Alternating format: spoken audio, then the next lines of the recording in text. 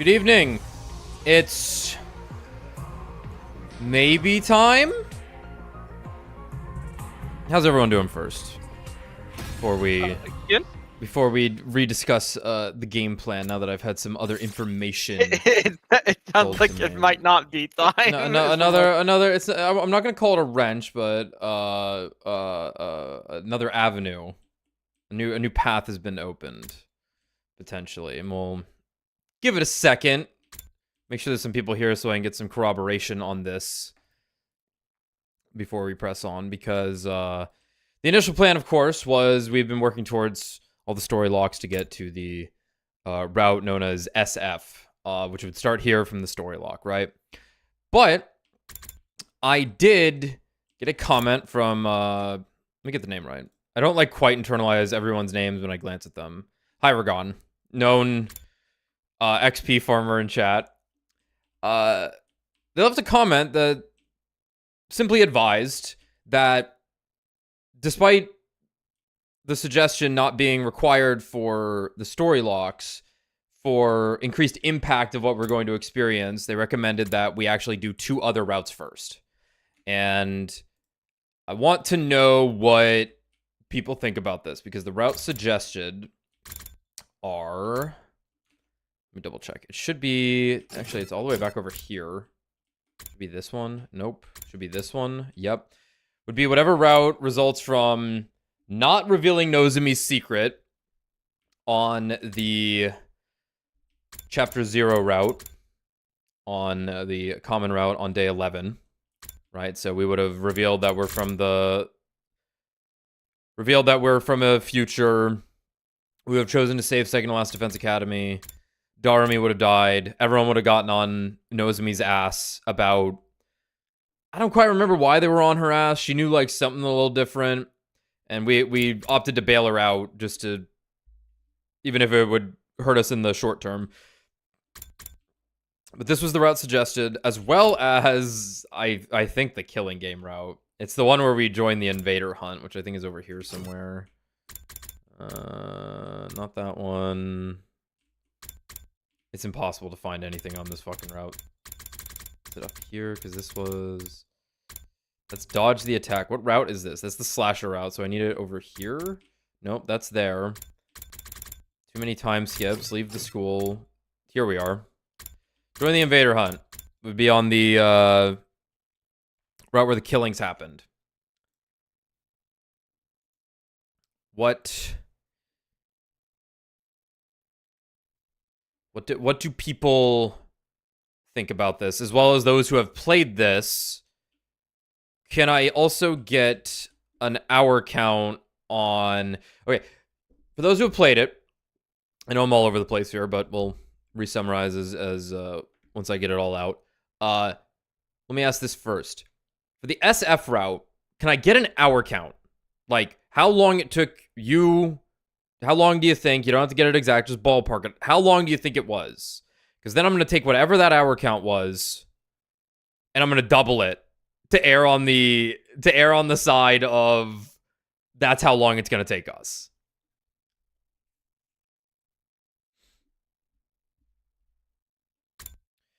Personally, I am definitely on the side of, like, well, I don't want to fuck anything up.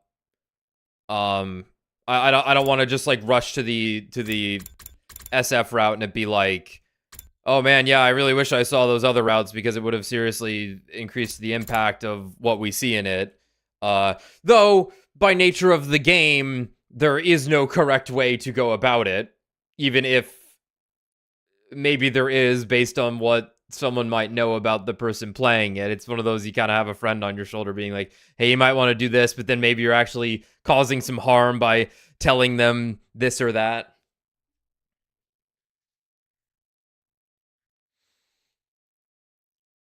SF is pretty long, like 8 to 10 hours.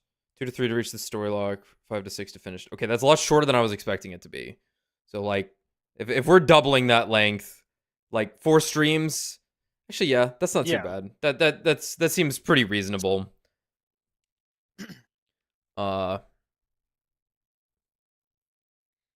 SF route is more rewarding after doing more stuff.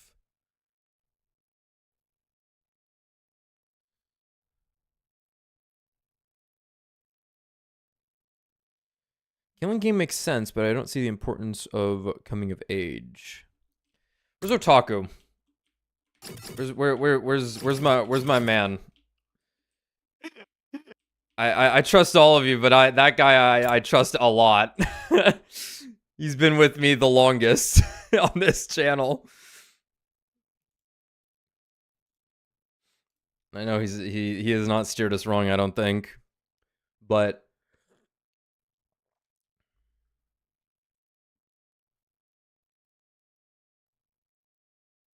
it's also considered one of the best routes to do last. Okay. Now obviously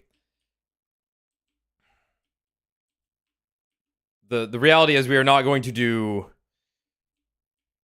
everything and then SF. But if the two routes I mentioned, whatever they were called, I don't know what they're called because they don't tell you right away.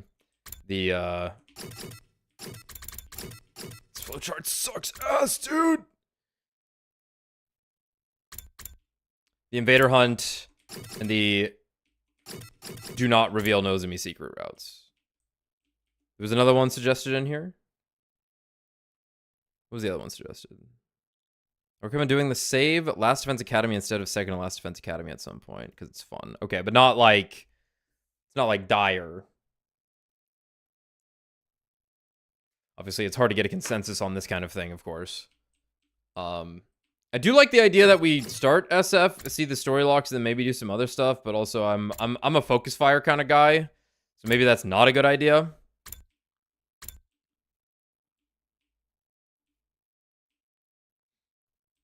Because if it's sounding like, let's just say SF's going to take 4 to 5 streams, right? Let's just say that is probably reasonable. Yes. Yeah.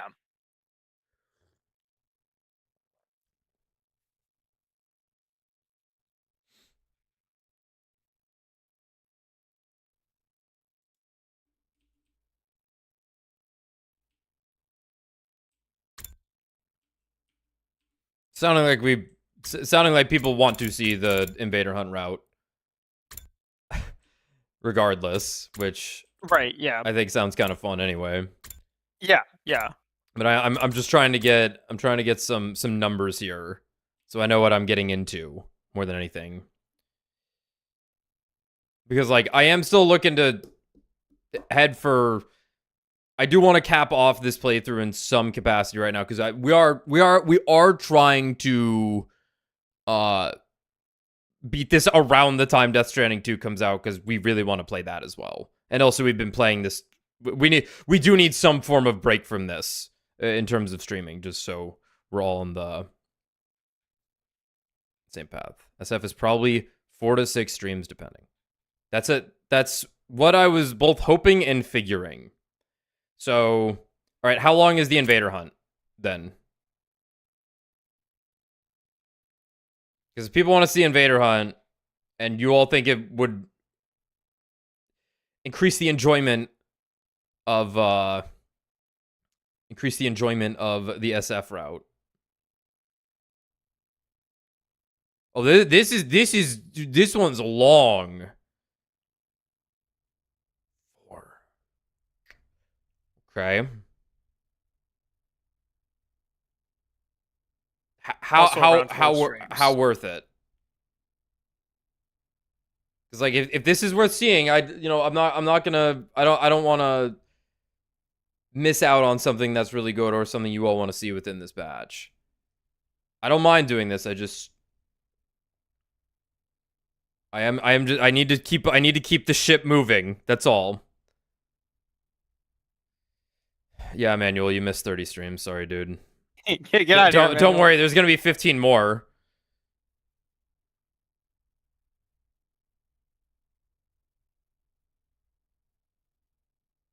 You don't need to. But it does give you context. I would maybe say that's need. So hard to ask about anything in this game. Yeah.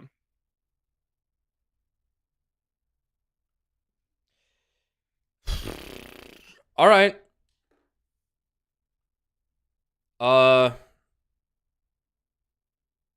I mean, fuck it. Let's just do it, I guess. Let's lock in. It's sounding like that's what we're doing. So, good thing I didn't use the other thumbnail. I actually made 2 thumbnails for this stream. I made one for if we were gonna just focus fire into SF, and it would have it had a different piece of key art. But since we're not there yet, I'll have to reuse that for later on because I wanted something for like the home stretch when it was like the cap off. But let's get hunting.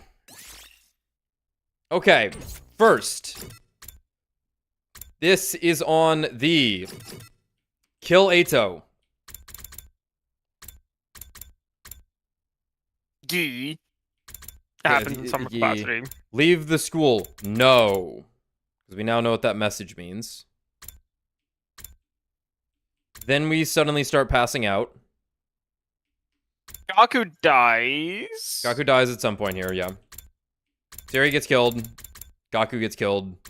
We retrieve the other students. Presumably, Takemi kills him. Presumably. That, from what we know, yes. Yeah. Then there's the second message on the board.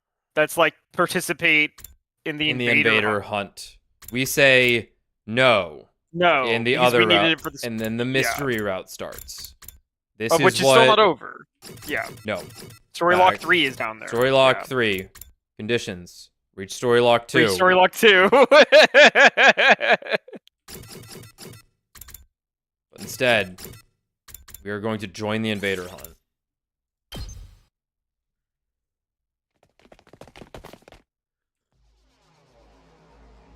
Right. Let's play a killing game. There is a tape recorder, I think. Different handwriting. We know who wrote the first message now. The game has officially begun. Like the blackboard says, let's all play a killing game together. The name of this game is The Invader Hunt. Woo! The message continued. Anyone willing to participate should gather in the leisure lounge at 7 p.m. All who refuse to join the game will be eliminated. That is all. With those eerie words, the voice stopped. Silence prevailed. We could have heard a pin drop. We were all frowning, although nobody said anything. The last note hadn't been a prank.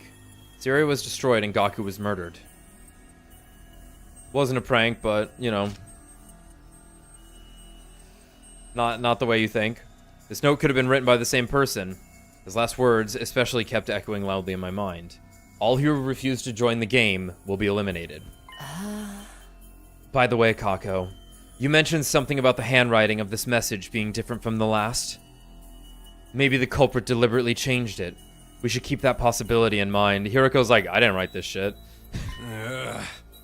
Too soon to be jumping to conclusions about 2 different culprits when the MO is the same.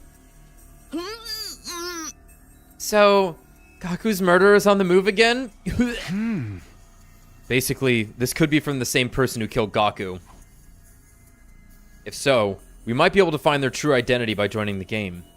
But that option came with major risks. The monster who destroyed Sirei and slaughtered Gaku was behind it after all.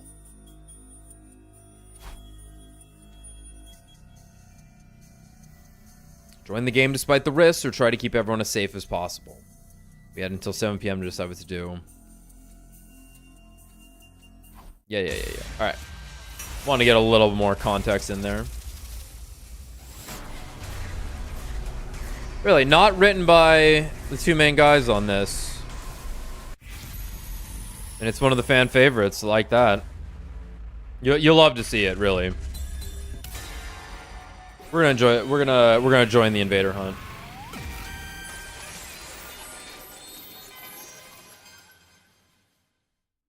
I think I'm going to join the game. We turn it up a little bit. The guy. It sounds fun. I'm going to join the game. I'm bored of this other shit. I hate squids, and I'm hungry, and I want to kill some people. Feeling determined, I voiced my intention to participate. Will you all join me in this invader hunt? Oh no! Have you lost your mind, Mr. Sumino? Participating in a shitty game like this would make us just like Mr. Marco! Jumping into the fire and getting stabbed for it! We might end up getting slaughtered just like Gaku. Oh my god, Kyoshiko looks enormous behind Shoma here. Well, That's he kinda is very hot. tiny. I mean, I knew it could be dangerous, but I think ignoring the invitation would be even more dangerous. This is my favorite Takemi sprite that never shows up. When he he's pointing. It's like his left hand. It's so awkward. Yeah, but it has to be that because he's pointing at like into the scene versus. Imagine bending your elbow and pointing at someone that way and not extending your arm out. He's got his hand in his pocket, so he's like relaxed. It's like a relaxed point, not a. Like, if anything, he's doing a JoJo pose then. Hold on. Where's Hold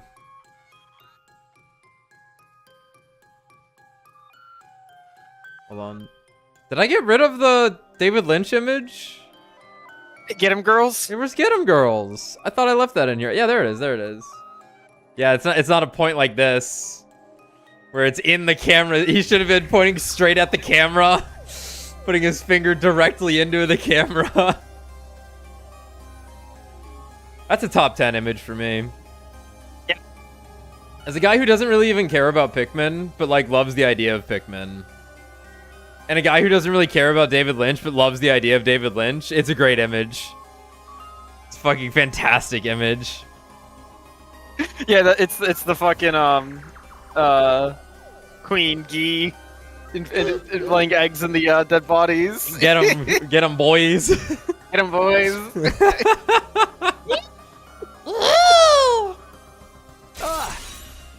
We ought to accept despite the risk. Hey, Takemi. Let's think about this rationally. Who knows what kind of monster is behind this? Us? Well, I guess we don't know. Anything could happen if we join some insane game like this, man. Hey! I more than understand the risk of participating, but I still want to know. I want to know who killed Gaku. I want to know who put us in this situation. I thought things would be different without Eito secretly manipulating us, but apparently I was wrong. Someone had destroyed Sirei and killed Gaku, all in the space of one night. Gaku's death plunged us all into paranoia, and we haven't been able to come together since. Who could possibly be doing this? Everyone, please. I'm begging you. Even if just this once, go along with me. Please, join the game with me. I bowed my head while shouting my pleas, trying to show them how serious I was. But I didn't get the reaction I was hoping for. Sorry, Takemi. I can't. It smells like a trap to me. I'm out too. There's something so vulgar about using a game to encourage murder. A group of strangers all killing each other without any love behind it. It's no better than a hedonistic orgy. Huh? Did someone say orgy? Oh, simmer down, you stupid perv. I'm out too. The audience hates to see a team turn on each other like that. Wrong.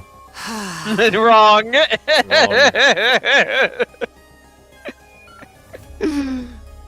My life may be worthless, but if I die, I won't be able to see my dog Leo again. Don't worry, you got Darami and Hiriko probably. This is bad. This is really bad. At this rate, I'll be the only one playing. How do I convince everyone that this is the right move? What do I have to do before I could say anything more? Are you kidding? Sign me up! That's right. I know if anyone got me. Darami got me. Huh? What? I'm gonna play the game, obviously. I mean, duh. Yeah! Obviously, a killing game is about to go down either way. Finally, The god of killing games has smiled on me and broken the chains binding me to this pitiful, tedious life.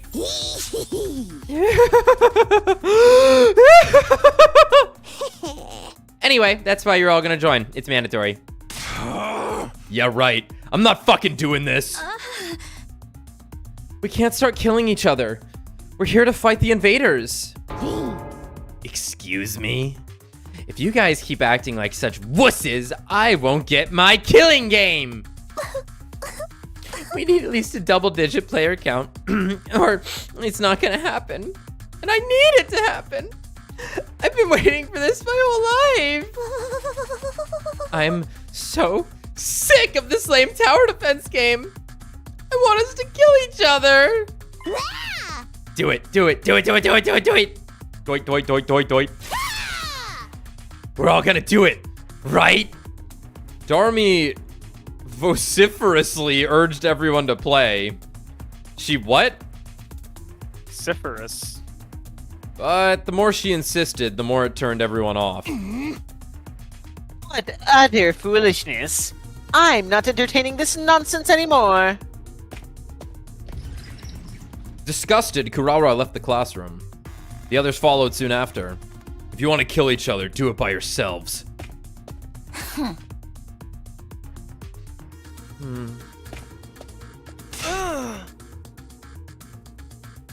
I won't stand for this! Mr. Dearest and I are going back to our rooms! I've always wanted to storm out in a dramatic huff like this! So cliche. That's my Demon. In the end, the only ones left standing in the classroom were... I know if nobody got me. Hiroko got me. Huh? What's wrong with them? Not playing like defies the law of nature. Myself, Darami, and Hiroko. Hiroko, are you going to play the game too? I'm shocked. I didn't think you'd have any interest in something like this. Don't misunderstand me. I have no interest at all in the game itself. I just want to make sure. Make sure? Hiroko fell silent, refusing to elaborate. She does tend to be secretive. Well, then, the three of us will meet in the leisure lounge tonight. The message said anyone willing to participate should gather in the leisure lounge at 7 p.m. Well, with so few participants, it's entirely possible the game will be canceled. No, my long-awaited killing game is slipping through my fingers.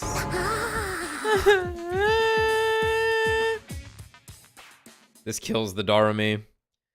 Hiroko and I went back to our rooms, leaving Darami behind to wallow in despair. An invader hunt.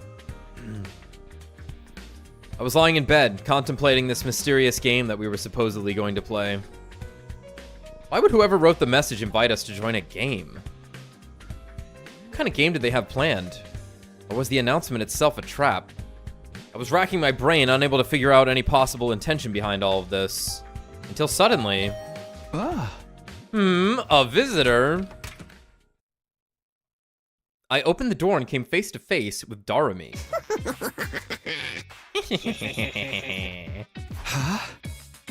Darami, what's up? Hey, why aren't you saying anything? Darami continued to stand there, not speaking so much as a single word. 1 minute passed, then 2. What? 3 people isn't enough.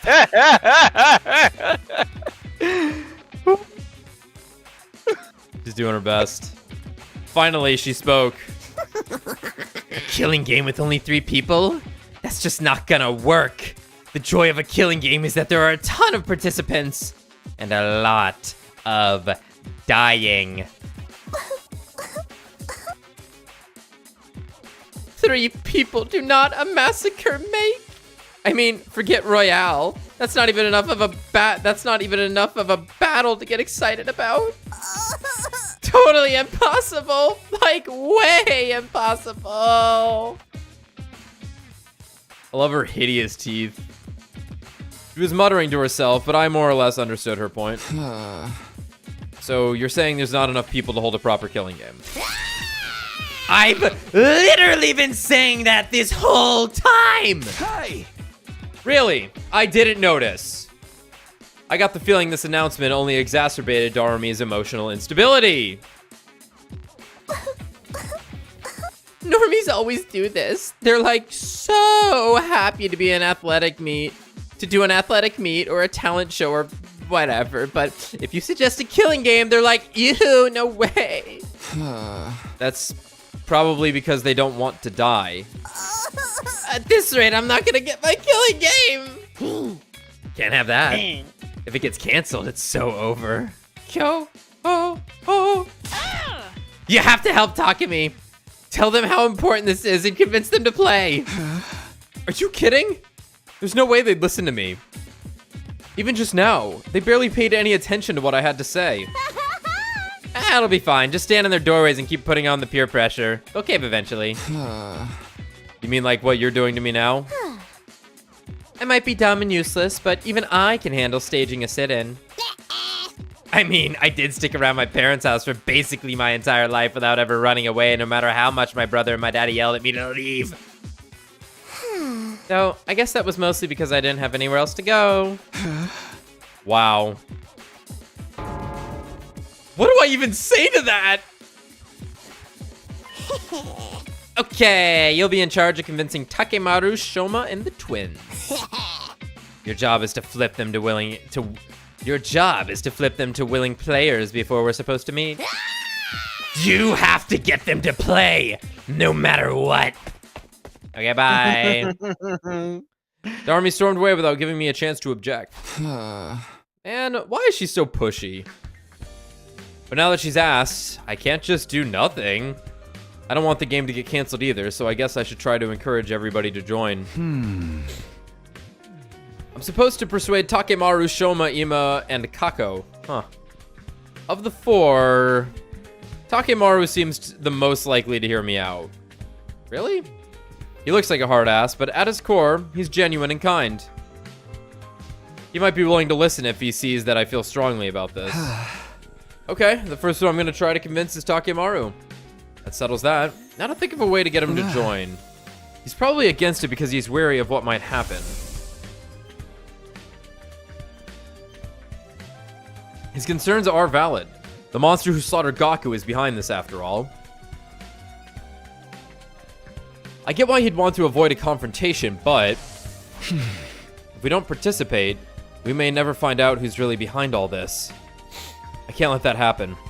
I want to catch whoever killed our friend no matter what it takes. Gaku might have been a careless, sneaky goofball, but he was one of our own. He didn't deserve to die. I'll never forgive whoever killed him. I'm gonna find them. And I know Takemaru feels the same. Killed animal. Yeah. Maybe I should get him to remember how he felt when Gaku was murdered. But how do I do that? How do I get Takemaru fired up again? How do you reignite the rage in someone's heart? No point trying to figure this out on my own. I should ask around and see if anyone has any ideas. I guess we're gonna be mind crushing. We're gonna mind crush everyone? Maybe.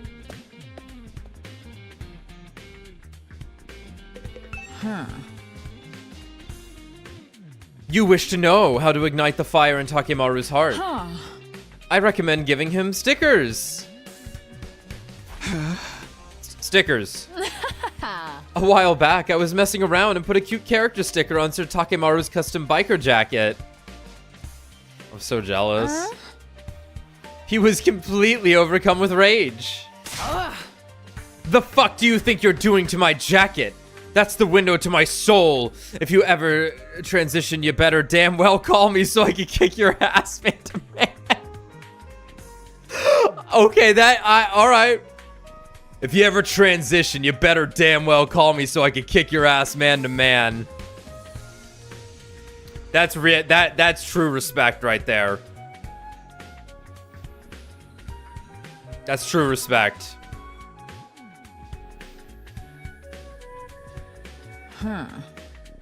That's exactly what he screamed at me. If I were to describe his countenance that day, he looked like an angry temple spirit. Or an active volcano. So indeed, a sticker will set him ablaze. I don't think it had anything to do with the sticker. I think he just got mad you messed with his clothes. This doesn't seem like it's going to be useful, but I'll try to remember it anyway.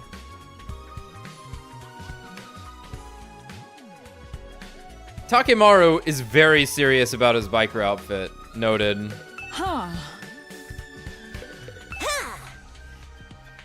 How to get Takemaru fired up? Pro wrestling obs! It's true. It's true. Oh, when you're locked and tied and exchanging pure soul energy with another fighter, your heart will be on fire! Come and experience it for yourself, Takemi! I'll spar with you right now!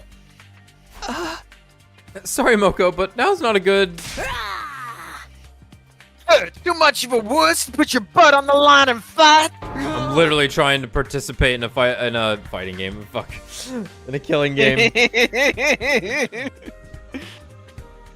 Well, yeah? Man, I picked the wrong person to ask. Moving right along. Now I have to find him.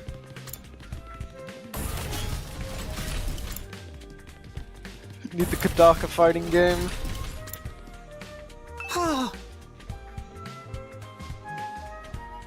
How to get Takemaru fired up, you ask? Takemi, you're asking the wrong person. My IQ is so low, it's a negative number. I couldn't possibly know. You did so bad you owe points? I did bad? Can you stop the self-deprecation for a second and really think about it? What gets him worked up? I'm sorry, I have no idea. I'm too scared to think about anything. The invader hunt is all I can think about. They want us to kill each other. Shoma is completely terrified. It's pointless trying to get anything out of him. Ava! Ava! She wanted her helmet. Takemi, did you bring it? Bring what? My mask. You promised me yesterday. It was like 100 years ago, man. You don't. So long. I don't remember shit. That's right. She asked me to give her mask back to her yesterday. Sorry, Ava. I just don't have time for that right now. No. I have been waiting so long. Takemi, are you going to break your promise to me? You're mocking me because you know I'm just a helpless prisoner. Calm down. I'll be sure to bring it when I'm done. Just wait a bit longer, please. You promise? You really will? If you don't, I'll break down crying. She incessantly confirmed again and again that I would actually bring it. That mask must be incredibly important to her and allow her to commit principles involving murders involving the principles of Archimedes. Oh dear. Power duo. That's Eito's corpse that I have to interact with. Takemi! Takemi! Oh, never mind. It was Gaku's. Takemi! Takemi. The moment I saw Gaku's body, I had an idea. This should work. Please, not get up. I'm sorry, Gaku. I'm going to have to move your sheet. I pulled down the sheet draped over Gaku's body and came face to face with his brutalized corpse. Then, I took off his jacket. It was splattered with blood and covered in countless holes. The criminal stabbed him over and over with a knife. I felt like I could see Gaku's pain and agony just by touching his jacket. They won't get away with this.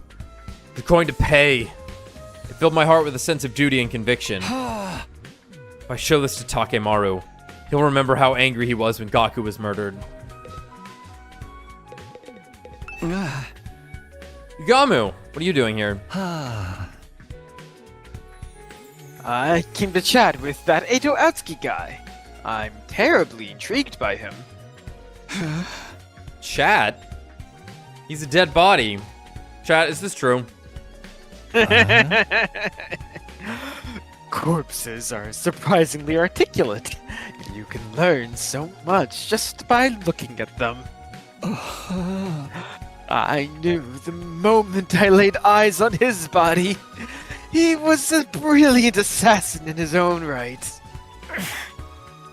Oh, I would give anything to have met him while he was still alive. That's nice. This is a sweet Darami. Darami, what are you doing here? Can't you tell? I'm pretending to be a corpse. Duh. A corpse?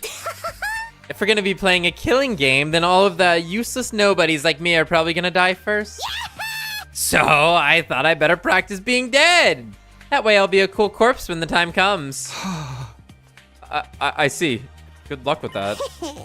You should look at Gaku's body and practice too. He's a perfect example of how we're all going to end up.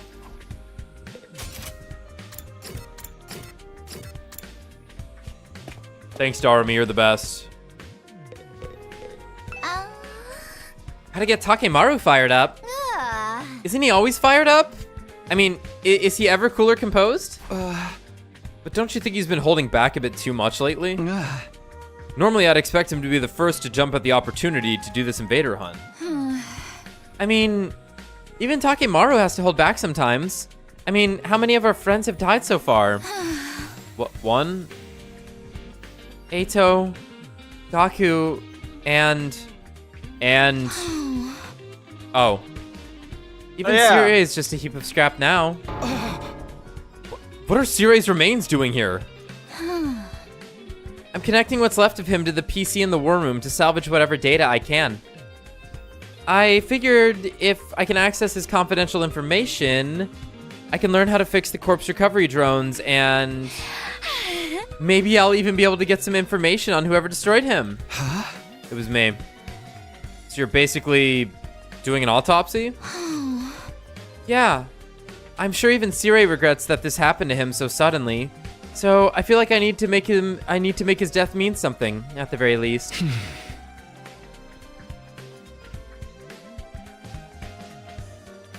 I felt my clenched chest. My chest clenched as I stared at Sirei's remains. I'll never forgive whoever did this to him. They have to pay. An incredible rage was coursing throughout my body. Subasa, do you think I could borrow him? I guess so, but what for? I'm gonna show him to Takemaru. The person who did this to Sirei was more than likely the same person who murdered Gaku. Takemaru might remember his rage when he sees this.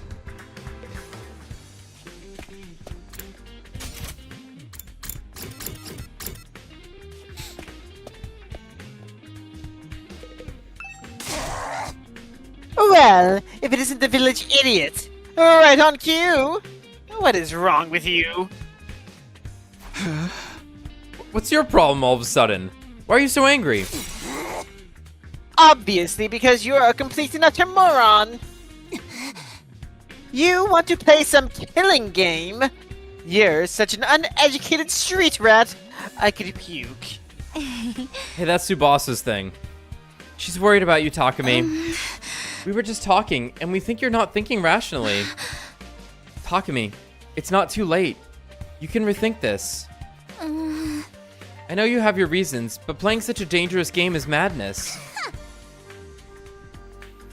Even a sick necrophile like you should know a killing game is going too far. Try to rub your proper brain cells together long enough to generate a spark, and think about why you shouldn't value your freak fetishes over your own life.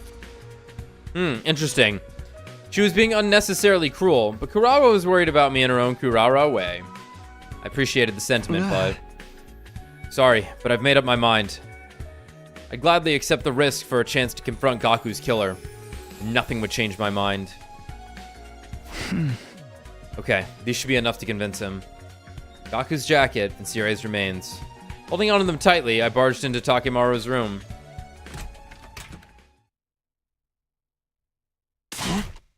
Whoa, Takemi, where's your manners? You can't just let yourself in. Takemaru, sorry to spring this on you, but I have something I want to show you. What is this? It's all fucked up and full of holes. me reading JoJo. And real dirty, too. Covered in dark stains. I like mumbled it out because I'm like, it's such low-hanging fruit at this point. We said it so much, but it's like a double entendre is the thing still, because it's like both the plot holes but also the actual literal holes that it is full of. Yeah, what is this? It's all fucked up and full of holes. It really does summarize JoJo, though. You see that new art he put out? I did not. Oh my god, it's fucking... It has like modern art. It has modern art style of all the JoJos, and Jonathan's just on the front, and he's just like, he looks amazing. The way Araki draws bodies now, though, is like they're so squared off. They have such harsh angles. But it's a good looking Jonathan. I always appreciate when Jonathan gets some serious love instead of just being like in the back of the illustration. Yeah, He's front and center in it. Real dirty, too. Covered in dark stains. That's Gaku's jacket. He was wearing it when he was killed. When he was killed? You mean these stains are his blood? You asshole! Why would you show me this? Yeah, I know.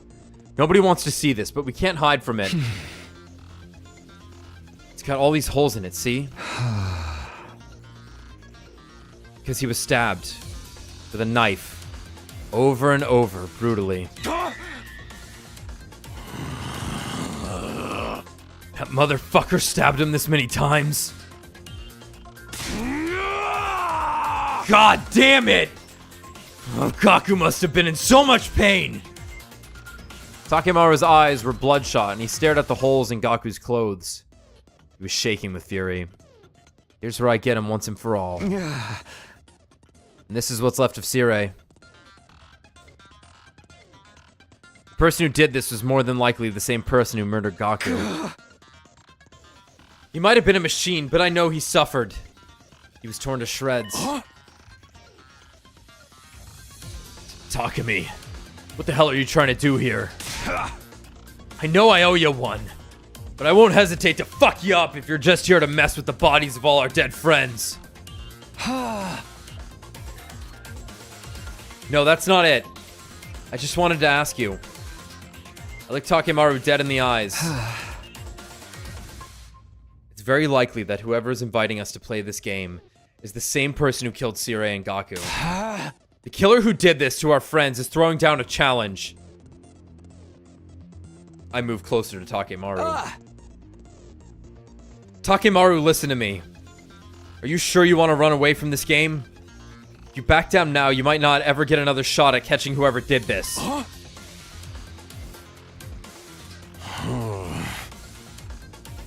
I can't let him get away with this.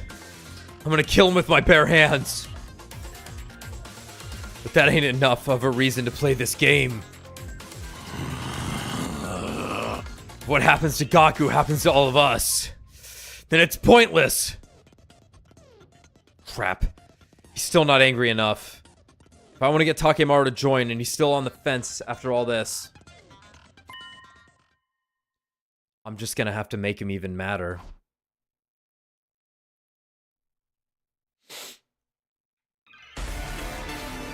I'm a little strained tonight.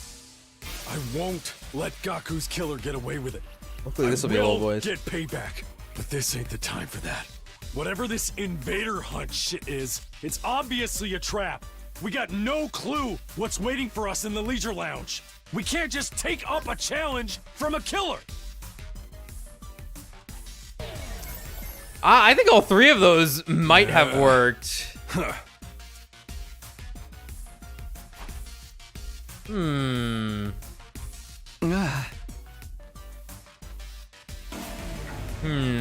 Yeah, maybe just provoking him. I won't let Gaku with this. Whatever this we got no clue. We Are can't you just scared? take up a challenge from a killer. Yeah, okay. I only picked that one because it showed up last. So, that biker jacket of yours is just for show, huh? The fuck did you just say to me? What are you, deaf? I said a coward like you shouldn't be wearing a jacket like that. Oh, bastard. You ain't gonna get away with talking about my jacket like that. She reflects my whole soul. It's just like Yoshika said. Takemaru gets upset when you insult his jacket. He lost his cool. Now's my chance. I'm gonna make him see it my way. Alright. Alright. Takemaru, you don't deserve to wear that jacket. Alright. Alright. The fuck, man? I ain't called the strongest gang boss that's ever lived for nothing. You? A gang boss? You don't seem like much of a boss to me at all. What? Think about it. You're literally cowering, even though the person who killed your friend is throwing down the gauntlet. I didn't know a gang boss could be such a fair-weather friend and still get any respect. Finally. Evil Takumi. Evil Takumi. Takemaru's face looked nothing short of demonic as he glared at me. But he didn't argue back. I must have hit him where it hurts. He was at a loss for words. Takemaru. I bumped my fist against his chest, near his heart. If you want to show me how a real boss acts, fight with me. Join me. Please. Join the game with me.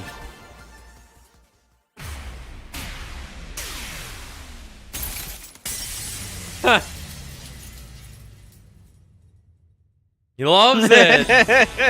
He loves it.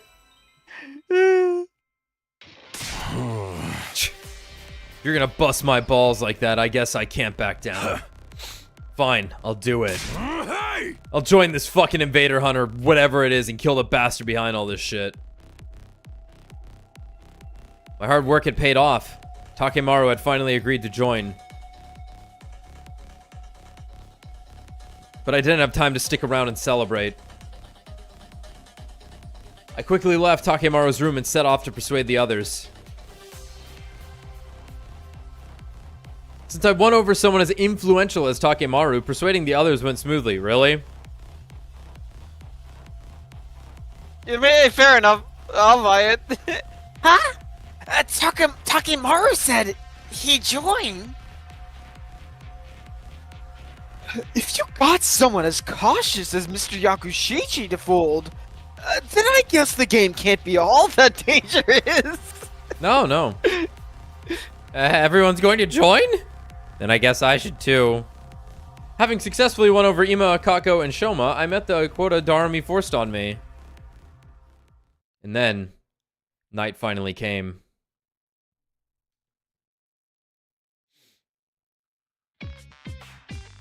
Where is Kyoshika standing? What is she doing? I am on a floaty. No, really, like, what? Where the fuck is she? My feet are wet. Hold on one sec.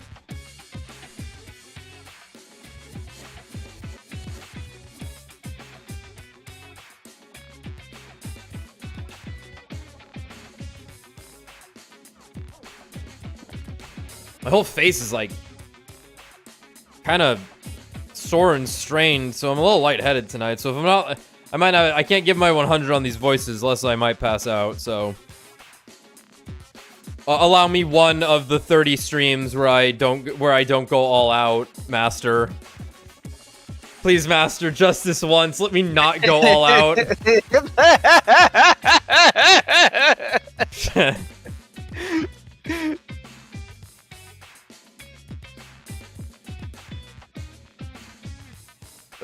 I'll probably warm up eventually, but...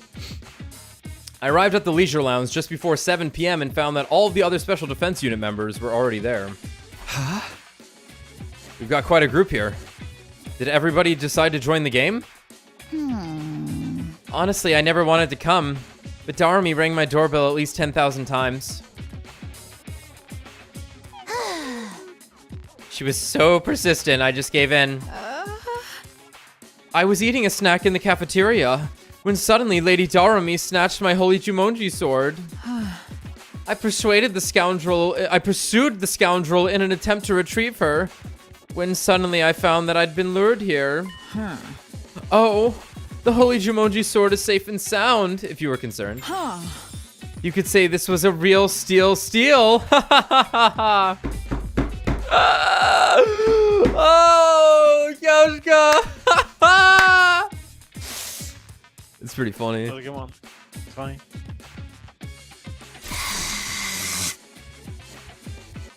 Yoshka, give that blade of yours to me immediately. I'm going to snap it in half, along with your entire spinal column. You can try. What? Why would you do something so frightening? Wait, what? Lady Kurara, you've come too? We were worried when you disappeared so suddenly, so we came here looking for you. Yoshka, if you worry us like that again, I'll drop a heel right on the crown of your head to teach you a lesson. It's like really thick rubber. It just like caves in and then bounces back out. It's like kicking a tire. Yeah, exactly. It's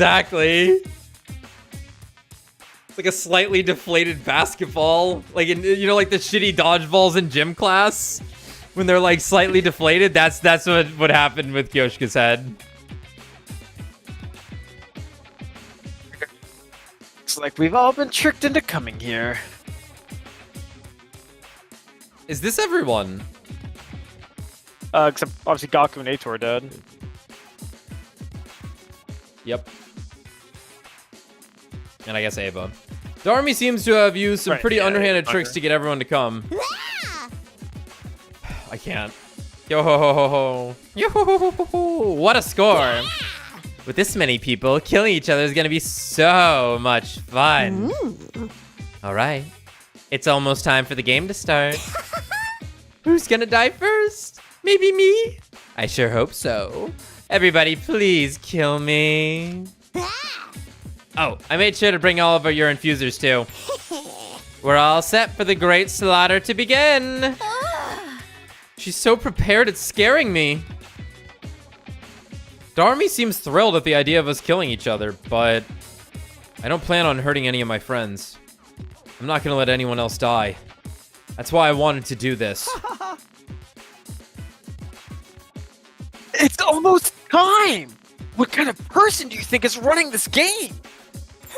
I hope it's Nigo. I'm kind of excited to see what the bad guy is. Time passed, and finally it was 7 p.m., but... For fuck's sake. Nothing's happening. Nobody came. Nothing happened. The leisure lounge was as quiet and peaceful as ever. Did they just need us out of the way so time jumpers could do shit? Maybe. Yeah. Maybe. No, yeah, but Darmi's gonna kill but someone that would- anyway. yeah, but that'd be like the worst thing. You should have written come to the leisure lounge to get a slice of cake at 7 p.m. Not to start a killing game. Power play. And maybe the mastermind gave up after they saw a disgusting insect like me was joining. Or maybe that whole message was just a prank? She's gonna go nuclear. Honestly, as anticlimactic as that would be, a safe conclusion like that might be for the best. Look, it's getting late. I'm out of here. No sooner than Takemaru had said those words, it happened. The bees!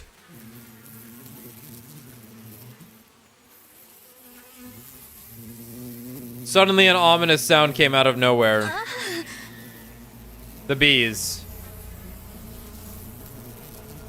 The bees. Bees. The bees. What is that sound? It's awful. My ears hurt. The hell? Is someone revving a bike engine? No way. No way. I've never heard an engine make a noise like this, make a noise this horrible. Yoshika is just kind of floating near something. I really don't know where she's standing. Maybe it's like a diving area, just a little protrusion out where like the gym is, so you could jump down. I am on the diving board. I like jumping up and down on it because it makes my body feel funny, says Kyoshika. Just listening to it is making me... Bees. The pain! What? What is happening? Wait, the frog eat the bee, right? Maybe? I don't know, like, probably not on purpose, but they probably could. I think frog beats bee. I think they're designed to do it, even if it's not like a natural thing. Yeah. Or a commonplace thing. The unidentified sound grew louder and louder. Ah, where's it coming from? We looked around for the source of the sound. That's when we happened to look up at the ceiling. Huh? Holy shit. I didn't think this would come back in play so suddenly. My Get 'em Girls image. They're giant. Okay. They're look like Okay. that. Okay. No, that's fine. Okay. What? They're humongous. They're humongous. This person is riding one. Or hanging off of one, that is, but... Same thing, whatever. Alright. They're pretty cool looking. Yeah, bees a little too big for the frog. We need a bigger frog. We're gonna need a bigger frog. Perhaps a toad?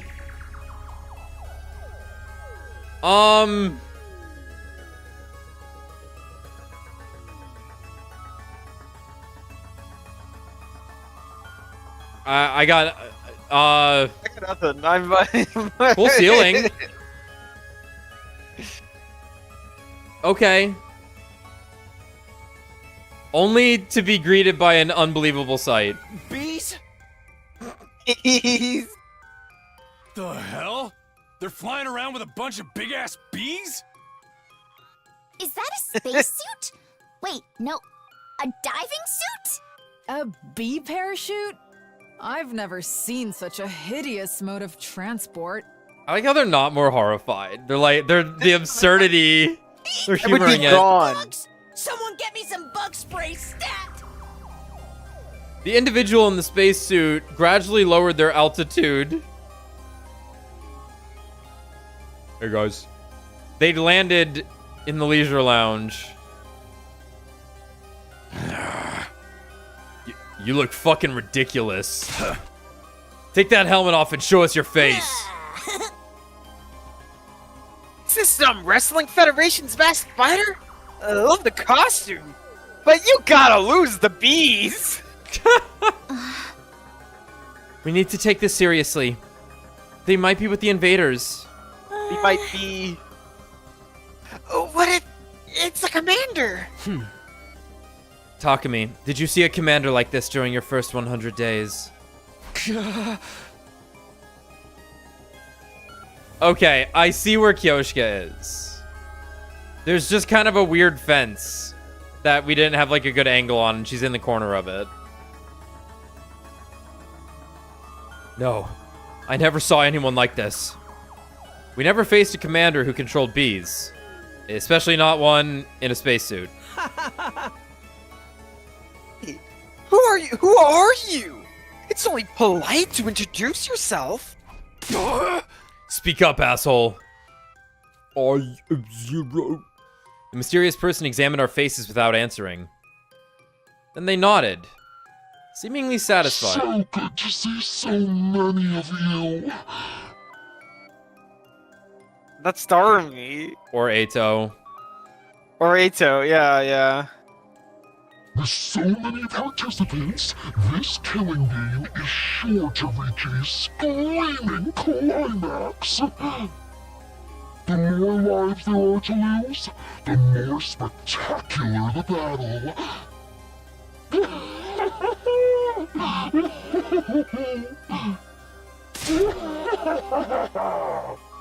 Alright. Their voice sounded unnatural. Perhaps they were filtering it through a voice changer. Their face was obscured by their mask, too, so there was no guessing their age or gender.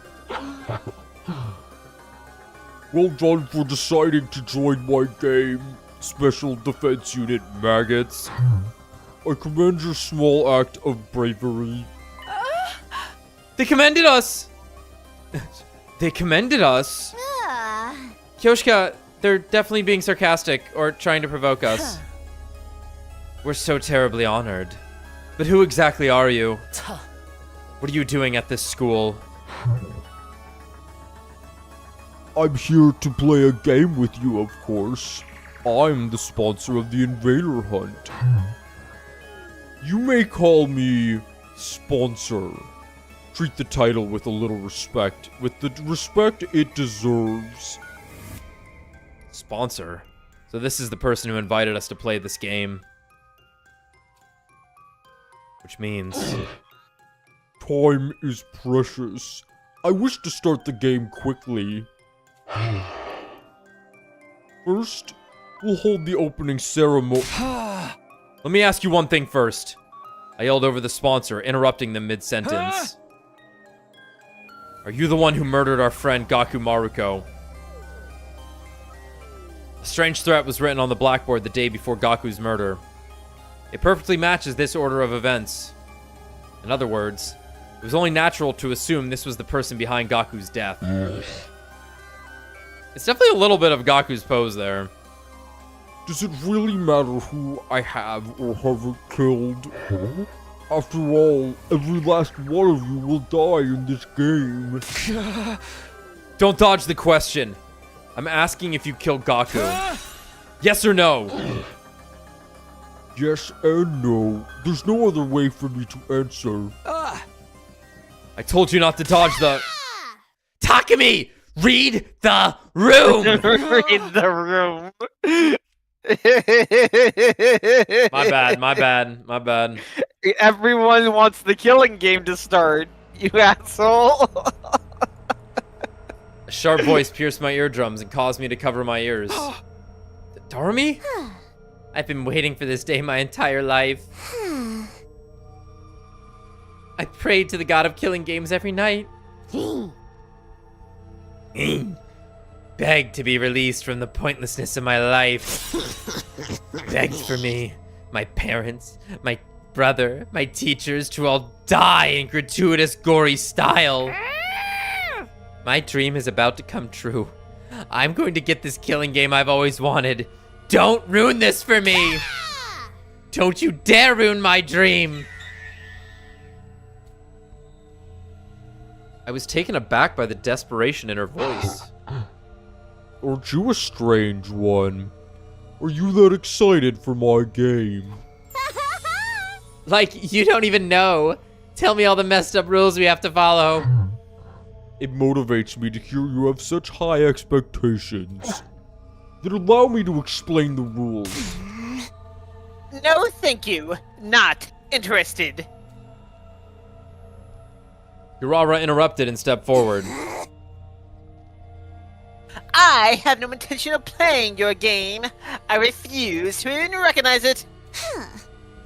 You want us to kill each other?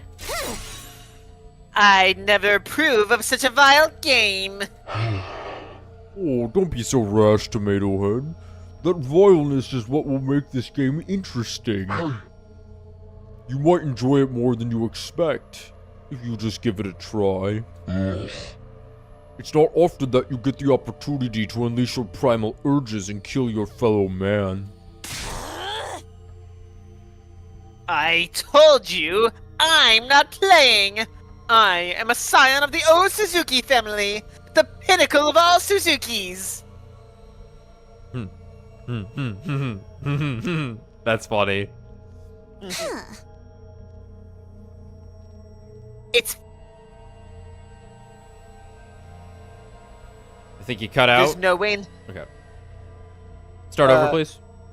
It's fine for me to trample on the ignorant masses from up on high, but there's no way in hell I'm allowing someone to try and kill me as if we're equals. So you refuse to participate? That goes for at least half of us. There's only the few mental patients here that want to play your deranged game. Takemi! She just called you a mental patient. She means you too. Huh? All who refuse to join the game will be eliminated. I believe I made that very clear. I believe you did. Kurara glanced down for just a moment. So go ahead and try. All of a sudden, she was ready to fight. Pull your filthy eyeballs out of your sockets and watch closely! Behold the O Suzuki family boxing technique!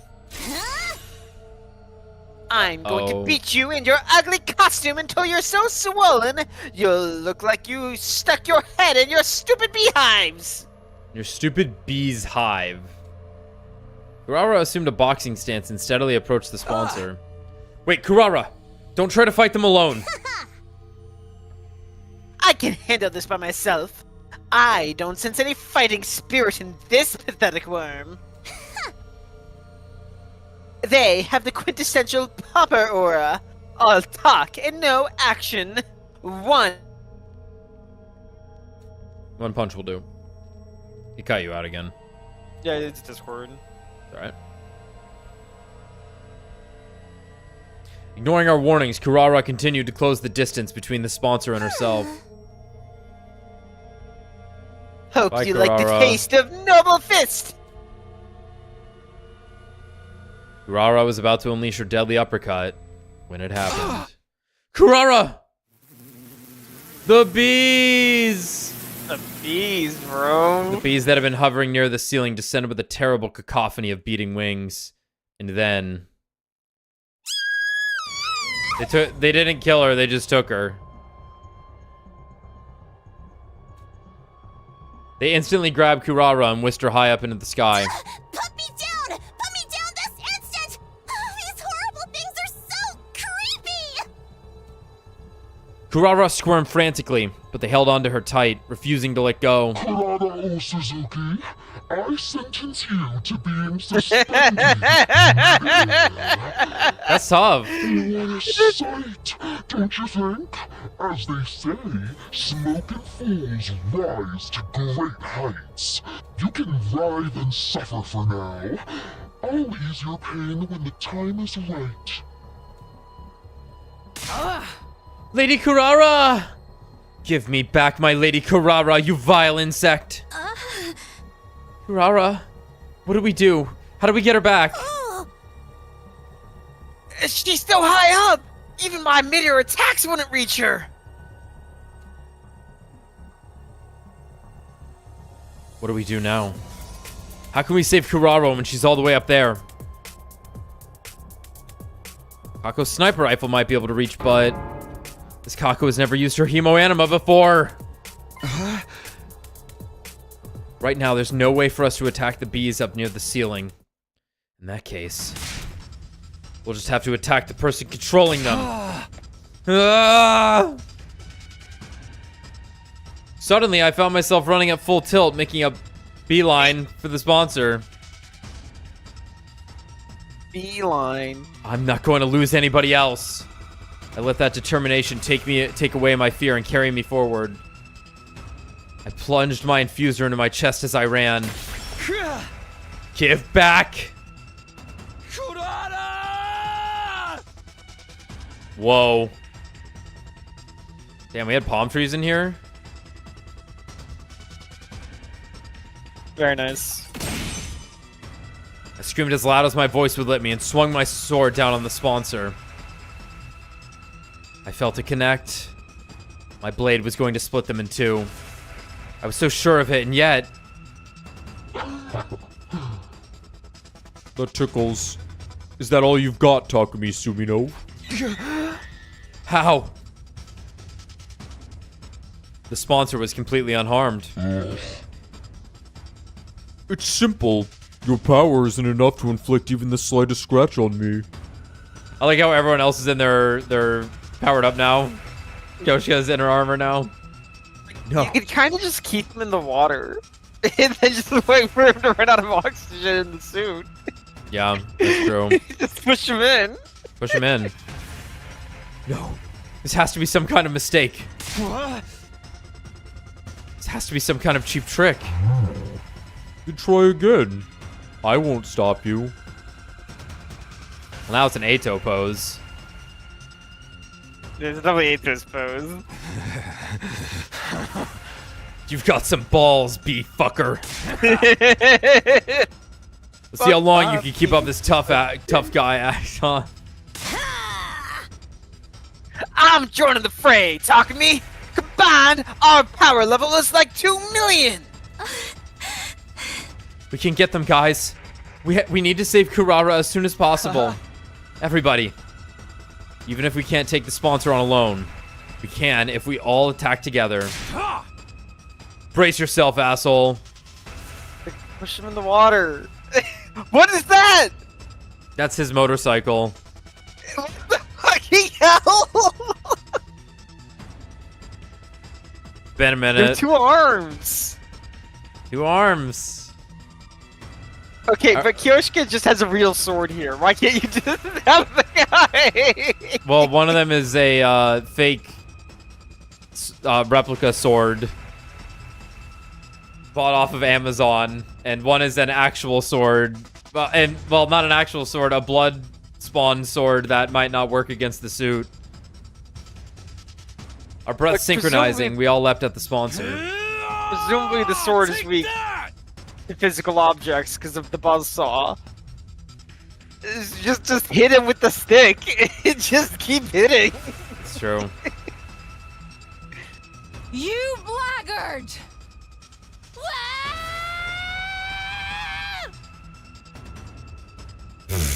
The hell was that, Nozomi? You're finished!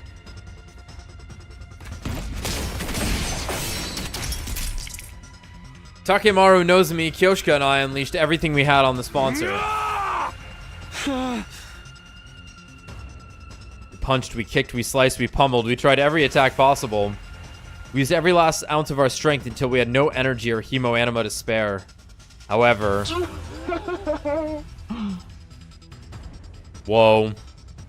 It tickles.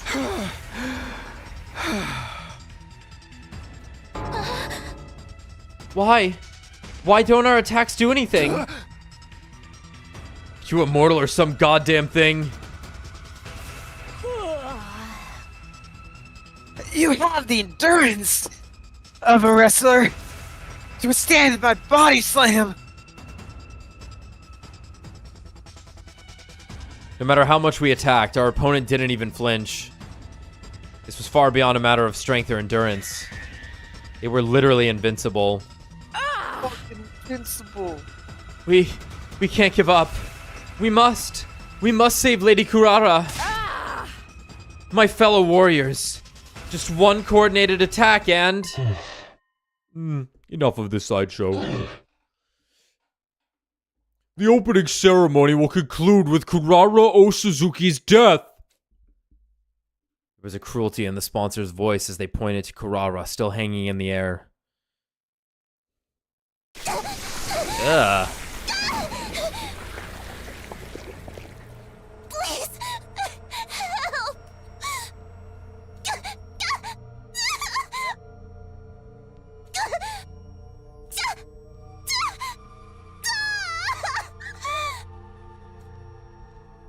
Oh! Oh. It's Hemoanima Zaptor. Oh. The This bees bee are absorbs her infusers. Hemoanima. They're conduits for hemoanima suction. Wow! Wow.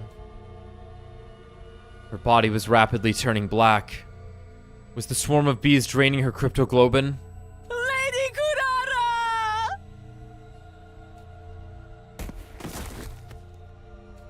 Once they'd sucked everything out of Kurara, the bees dropped her dried up husk on the floor.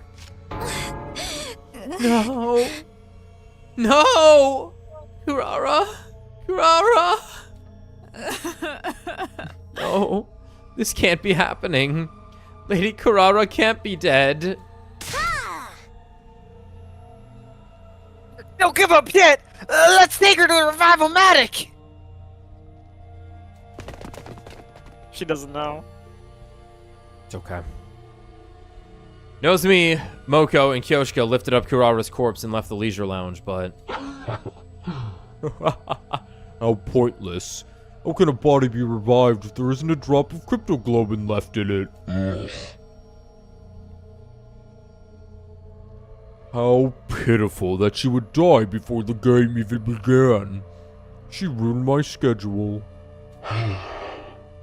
Oh, I suppose I'll simply have to postpone the start of the game until tomorrow morning.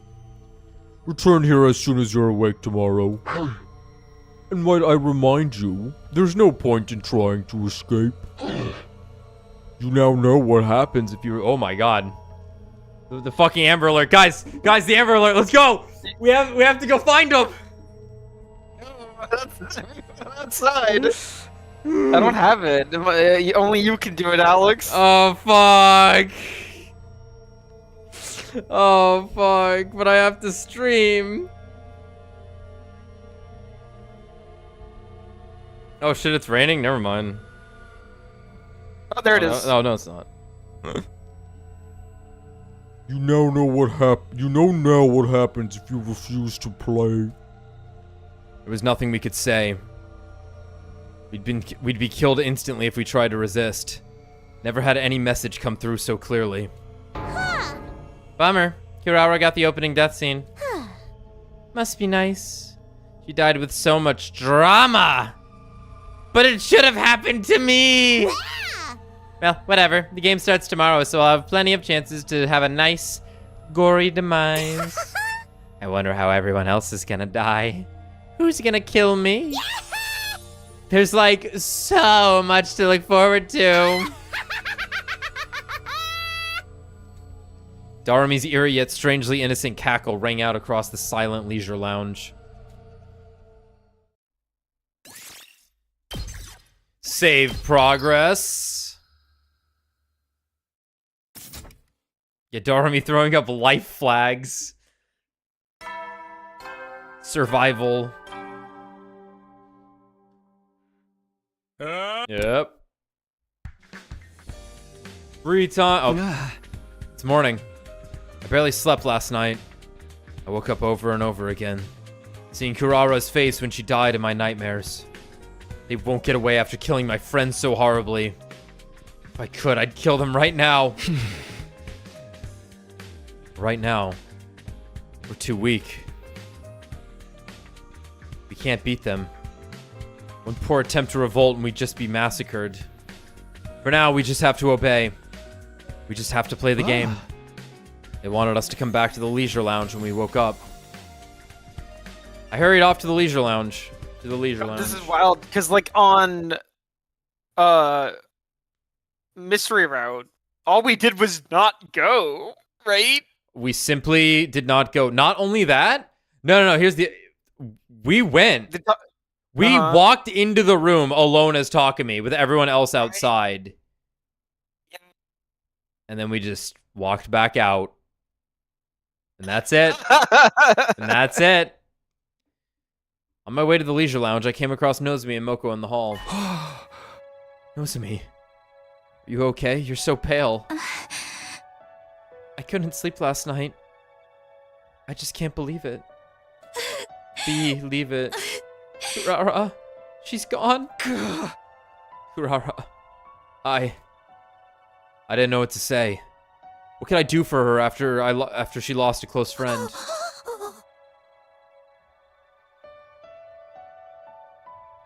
buried her. Make sure you say goodbye to her later, okay, Takemi? Yeah, I promise I will.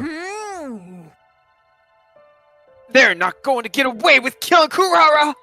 I'll do whatever it takes to avenge her! But now's not the time. They're a bit too strong for us right now. So we're all going to play this game for a little while and wait for our chance. For now, we just have to push all this grief down and grit our teeth. Knowing how to bide your time is an important part of fighting. Nozomi was barely able to hold steady on her own 2 feet. Moko looked after her as they walked to the leisure lounge. I made a vow to myself as I watched Nozomi walk away. No matter how this game turns out, I'll protect Nozomi to the end. No, not just Nozomi. I won't let anyone else die. Because I came back here to protect them and grab hold of a future where we can find happiness.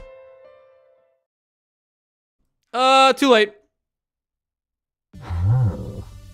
At last, I present to you the rules of the invader hunt. Once we were all in the leisure lounge, the sponsor began to explain the rules without any preamble. Let me run to the bathroom real quick. Take a quick breather before we do this. Maybe it'll give me a sec to warm back up.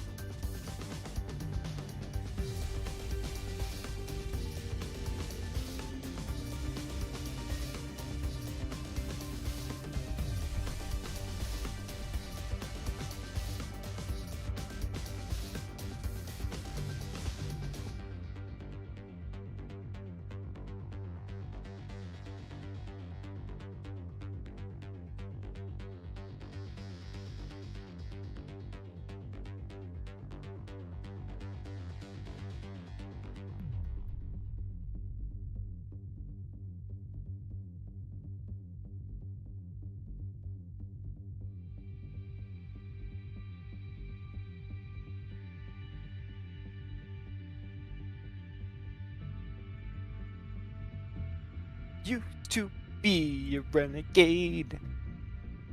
Used to fuck bees.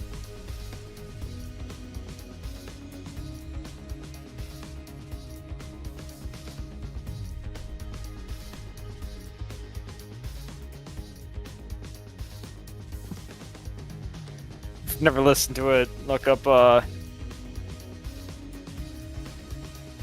it's Hip to Fuck Bees. A remix of Huey Lewis in the News' Tip to Be Square.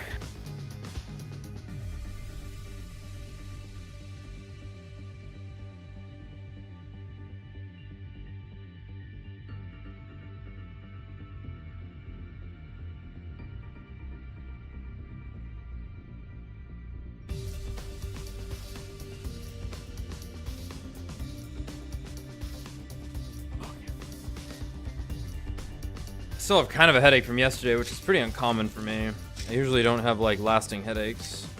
Let me take something for it. Pretty minor.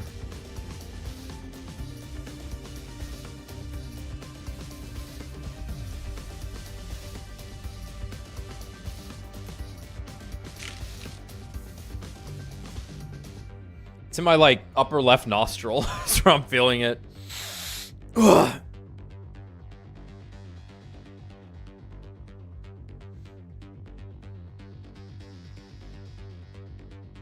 Okay. The rules are exceedingly simple. Is Tommy here? Just double check. Yeah, I'm here. Sorry. Okay, okay.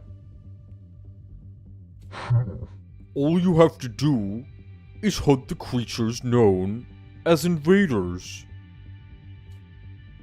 You will gain points for every invader hunted, which will be tallied And reflected Whoa. in the live rankings. Wow.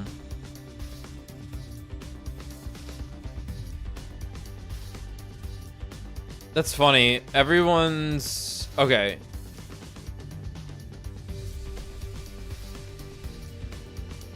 Okay, I thought some characters were had their names in katakana, but everyone's names are in kanji except for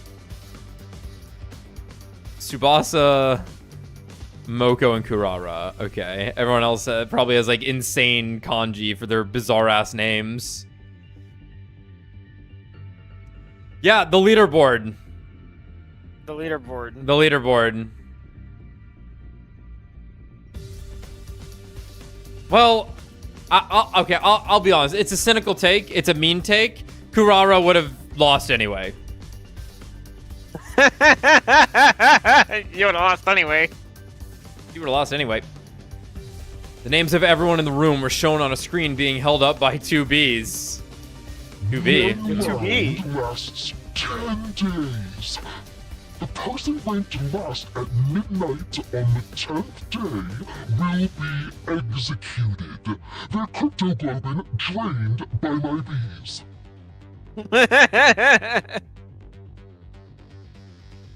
Okay. Okay. Executed. Kurara's death was proof that this was no bluff. They could easily kill us all.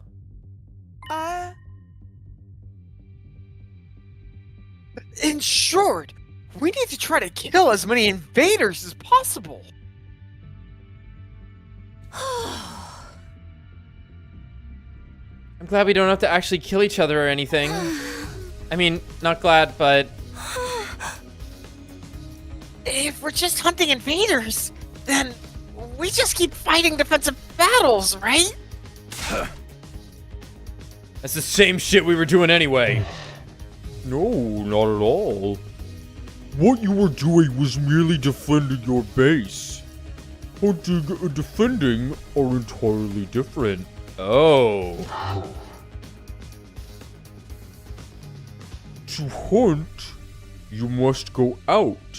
The playing field is the space outside of the school. Okay, this route's awesome suddenly. Well, the bees notwithstanding. You will not receive points for any invaders killed at the school, no matter how many. We can't get any points in the area shaded red. That's anywhere within school grounds. That means if we want points, we'll have to go hunt down invaders wandering outside. So, we're being forced to fight outside of the ring, then. It's too much for a shut-in like me to be forced outside like this. But what happens if the invaders attack the school while we're all out there? If a commander strikes when the place is empty, it's the end of the line. All you need to do is engage them before they infiltrate the school grounds. Huh? They say a good offense is the best defense after all. Then we can't stray too far from the school. If we're not careful about how many battles we fight out there, we'll end up disqualified for going out of the ring. So we need to hunt in a place where we can quickly return to the school if something happens.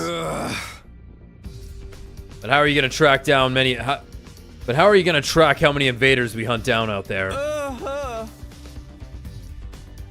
You're not counting on an honor system, right? Someone would definitely end up lying about their numbers. These bees will count your points. All right. Whenever you kill invaders, they will count the points and report them to me. In other words, these bees will be monitoring our actions while we're playing this game. Guess running away isn't going to be an option.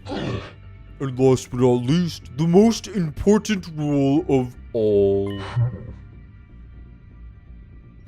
You are strictly forbidden from causing me harm while the game is underway. Anyone who defies me will immediately become food for my bees. Try not to lose your cool. A rather tyrannical, one-sided rule, isn't it? Does this mean we can't resist even if you use violence against us? Don't worry. I will not lay a finger on any of you. The game will immediately cease if the sponsor harms a participant without just cause. Interesting. In other words, they won't hurt us as long as we do what they say. But you're the one who enforces these rules. My bees will kill me. If you turn on us, we're entirely without recourse. I intend to run this game as fairly as possible. Otherwise, things would be very boring. I promise not to violate the rules. Please trust me on that. There's no way we can trust them, but we're in no position to argue. Now then, that concludes the explanation of the rules. There are plenty of other hidden rules, but I'm not so inclined as to give them all away at this juncture. Come up with strategies on your own. Doing is learning. The sponsor looked at all of us and shouted, Special Defense Unit maggots, participants of my game, assume your new roles as proud hunters and claim as many invaders as you can. Alright, so suddenly this is like... Is this like break the glass tactic from up on the satellite? The invader hunt has hereby officially begun. Without so much as a moment to prepare, the game was on. But I wasn't sure how I was supposed to handle our newly assigned task. I decided to go back to my room and prepare to leave the school grounds. I'm gonna go with the bees are probably the satellites break glass in case the hemo-anima people go out of control solution.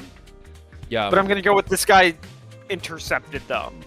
Right, like... Still towards the same goal, though, since we are simply killing invaders. Yeah, it is odd. But a fire has been put under our ass to do what we were already doing, except we're gonna go on the offense. The Invader Hunt is a point-based hunting game. I decided to review the rules of the game. The rules themselves were simple.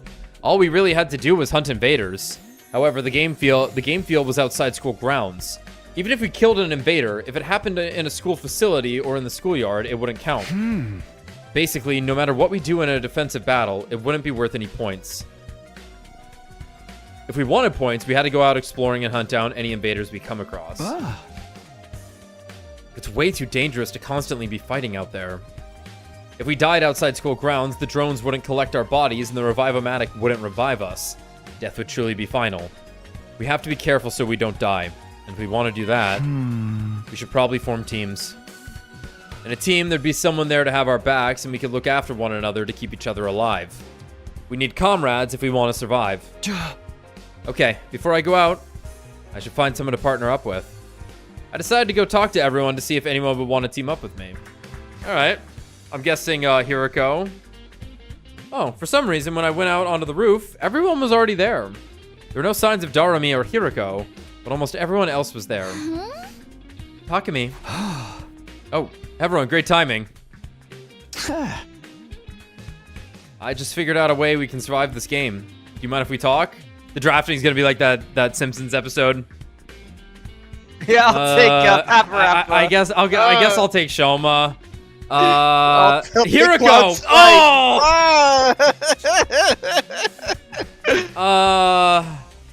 Yeah, Big okay. I guess I'll take Kurara.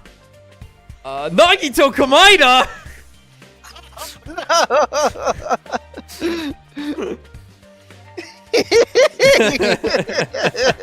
You got yourself a killing game participant. It's like one of the most amazing bits ever. Everyone rushed over to me, and I explained the necessity of forming teams. Huh? So I think we should at least be in pairs. Trying to do this solo will just end in game over the moment you take a lethal hit. Yeah, we were just saying the same thing. That we should work in teams, I mean. Aha! Actually, just decided the teams. Good. Yeah, let me guess. Yo, the draft Sure. meeting, here we are. We're right in the middle of a draft meeting. Yo, pick Tidehunter. He's good. She would play sniper though. Oh god, yeah, maybe. It's the same. She is a sniper. I don't know if she would play sniper though.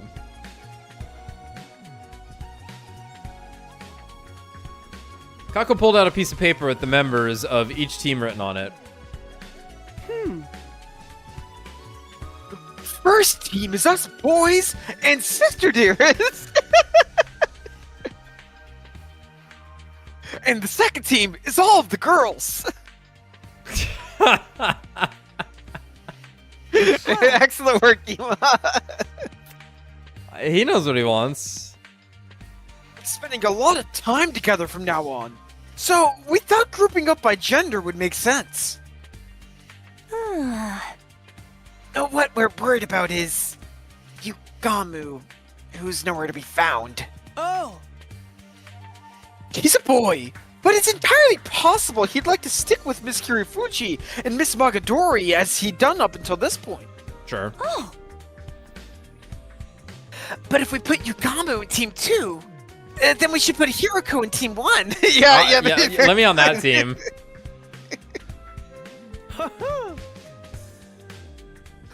Miss Shizuhara is very strong, so we're discussing giving preferential negotiation rights to the weaker team. They're doing this pretty well. Preferential negotiating rights. This really is like a sports draft. By the way, what team do you want me in? You're gonna be by yourself. It would make sense if I was in the male-centric team, but this is this game we're talking about. Yeah, you have to play no. I'll win. Nobody wants you. I'll win. Yeah. I'll win. It makes sense. They're probably all a little mad at him. Yeah. You have to play alone. Nobody wants you. What? But the light that burns the sky, are you all stupid? They know he's a threat. I was so shocked that my voice withered away mid-exclamation. Why? Why am I the only one being left out? Don't tell me you guys are still suspicious of me. I thought we cleared things up about Gaku. I didn't kill him. It was the sponsor. Isn't that obvious? Well, in this case... We're all on the same page there. They're definitely the one who killed Mr. Maruko. Wrong. Uh-huh. They destroyed Sirei, too. Also They're wrong. behind everything. Then why? Mr. Sumino, have you forgotten? You killed Mr. Outski. Sure, but why bring that up again? He was a traitor. He had to go. Huh? Even if I grant you that, he was still one of us. If you had a comrade who could kill another comrade without batting an eye, would you want to team up with them in a killing game? Yeah, sure. That's a good point. Yeah. No way! You've got to be kidding! But... And whenever you do anything, someone invariably ends up dead. You're cursed. Do us all a favor and get out of here. You're more than cursed. You're the Grim Reaper. Is that the Grim Reaper? The Grim Reaper? It stung, but I couldn't argue. She's not wrong. It was true that I was the common denominator in all of the deaths so far.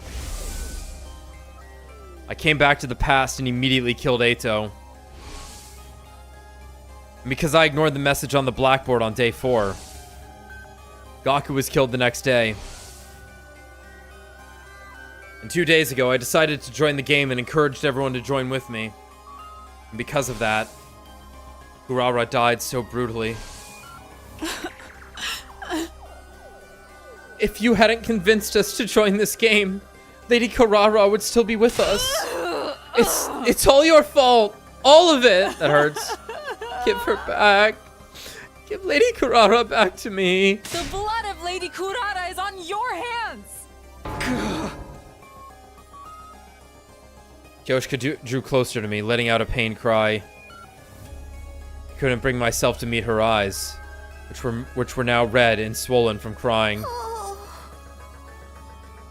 Yoshika, no! Moko put herself between us and embraced Kyoshika. Even Takemi won't bring her back. It'll just make it hurt even more. But... Oh. But knowing how to swallow your sorrow is part of fighting. We need to be strong right now. I'm sorry, Takemi. Kyoshika understands, I swear. She knows it's not your fault Kurara died. But she has no outlet for her grief. So she's just taking it out on you. I was so shocked that I couldn't utter a single word. I had no idea everyone had so much contempt for me. All I ever wanted to do was make everyone happy. That was why I came back. Where did it all go wrong? I swear, Lady Luck or Fortune or whatever the hell she's called turned against you the moment you offed Ato. Sheesh. This whole slew of shit speaks for itself. Not even I can help you out here. Sorry. But you're on your own. You too, Subasa? Sorry, Takemi. Everyone left, one after the other, leaving me all alone on the rooftop. Damn. I felt total despair. This was my first time being so obviously and intentionally isolated. I always had Karua by my side in the TRC. My mom and dad were always waiting at the dinner table whenever I went home. But now, here I was, all alone. I would have to face this game of death all by myself. Nobody would ever want to team up with the Grim Reaper. But then, I thought of something. That's right. Hiroko. I saw Hiroko in my mind's eye. On day 5, she took me to second to last Defense Academy. I said we needed to bring in a second team to increase our combat power. I can never really tell what she's thinking. But she's a surprisingly caring person. She might be willing to work with me on this. Maybe I should ask Hiroko if she'll team up with me. Feeling a sliver of hope, I decided to stop by Hiroko's room. I was praying hard as I rang her doorbell. Please, Hiroko. You have to answer. If you forsake me too, then it's all over. Maybe my prayers were answered because... Baby boy, what is it? I mean, Takemi, what do you need at this hour? Hiroko! Oh, thank goodness you're still here. I was almost tearing up with happiness. I'm so glad you're here. So glad. The moment I met you, you stirred my soul. Can I go back inside? You're creeping me out. No, wait! Just hear me out, please! You're not about to try to tell me about the word of God, are you? Kind of. A little bit. I am Takami after all. No! I explained everything that had just happened. I didn't leave out a single detail. I told her how they called me the Grim Reaper, how no one would team up with me. So, your already very low popularity has now hit rock bottom then. She's like, yes! Yes, he's mine!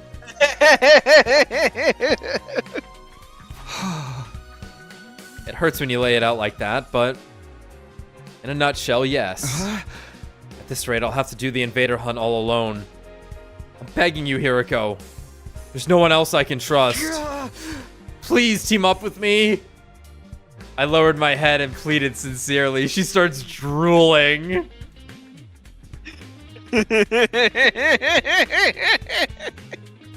Yeah, Jesus Christ. Amazing. I believe that if anyone would lend me a hand to pull me out of my predicament, it would be Hiriko, but I'm afraid I must disappoint you. My hope was crushed. Is there anything I can do to change your mind? If you team up with me, I'll work myself to the bone for you. I promise I'll be useful to you. It's simply not possible. I will not be teaming up with you for this game. Do you think I'm the Grim Reaper too? Please. I don't believe in that kind of superstitious nonsense. I simply have my own situation to deal with. Besides, I already have a partner. That's it. Playthrough over. It's over, boys. Pack it up. It's a different version of you, says Hiriko. Yeah, it's different Takemi. It's definitely gonna be Darami though. You do? Just then. Oh fuck yeah.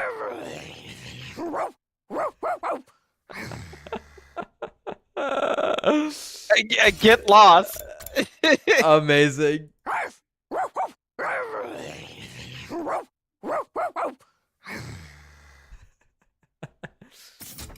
Wow, what a cute dog. He is a white boy. She's gay. What? Damn.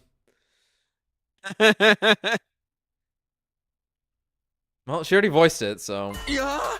Darami!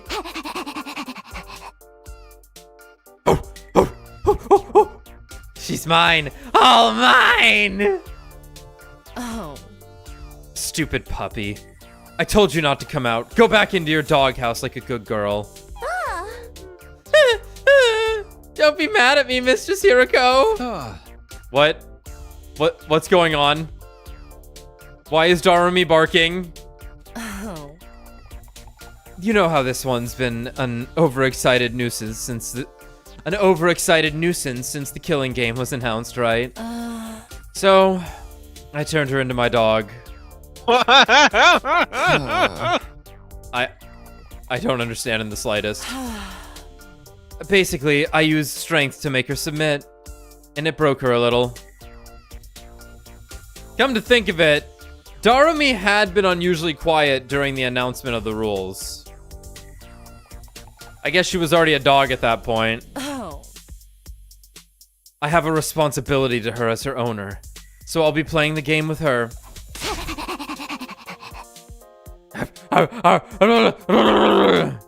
Go away, no boys allowed in the Yuri zone. She's all mine. Well. The Yuri zone. The Yuri zone. I instinctively fled after being ferociously barked at by Darami. I guess I'm on my own then. I felt strangely refreshed after being so cleanly rejected. Fine. I'll play by myself. I'll hunt down the invaders on my own and survive all on my own too. Half sulking, I headed for the entrance hall. They have made a poor play.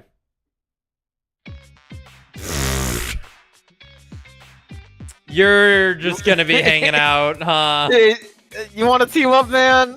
I know it's you 8, so just come on. There was someone unexpected waiting for me when I arrived at the entrance hall. Oh, how pitiful you must go all alone. Are you going to hunt or to be hunted? Huh? Were you waiting here so you could laugh at me? No, I merely came to give you some information. I failed to mention it earlier, but I have added more fire extinguishers. Whoa. Now you may go outside at any time. You should all hunt whenever it pleases you. They're pretty prepared. How long have they been planning this?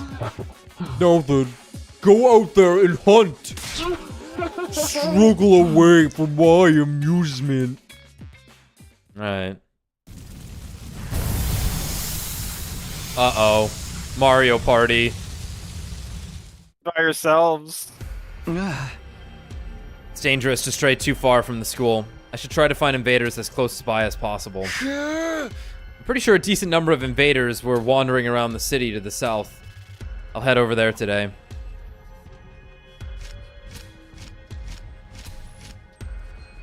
Just as I thought, there was a large number of invaders inhabiting the nearby city.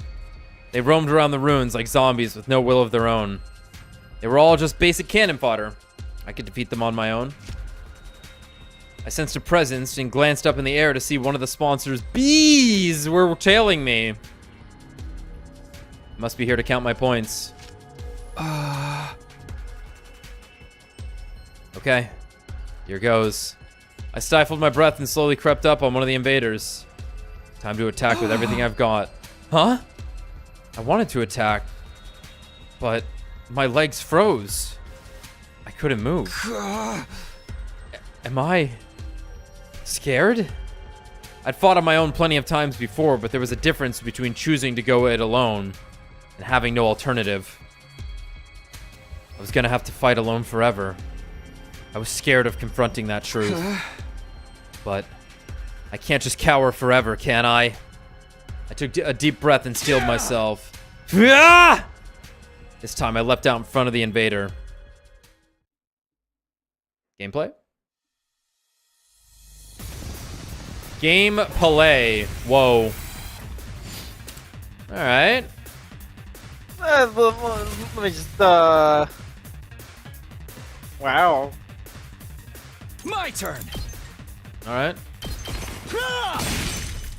Say when. Good to go. They ain't fucking around. They are not fucking around. Wave 1 of 3. Yeah, we'll be fine. Just take it slow. I probably have like a bunch of potions I can use though, yeah. Alright. Good to go. We'll fight from safe airblade distance. Get rid of the fodder first. Help. I don't know how to play this. And that's a juicy one. Let's do this.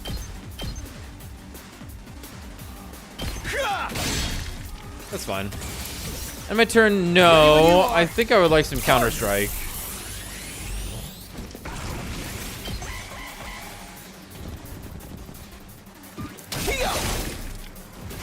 Take that! It looks really good. I've got this.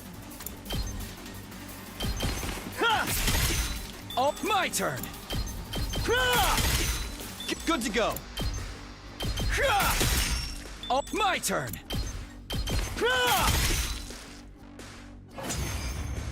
Wave 1, end.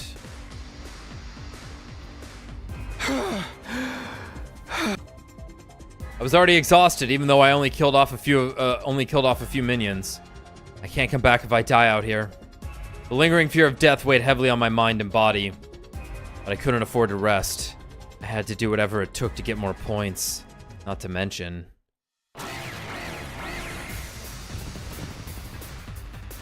Quite a couple of dudes. The invaders, drawn by the sound of fighting, were showing up one after the other. They were beginning to surround me. I prepared to face the next battle with scarcely any time to breathe in between. Okay. Say when. That's kind of awkward. Good to go. Take that! My turn.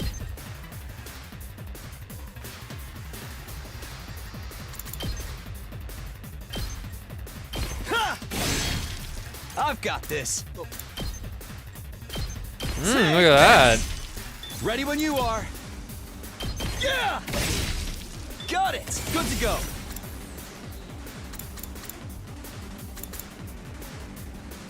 Gotta push it! Let's go! Not bad. Good to go. Take that! Oh, ready when you are. Take this! I've got this. Oh, I can't get them all, but whatever. That's it. I will simply counter-strike this man. There!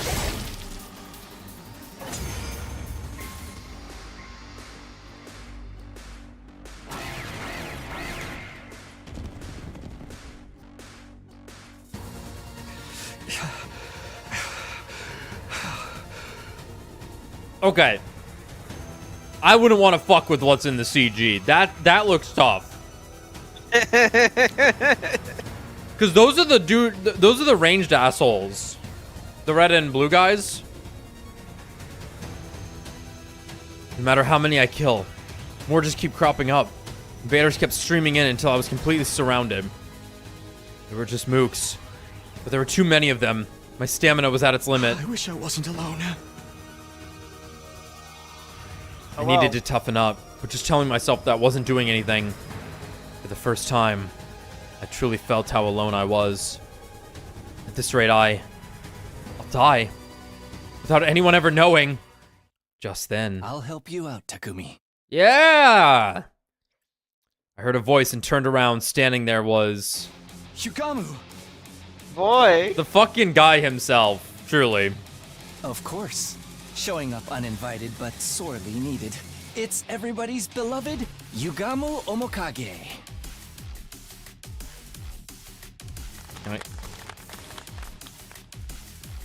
I believed in you, thank you. What are you doing here? Were you trying to score some kills out here too? We can talk later. Let's take care of these things first. Our first joint effort.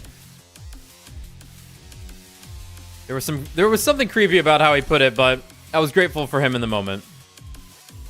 Our breath synced up and we began to clean up the swarm of invaders. Gay boys on deck. This. Maybe on deck. Take this! The Got it. Yaoi I zone. can't wait. Experiment time. Time for me to move.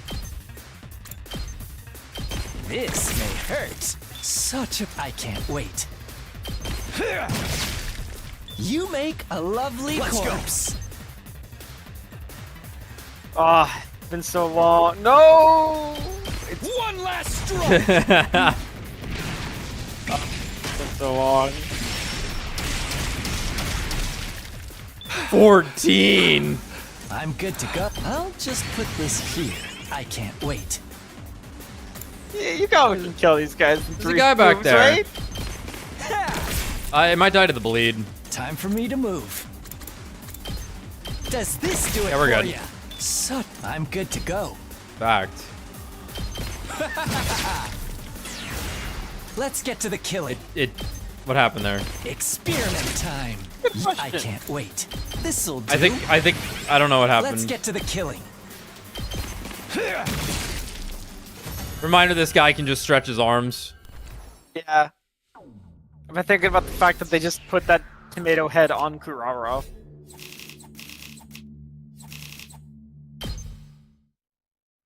Like they made it for her. It's just... It's how it is. They were like, we want the tomato head girl. Is that all of them? It seems so. I don't sense any trace of them.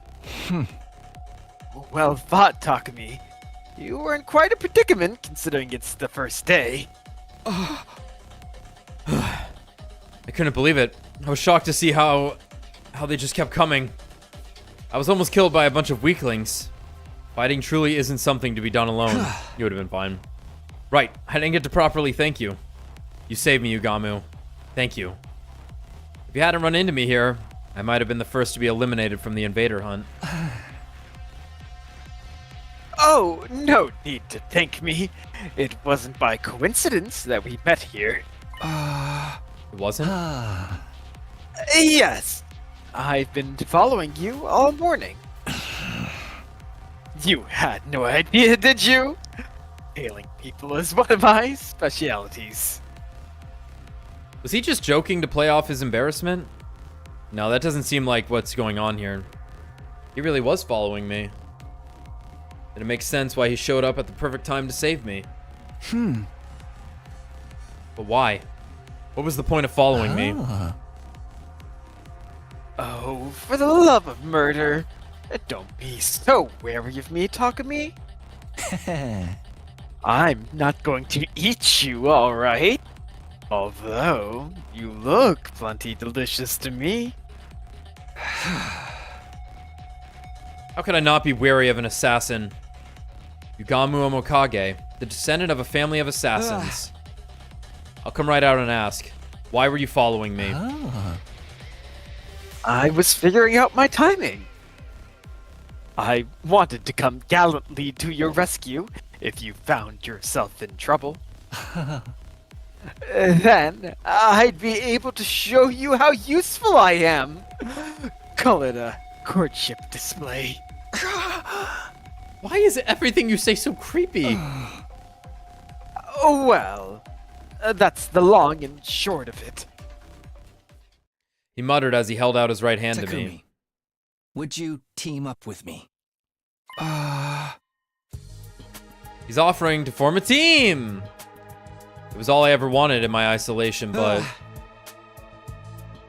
Why do you want to team up with someone everyone hates? Wouldn't you rather be with Nozomi or Kyoshika or the others? I don't do well in groups. Honestly, I'd rather enjoy my kills alone, but going it alone is too risky. So I thought butting up with the odd man out would be just the thing. Is that really the only reason? It made sense, but it's hard to decipher his true intentions. I was sure he was planning something, given that he went out of his way to ask me after I had been ostracized, but... If I turned down his offer, I'd have to hunt alone forever. Well, will you join me or not? What do I do? Should I team up with Yugamu? I don't see why we shouldn't. I don't see why we shouldn't, but... Huh. I wasn't ready for this. I don't see why we wouldn't. We're gonna see. I'm not checking the flowchart, but I do know something a little weird about this route. Every choice seems to either like keep you on progress or like kills you instantly. This might be a kills us instantly. I don't know. We're gonna find out. Well, you're stuck with me for a while then. I shook Yugamu's hand. Whether he could be trusted was beside the point. I simply couldn't carry on like this all by myself much longer. For now, I would team up with Yugamu. I'm glad to see our hearts are in tune with each other. Aibo. Want to try for the best couple award while we're at it? Is that part of this? Don't think they're giving out awards here. Also, you and I are not a couple. While Yugamu and I were trading quips, we heard it. Boom! What the? Oh my god, it must have been Christopher Nolan. Yeah, they're filming right outside. There was an ear-splitting sound and the earth shook. But it wasn't an earthquake. It felt more like... I sensed a torrential gush of overwhelming energy. Somebody with incredible power is present nearby. Yeah. Don't tell me commanders are joining the hunt. That would be bad news. Just two of us wouldn't be enough to deal with the commander. Unless it was me and Kyoshika. Reconnaissance would go a long way right now. Tiptoe after me as quietly as you can manage, Takemi. Right. We cautiously made our way toward the source of the sound, hiding behind pieces of rubble along the way. With a capital H after a comma. Whoops. And then... Hey!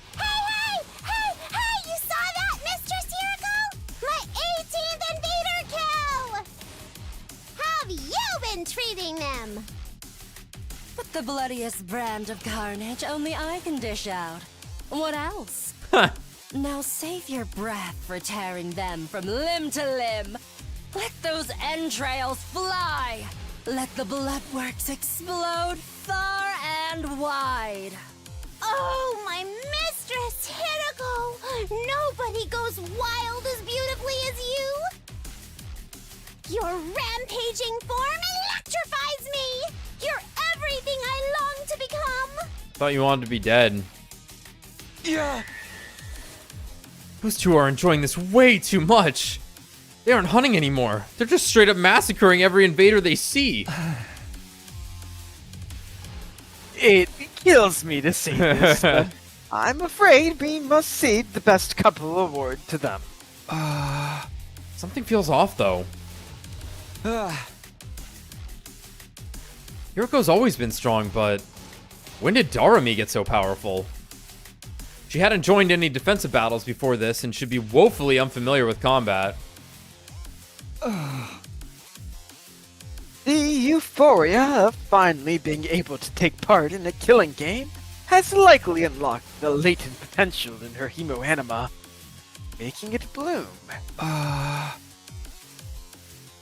That's an unconventional way to unlock latent potential. Why the gripe?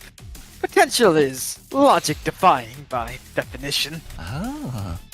Also, we should totally call it a day and head back now. They've likely already murdered all the invaders in this area anyway. Yeah, we've earned enough points today. Let's go back and rest up for tomorrow. Made our way back and decided to drop by the leisure lounge before returning to our rooms. Check the leaderboard.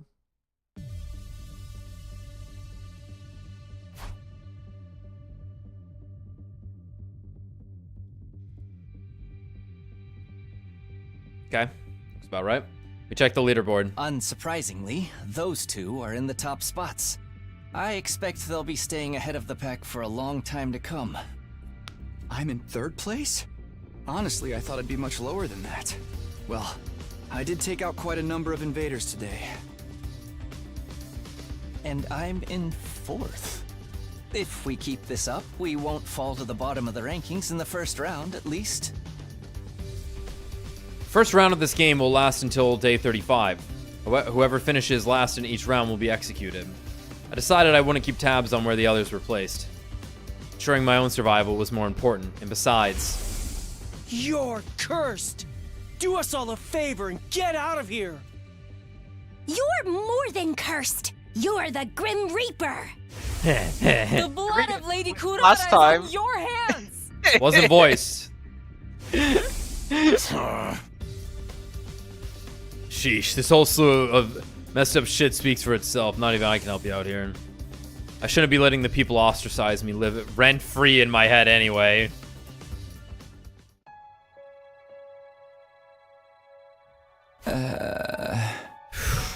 What a day.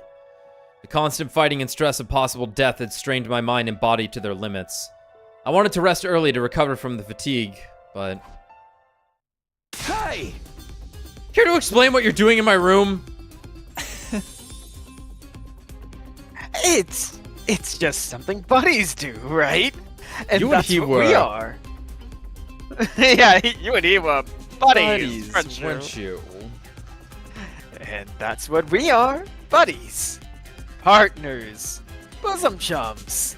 It goes without saying, we need to be joined at the hip. Join your own hips and get out of here. Come on, bud, humor me. Pretend we're brainstorming strategies for the rest of the hunt. How about that? This game's more of a marathon than a sprint, so we gotta come up with a long-term plan. Ironic, because Bungie certainly doesn't have one for their marathon. Heyo! Playing it by ear the whole time's bound to lead us to quick and easy deaths. He makes a very good point. Can't you at least make it clear whether you want to be disgusting or discreet? Who would I be if I didn't dabble in a little bit of both? Call me a double dipper if that's what turns you on. Hey! In your dreams. After that, we spent several hours discussing strategies for surviving the killing game in the days to come. He only tried to jerk me off 4 times. He succeeded once. You never know when the invaders might explode then. Weirdly, it was just the first time. I was just in the refractory period for the next 3. Bedtime already. Time flies when you're having so much fun. This is weird. We killed all those invaders at like 7 a.m. or something. We had all those conversations before noon. Came back to the room for the strategy meeting, and I've been here since. This is the longest day in the game so far, I think. Oh, yeah. If you don't mind, Takemi, can continue the rest of this conversation in bed. Of course I mind. It's about time you went to your own room. Oh, Takemi, throwing me out after our exciting intercourse without any pillow talk at all. How cold is your heart? Hey! Stone cold. Out. Now. After chasing Ugamu out of my room, I crawled into bed and closed my eyes. You hear from under the bed, Eito just going like, what a freak. I know, right, Eito? I had to grab every second of sleep I could to let my tired body recover, but... Give her back. Give Lady Kurara back to me. I swear, Lady Luck or Fortune or whatever the hell she's called turned against you the moment you offed Eito. Oh. I will not be teaming up with you for this game. Out of character for Hiroko. The words from this morning reverberated around my mind, preventing me from slipping into a restful slumber. How did it turn out like this? I came back in time to lead everyone toward a brighter future. So why am I being so despised? What I wouldn't give to return to those happy days.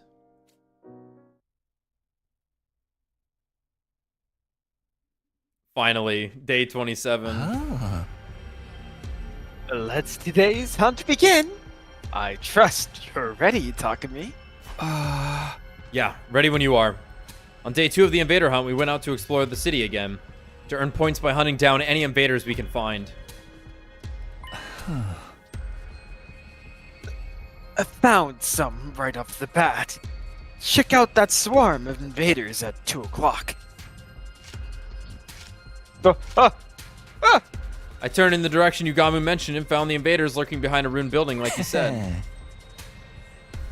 I don't think they've noticed us yet.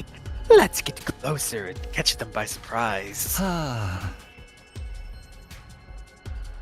Put on your... You put on your pussy boots. Get them on. Put on your pussy boots and slink behind them, Takemi. Sure. My what? Ugamu had clearly adapted well to the rhythm of the game. He knew how to make quick and decisive action to earn points for our continued survival. I, on the other hand... my feelings had yet to catch up to the strange situation of me participating in a killing game with him as my teammate. What was I doing? Why did Ugamu propose a partnership in the first place?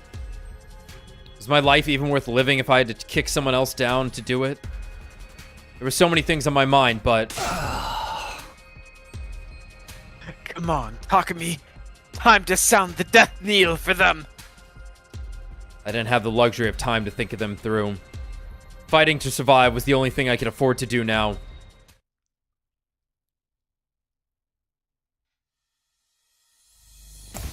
We're gaming on this route.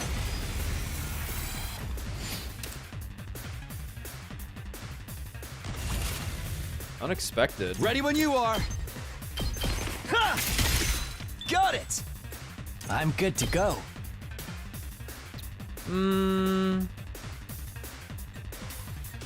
Better to go outside Does in. this do it for you? Let's get to the killing. Let's get to This may hurt.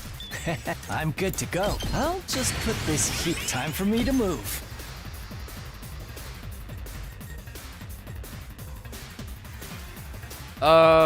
Yeah. I'm good to go. How about this? Time for me to move. Such a beautiful Yeah, day. you got me gonna be nasty on this route. Ready when you are. Yeah, fuck it. One last strike!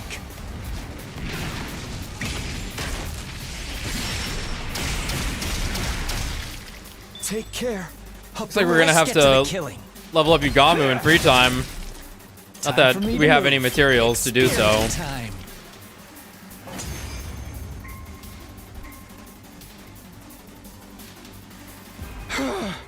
Did we get them all? It's too early to be celebrating. More enemies are waiting in the wings. Invaders approaching at 3 o'clock.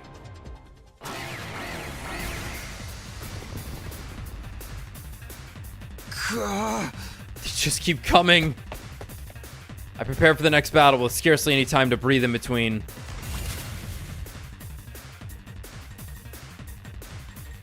A little more awkward. I've got this. There. Let's go. Yeah. Got it. I can't wait. How about this? I'm good to go. You make time for me to move. You bleed out. My turn. Ready when you are. Eh.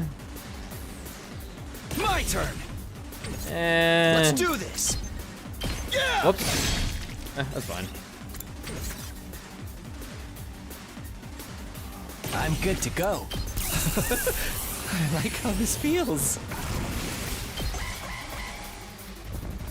Oh yeah. Oh god! Oh god! Stop them in their tracks. Let's see how they like this. How's that feel? Stubborn, aren't they? Hate that. Oh. Well, I've got this. could be better. Here. Say when. I've still got some kills in me. Experiment time. I won't give in. This may hurt. Good to go. Let's do this. This should do it. Good to go.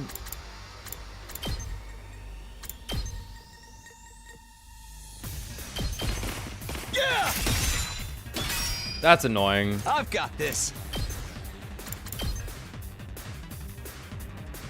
So sad, is what I would say. Let's go. Say when. One last strike.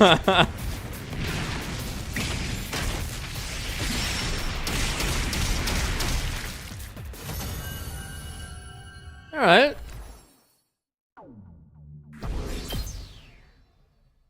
Getting a little gaming in.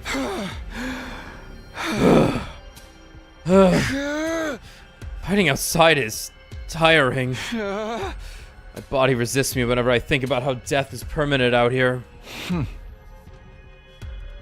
You need to relax, Takemi. At this rate, you'll kill yourself first before the enemy has a chance. I don't get it. How are you so calm? You're not even perspiring. I wouldn't be much of a professional assassin if I let every other spot of good murdering get me down now, would I? Hey. Hey, what's your secret? How do I kill the enemies efficiently while conserving as much stamina as possible? The secret is your heart. That is to say, your frame of mind. Oh god. Get it in your head that the act of killing is nothing special at all. Nothing more than mundane work. Mundane work? Like hitting a nail with a hammer. Like turning a screw with a screwdriver. Just dull, repetitive work to be repeated without much thought or physical strength. So basically, I psych myself into believing it's nothing. Does that really work? Anything more concrete? Like a better way to move my body or something? Your body movements are virtually perfect, Takemi. There is nothing to critique. So what's left is your mentality, right? Just give it a shot. You've got nothing to lose. Except your humanity. Pretend the act of killing's the most boring job in the world. Just dull, repetitive work.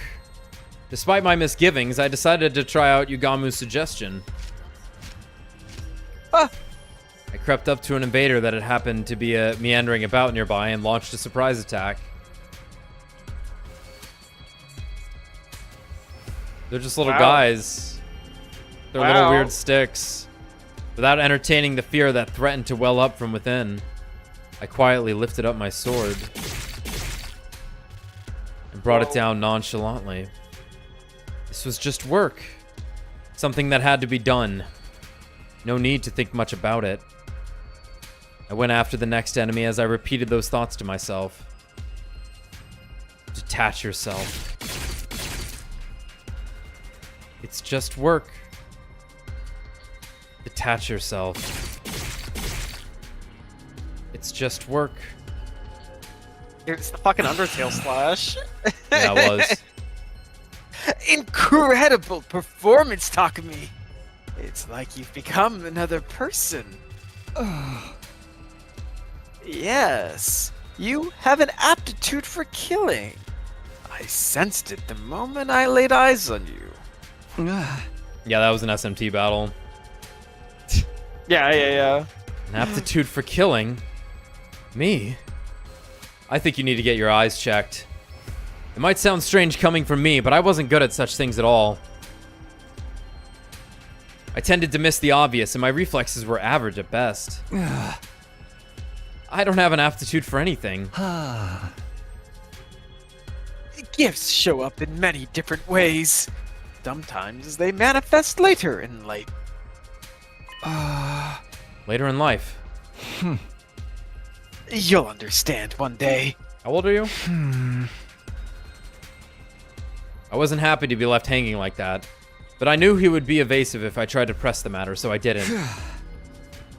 Anyway, we should focus on the hunt for now. Now that I seem to be getting my mind under control, I wanted to get used to the hunting at one go as well. Let's go look for the next group of enemies. I feel like I can take down another 15 before calling it a day. Nah, I think we should call it a day now. We've earned enough points. But I was just getting the hang of it. And that's when it gets dangerous. Everything in moderation, including assassinations. Besides, if we keep on hunting, we'll run into them sooner or later. You okay with that? Them? Just as I was wondering who Yugamu could be talking about. Over here. This will be our starting point for the hunt today. Don't fall behind, you losers. I heard a familiar voice coming from somewhere nearby. I quietly made my way toward the voice and peered out from behind some rubble. I feel like I'm starting to use my hemo animal better. Not even a commander can stop me now. I think. Confidence is the name of the game, sister dearest. You and I both know nothing can stand in the way of our newly awakened powers and strengthened bonds. Don't start getting carried away, you two. Thinking you're invincible because you learned a thing or two. Two is the best way to die on the battlefield. You little chicks can just stay beneath my big, strong pinions for now. I ain't gonna let any of you die on my watch. I'm gonna protect y'all with my life. In the name of Takemaru Yakushiji. They're hunting here too? Takemaru, Ima, and Kako weren't the only ones. I can see Subasa, Nozomi, and the others in the distance as well. Why does fighting invaders outside the academy seem so much more graphic? It's like I'm really killing something alive. And all that blood. So much blood. The feel of that invader I just took down still lingers on my hands. Subasa, are you okay? I can give you a back rub if it makes you feel better. I think a big one's coming. Why didn't I bring any barf bags with me? Lady Subasa is about to start puking like a fountain in a fancy park. Is there anything we can give her in place of a barf bag? No! Alas, necessity knows no decorum. Lady Subasa, heave into my sheath bag if you must. You're outside, just let her puke on the floor. Uh... Are you sure, Kyoshika? Isn't that the Holy Jumonji Sword's pajamas? The Holy Jumonji Sword is a party animal with a soft spot for the ladies. She'll understand. What a gal. Now come, Lady Subasa. Let it all out and hold nothing back. I'll be fine. I pushed everything down with sheer willpower. Phew. The roiling stopped. Sorry, guys. I haven't been feeling well since this morning.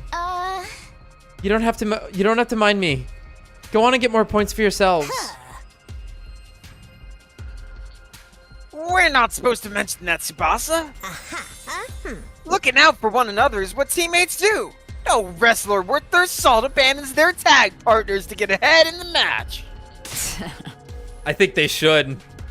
I think it's the greatest thing in all of media, in entertainment.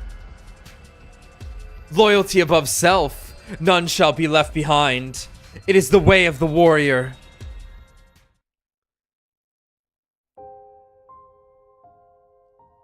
Takemaru was desperately trying to protect Ima and Kako, who weren't used to fighting. Nozomi and the others refused to abandon Subasa, even though she was holding them back. They were watching out for each other, like true friends. I used to enjoy that sort of relationship with them too.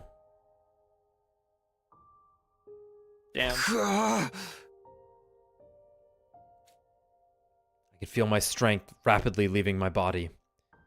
That's right. I've been alienated.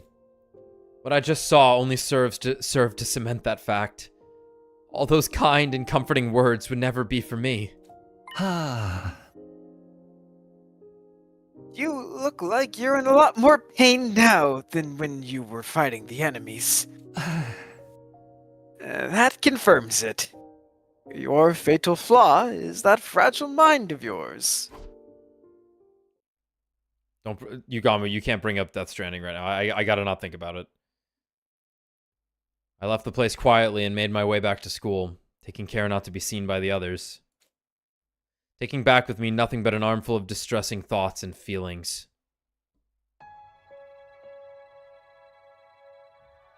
Dude, it's still morning.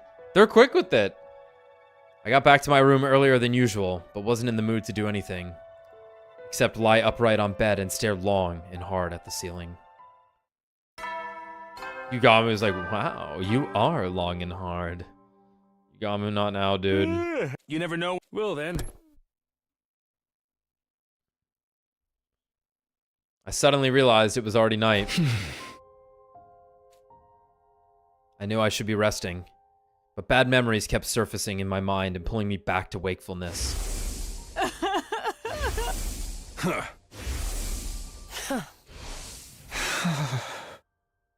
Like I'm being punished for just being alive.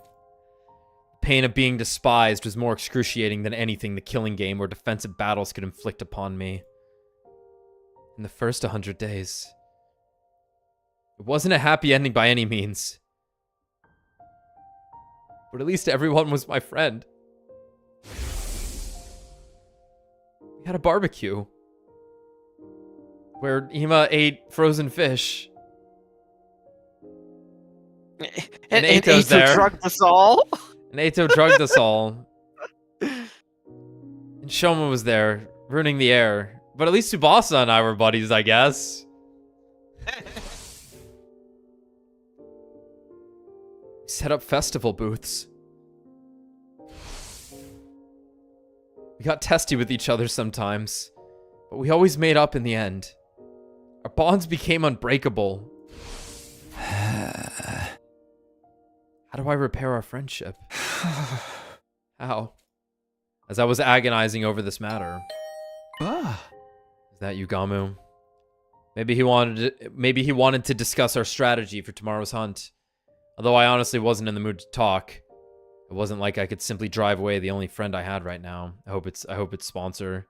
I got up slowly and ambled to the door. When I opened it, I saw baby girl. Mommy, baby girl. Hiroko. Good.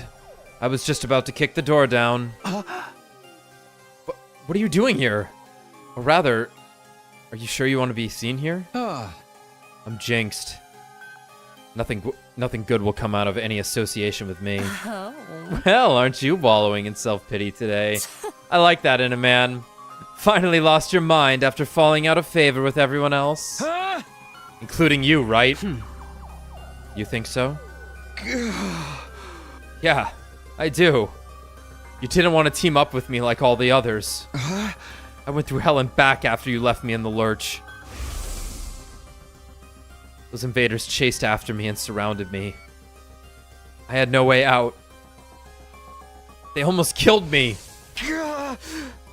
That wouldn't have happened if you hadn't turned me down. It wasn't Hiroko's fault that I'd almost been killed. I knew it in my head, but my heart refused to stop those angry words from spilling out of my mouth.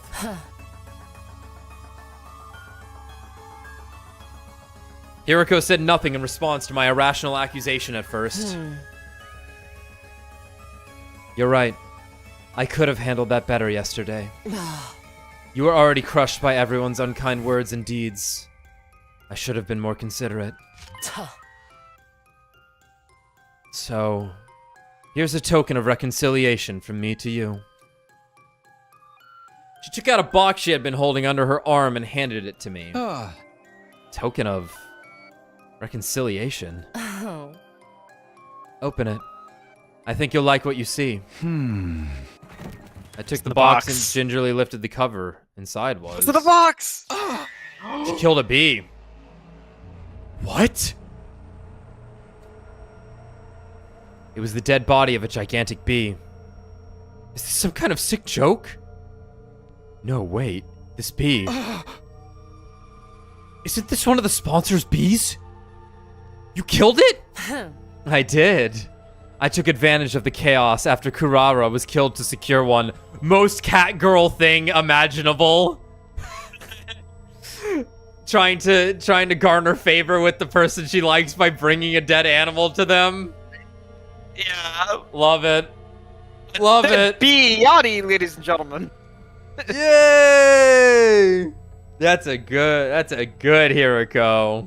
She is so proud of herself. I did. I took advantage of the chaos after Kurara was killed to secure one. As a research sample. What sort of research? You can't be this stupid. Oh god, he is. Research that will help us kill the sponsor and put an end to this travesty of a game. I was dumbfounded by how nonchalantly Hiroko talked about killing the sponsor. The sponsor's invincible. We can't kill them the way we are right now. Oh. We can. As long as we find a way to deal with the two weapons they wield. Two weapons. Oh. The bee is the first. No, B's the second letter, Hiroko. The other is that suit they're wearing. And like the alphabet, you'll be... That spacesuit thing. Yes. I believe that suit is the source of their invincible power. She was right. We attacked the fellow with all of our might, but didn't manage to even scratch the suit. This is really hilarious, knowing that you can just kind of like push him around still. They went for the kill. You were right. They needed to just push him in the pool. Push him in the pool. Literally Like he just push probably him in has the like pool. oxygen because it's a diver suit or whatever. But like Yeah. it'll run out. The bees probably would have attacked you, but you could probably have Right. dealt with the bees. But you just deal with the bees. just keep him in the pool. Get him in the pool. Send him to the frogs. The outfit clearly had some special powers attached to it. How confident are you of finding something? Oh. My research on the suit is already in progress, and I expect to discover its weakness in the very near future. Really? However, I'm too deeply involved in researching the suit to spare time for anything else. I've not done anything about that bee or the identity of the sponsor yet. And you're bringing me on board to deal with the lack of manpower. Something like that. So, are you willing to join me in my quest to bring down the sponsor? If that were truly possible, I'd be more than happy to give her as much help as she needed. But there were some things that were bothering me. If you wanted my help, why did you turn me down yesterday when I asked to team up? Then you wouldn't have had to come over again today to do this. Where are your brains? Try to remember what my exact words were. I will not be teaming up with you for this game. Surely you understood the implication that I would be teaming up with you outside of the game instead? Oh, sorry. I guess I couldn't see past the big bush you were beating around. You've been nothing but dismissive of me so far. And I was alienated. You didn't try to take my side.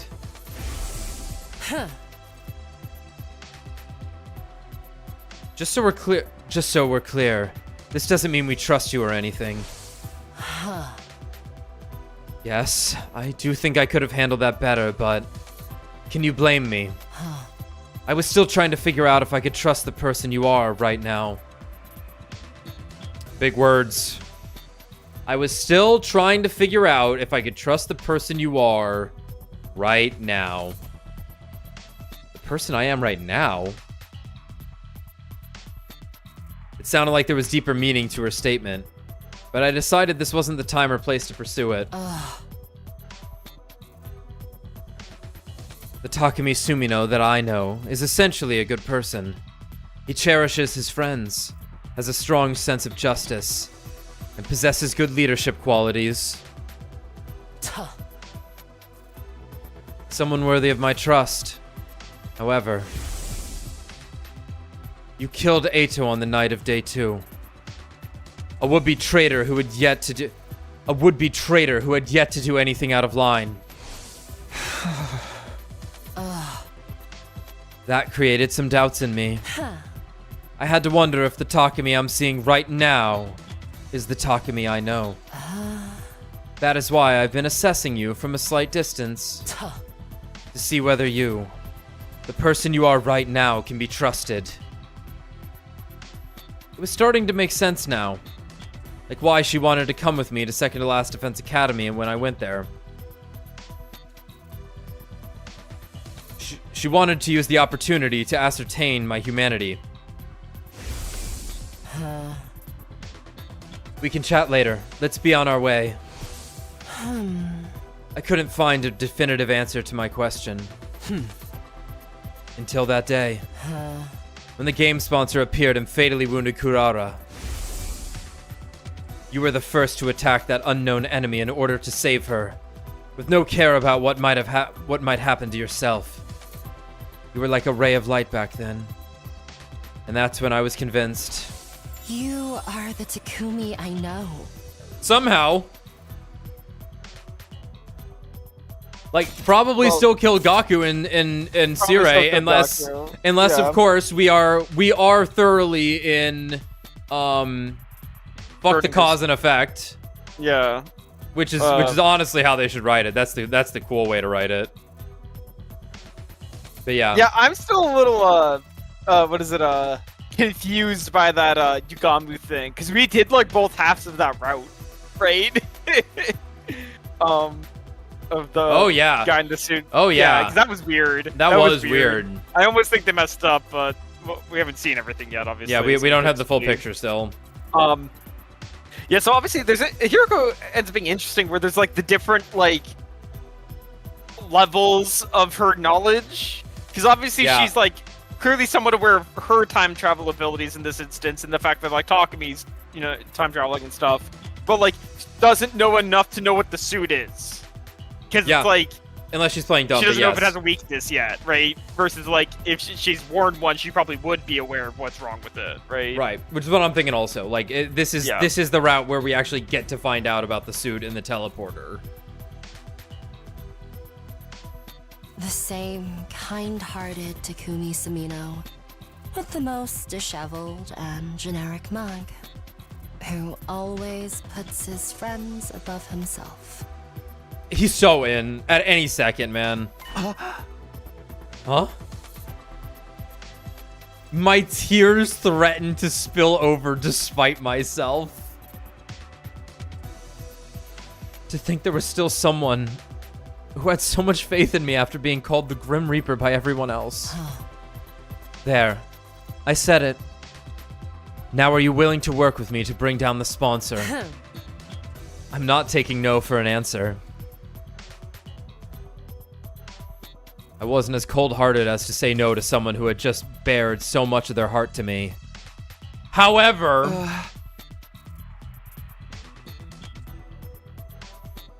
You know I want nothing more than to do just that. But I'm already in a team with Yugamu. What should we do about him? Oh. He's welcome to join us. His knowledge in biology will be very helpful in analyzing the body of that bee.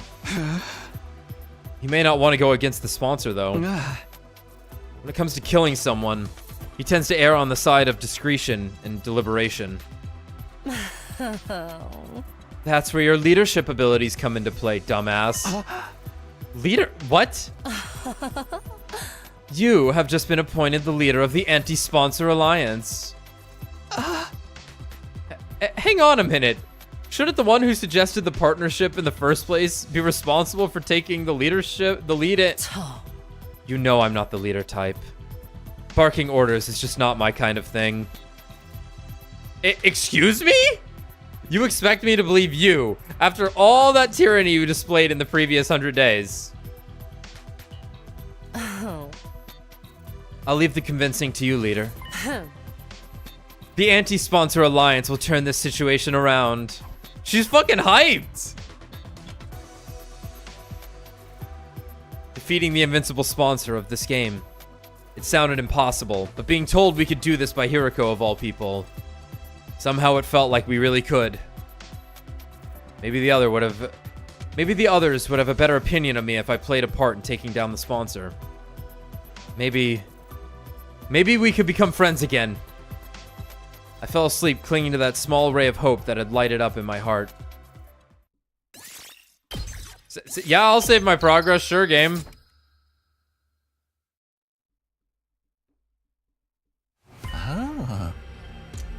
Let's take a break. Okay.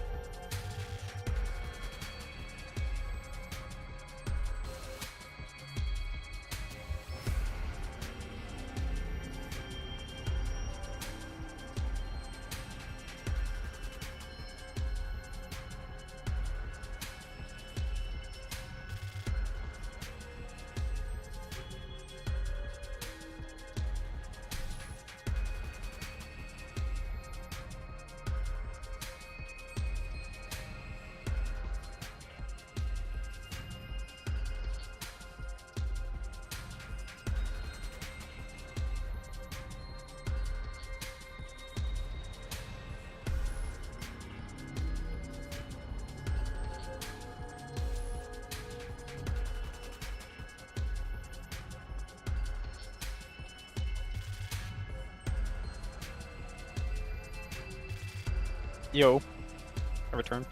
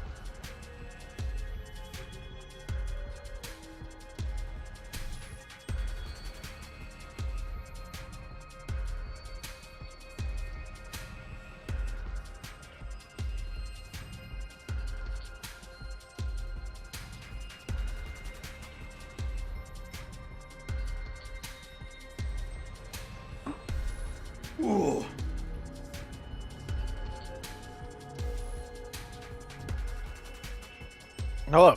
Alright, girls. Time to get them. An alliance? Sure. Sign me up.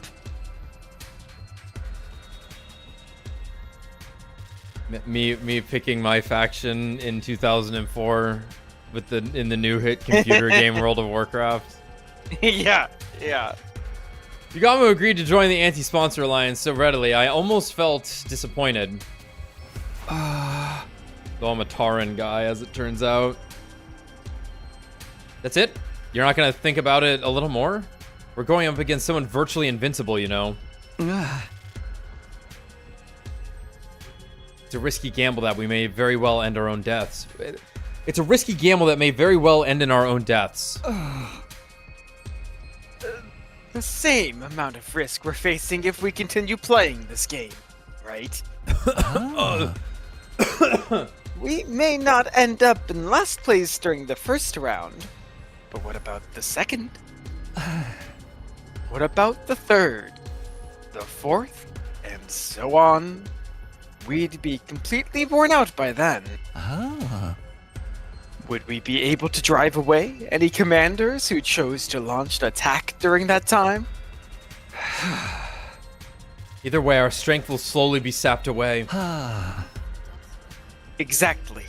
None of the others have noticed yet, but we're standing at the crossroads of destiny right now. Either we break free of the situation, either by defeating the sponsor, or get slowly tortured to death as the game drags on. So you can imagine how grateful I am to Hiroko for taking the lead in revolting against the status quo. The thing is... His expression darkened.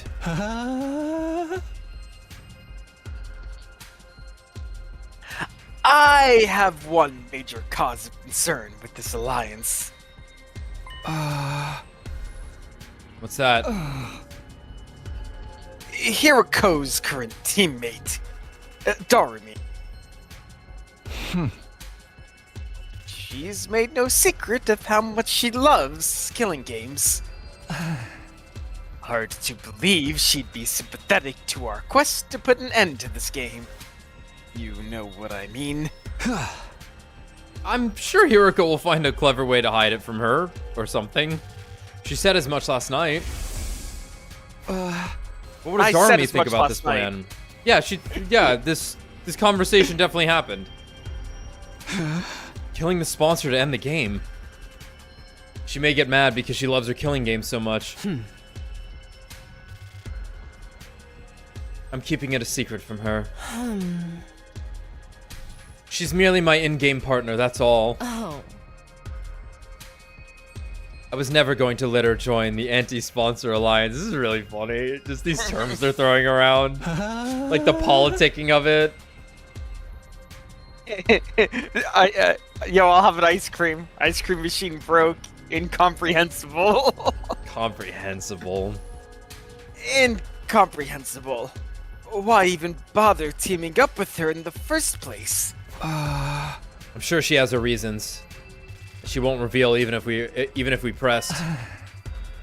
Ah, yes, Vital. Thy name is Hiroko. Not that I approve of allies keeping secrets from each other. You speak for yourself.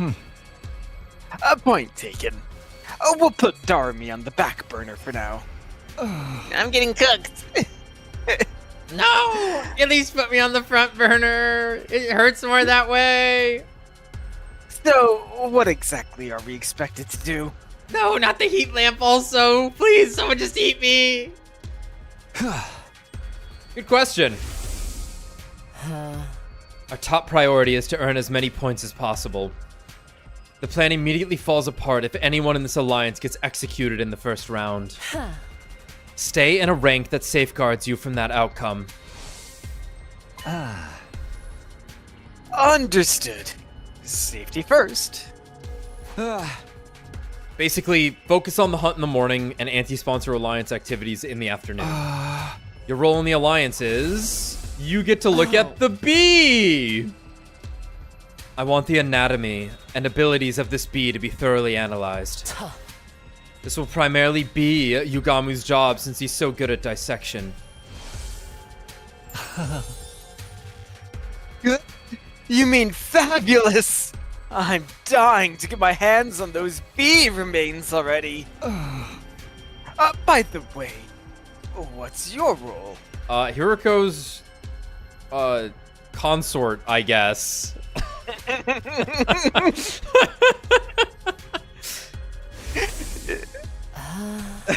Talk to me. I want you to have as many kids with me as possible, and also to investigate the identity of the sponsor.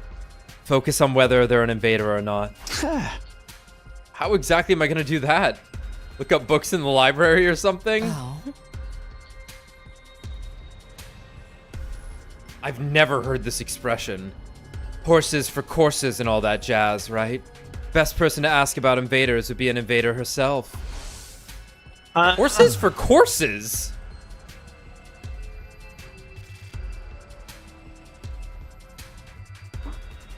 So, Ava, then? I was asking my family if they'd heard of horses for courses. They have not. Okay. Damn, and they're the horse people too. Exactly. Tommy's a centaur, by the way. Just like Lil Wayne. No, he's a deer. He's satyr. A satyr. Yeah. Yeah. Whatever. You're right. We're both right. So, Ava, then. So, dying. Dying? What's Lil Wayne up to? Yeah, Hiriko passed me the key to the cage in the courtyard and said she'll leave the interrogation to me. You think she'll be cooperative? Ah. She's a former commander we captured and imprisoned. I doubt she'll betray her companion so easily. I know! Let me tag along! I'm quite the killer torturer if I do say so myself. No. You stay far away from her and wipe that drool off your face. It wasn't easy for me to build some semblance of a friendly relationship with Ava, and I wasn't about to let this lunatic flush that down the proverbial toilet. Acknowledged. I'll follow Hiriko's general directions as instructed.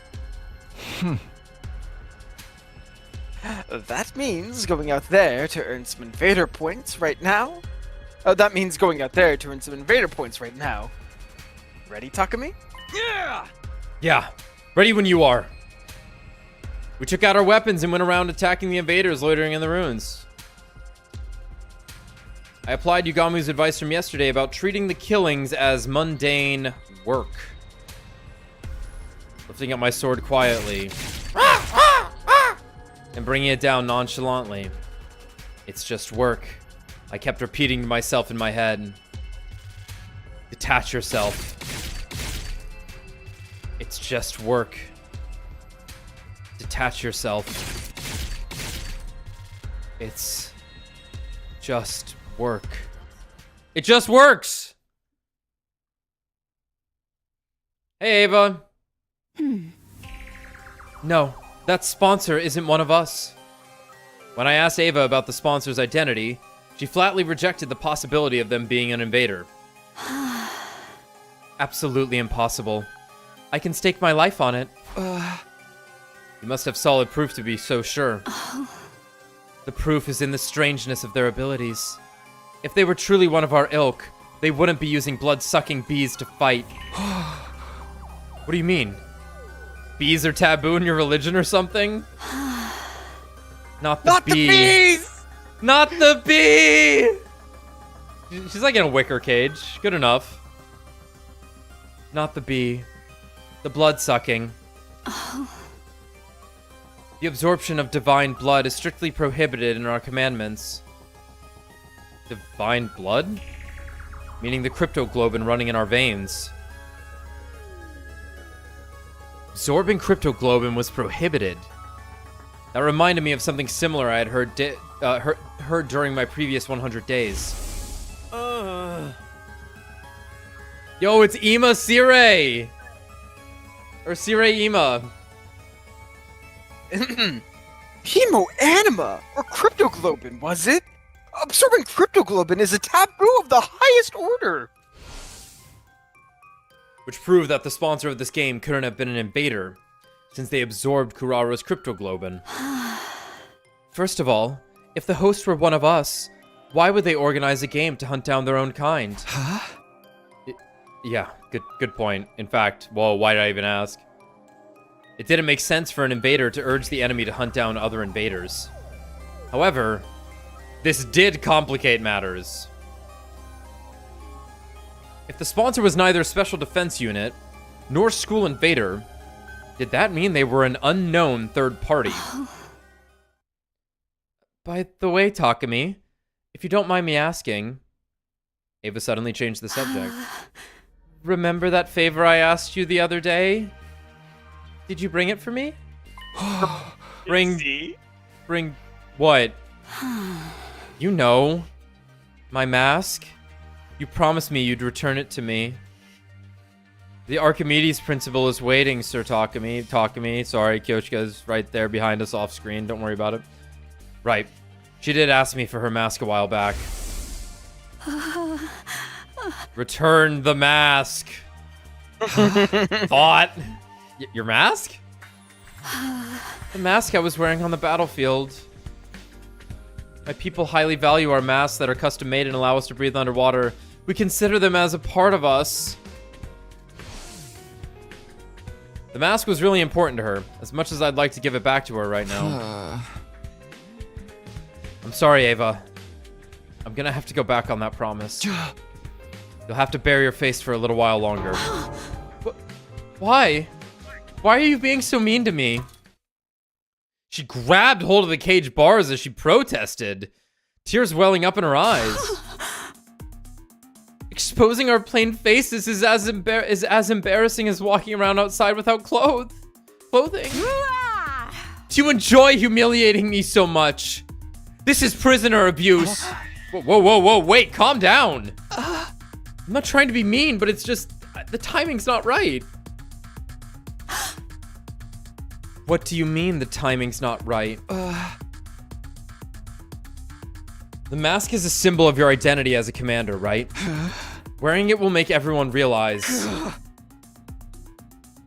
that you're also a target of the invader hunt. As a commander, Ava was most likely one of the targets of this game. Her death would likely result in a lot of points, even though she would be inside the school.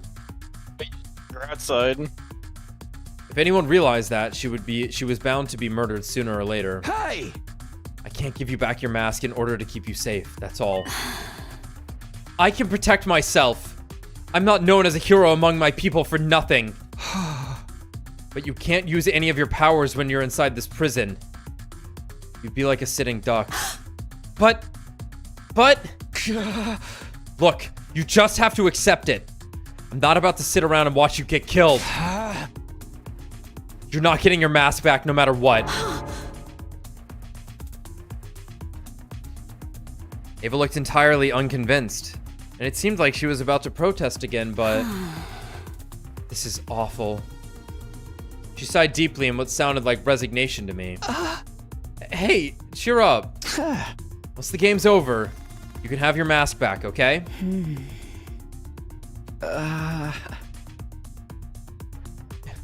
A maskless life isn't that bad once in a while, see? No risk of heat damage to your face.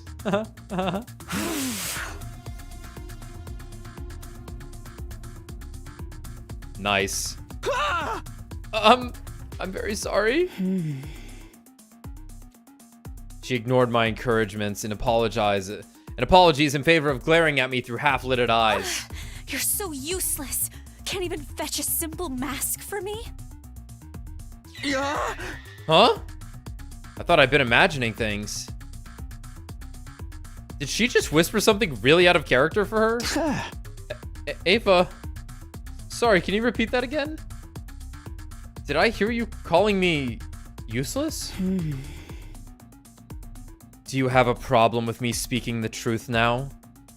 I can go on, you know. Takumi's a gibbering idiot, the enemy of all maidenkind, downright pervert. I'll sue you for prisoner abuse one day. What? Sue? All right. You guys have laws? In courts? Ava had done a complete about-face. What could have transformed that sweet, docile lady from just now into this sharp-tongued witch? I'm guessing these are your true colors, huh? Yes. I'm done playing nice. I know I won't be getting anything out of you. This is the pits of the pits. After all that hard work, I didn't even get to see a glimpse of my mask. Why don't you just give it back already? Sniffle, sob. The shock of not being able to get her mask back made Ava burst into tears.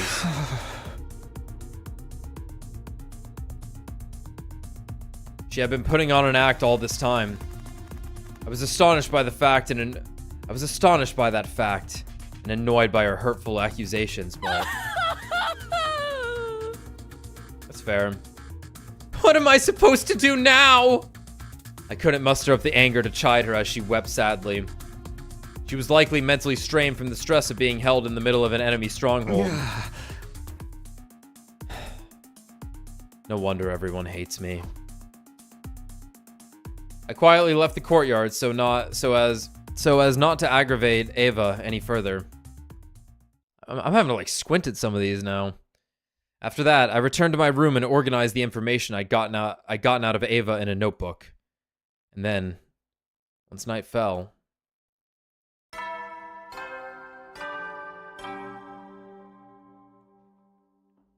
At ease, soldiers. It's time to hit. You never know when the invaders might attack, so rest up. Well then. whoa. The bedtime announcement played.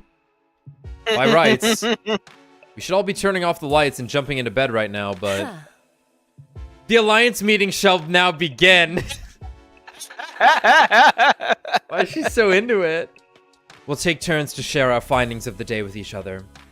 It had been decided that the anti-sponsor alliance would be holding nightly meetings in my room to exchange information starting from tonight.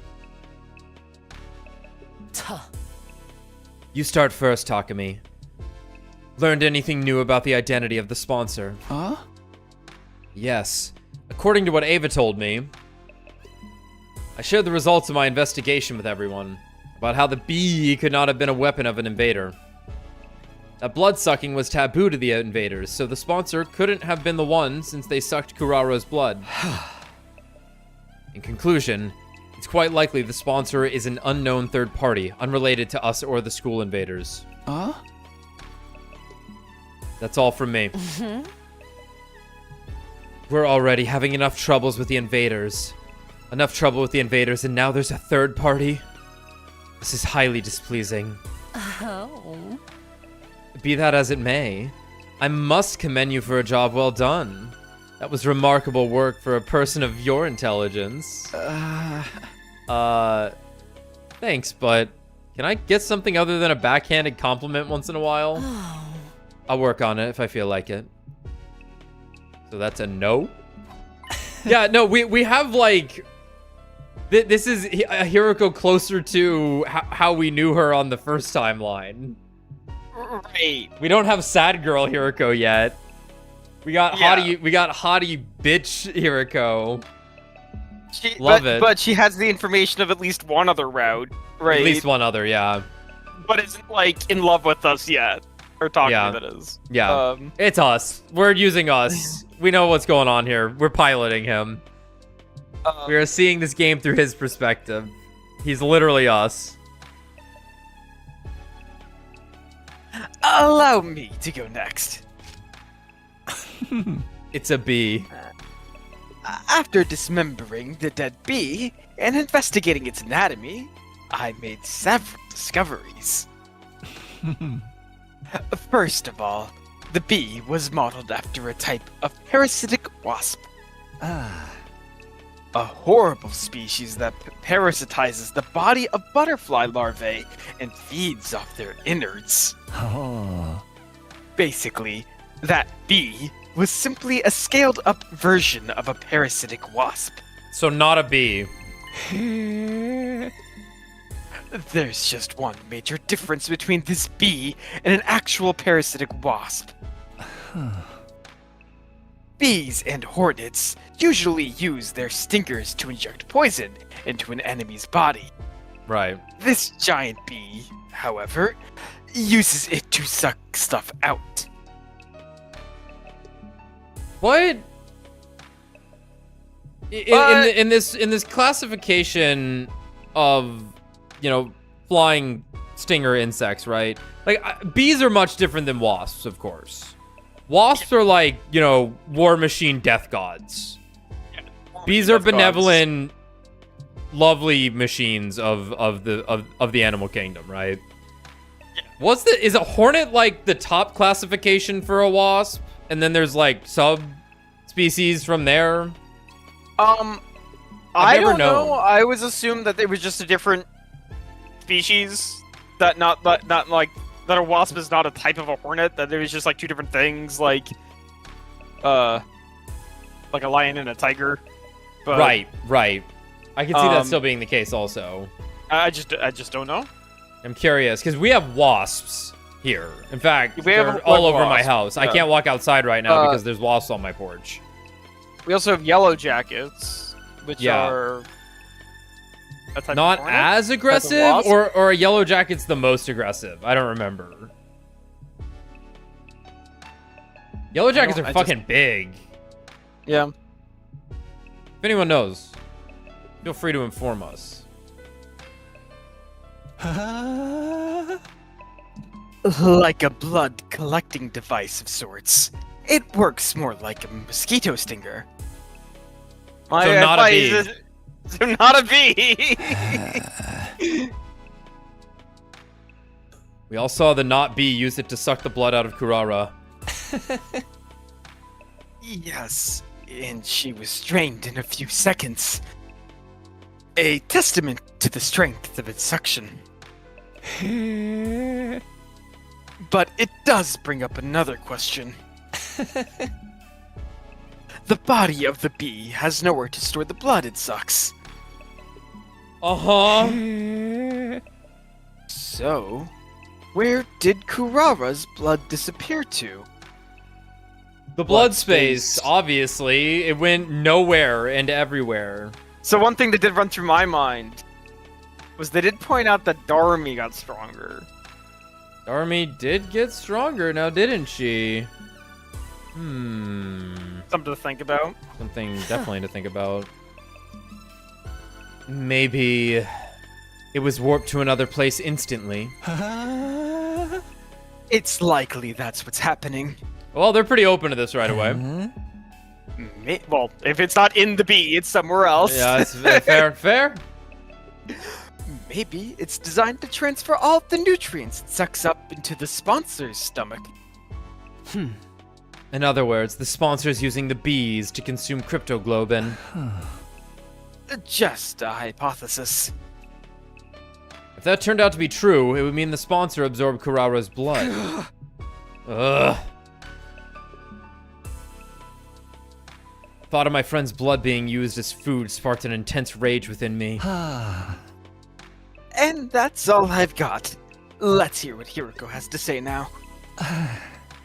Any progress on that suit the sponsor's wearing?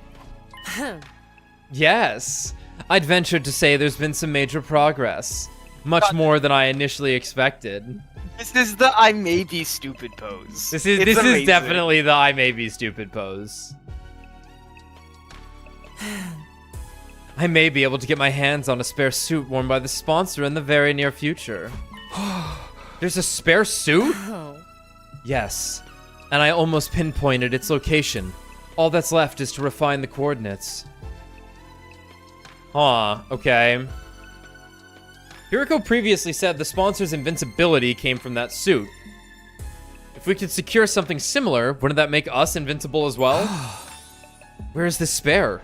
We can look for it together. No, that won't work. I'll search for it myself. Oh, why? 3 sets of eyes are faster than 1, right? Because I'm the only one who can find that place. Something terrible beyond all imagination may happen if someone other than me discovered it. Okay, so she does know. She knows about the parallel travel then. Maybe that's been built in. Yeah. Maybe that's built into her whole design here. Maybe all Hirokos know about this. So don't even try, understand? Not the pose I would have used. It's more of like, so don't even try, understand? Her assertive tone made it clear that there would be no further discussion on the matter. Something that could cause the usually placid Hiroko to get so worked up had to be extraordinary. Okay, I'll respect your wishes even if I don't understand them. She knows about the warp but not the suits yet. Because she's looking to get into the suits. This is very curious. Something just occurred to me. So, in 100 Line Last Defense Academy 1... yeah, we played that. So, Hiroko, at that point in time, was like, I can reveal the secrets of this war to you. Right? Yeah. So she probably does have this knowledge about the parallel time. However, I'm still going with that, like, Prime Hiroko Zero, because it's like, she doesn't have any information yet, because she wasn't like, oh, by the way, Eito's gonna kill me tonight, because on every other route, Eito is out in the open. Yeah. Right? About him being evil. It's true. She's also like a turbo bitch in that route. Yeah. So she's not really a turbo bitch here. Yeah, so she probably was like put in the team with this, like you said, was like designed with this rather than it being something she found out. Now I am gonna ask, since there's a high possibility of this. Chat, those who played it, what exactly is the like prologue Hiroko episode that came with the game that is like a separate launch, like a second executable? If it's spoilers, don't tell me, I guess, but it was this weird thing that's like, hey, there's episode Hiroko you could play also, and I'm like, what? I remember way back at the beginning of the playthrough, someone was like, yeah, it explains why, like, you can't use guns on the invaders, and why you have to, like, use your special powers. But, like, I fear to ask, is that also, like, worth seeing? Or is it minimal?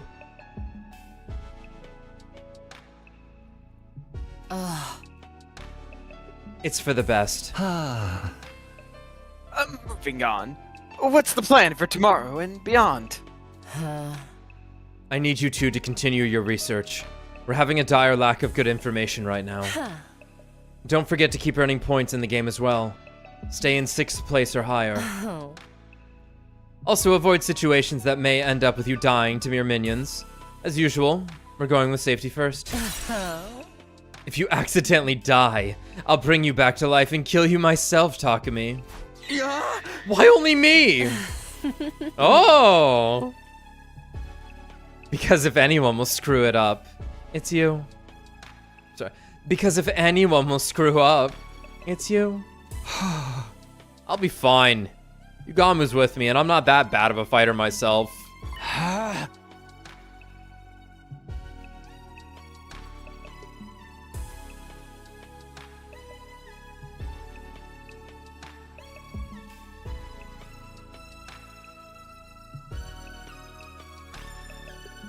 Oh, it's a book. Okay. It's a pre-order bonus? Yeah, I definitely, like, I have it somewhere on Steam. Like, I can scroll down and it'd be like, do you want to download your Shizuko Hero?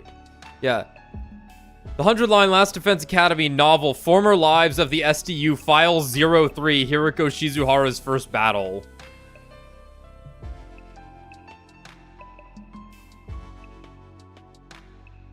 Weird. You should be watching out for yourself. You were the first to die last time. Please. Are you talking to me? I'm much stronger than the Hiroko you knew. Darami and I can take out a commander or two by ourselves. Darami, huh? Gamu's expression darkened at that. Hiroko, I just don't get it. Why would you team up with Darami, of all people? She barked funny. I'll be brutally honest. The fact that you're a team doesn't sit right with me. Huh? She loves her killing games. I can't imagine she won't at least try to sabotage our work if she ever finds out about it. Rest assured that she'll never find out. She's just my in-game partner. Nothing more, nothing less. Darami's on the ceiling right now. Yeah. She wouldn't understand what's going on anyway. Thinking about the what ifs right now. You can't guarantee that it won't happen. You really ought to dissolve your partnership with her. No. I'm not letting her out of my sight. She has an important role to play as well. Huh? Which is? I can't tell you. Why not? Shouldn't allies share as much information with each other as possible?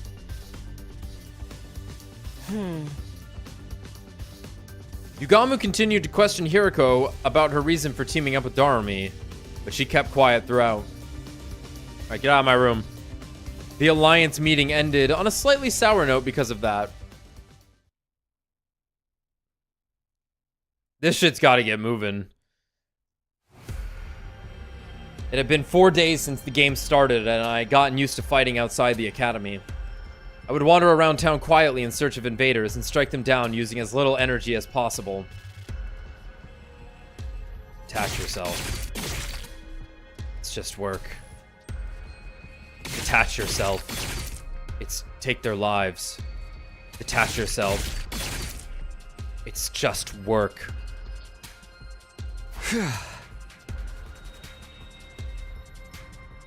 Nice. Seems like I'm in pretty good form today. I doubted I would end up in last place in the first round if I kept this up. But ensuring my survival alone wasn't enough to put me at ease. The ultimate goal of the Anti-Sponsor Alliance was to put an end to this game by killing the sponsor. But what was the sponsor hoping to achieve by making us do this? I couldn't get that one thought out of my mind as I cut down one invader after another. Whoa. In a way, the sponsor and Sire were similar. Both were trying to make us fight against invaders. Damn. Except, Sire never ordered us to fight outside the academy. He always insisted we fought on the academy grounds. On the other hand, the rules laid down by the sponsor basically forbade us from doing so. They were designed to make us fight outside. Why was the sponsor so determined to make us fight out here? Did they not want us using the Revive-O-Matic? Dying outside meant our bodies couldn't be revived. Was that the sponsor's objective? To ensure that anyone who died would stay dead? Hey, Takemi, when did your hands go on vacation? Keep stroking it. I didn't say stop. I was this close, and then suddenly you just stopped. I was jolted back to reality by Yugamu's teasing. Sorry, just thinking about something. Dangerous to think and kill at the same time. And there's a fine line between familiarity and carelessness. Keep your mind on the hunt for now, but don't forget that Hiroko warned you last night about getting killed. You're right. Sorry about that. I refocused my mind on the task at hand. With my sword in hand and my mind clear, I resumed the work of hunting down invaders. Yugamu and I then spent the better part of the morning killing together.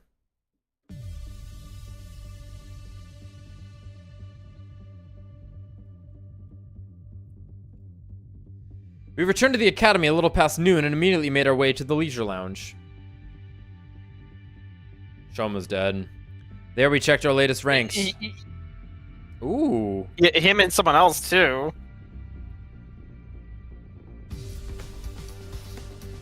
Moko and Subasa. Killing it. I mean, Subasa does just have a car to run things over. Yeah. Or wait, was it the top 10 live or the top 9 live? We don't know. Okay. We have no idea how this is going to play out. Okay. It's just that Hiroko said be in the top 6. Okay. For safety reasons, I guess. It's like, you know, we don't know how this is going to get doled out. But presumably, number 12's getting offed. I'm in 4th place, and Yugamu's in 6th. Our positions had slipped from the first day, but we were still within the top bracket. Since it was already the 4th day, it was unlikely we would tumble all the way to the bottom this round unless something catastrophic happened. I like how there's no numbers. Shoma's currently in last place. I had told myself not to look at the other positions, but my eyes naturally drifted to the last spot.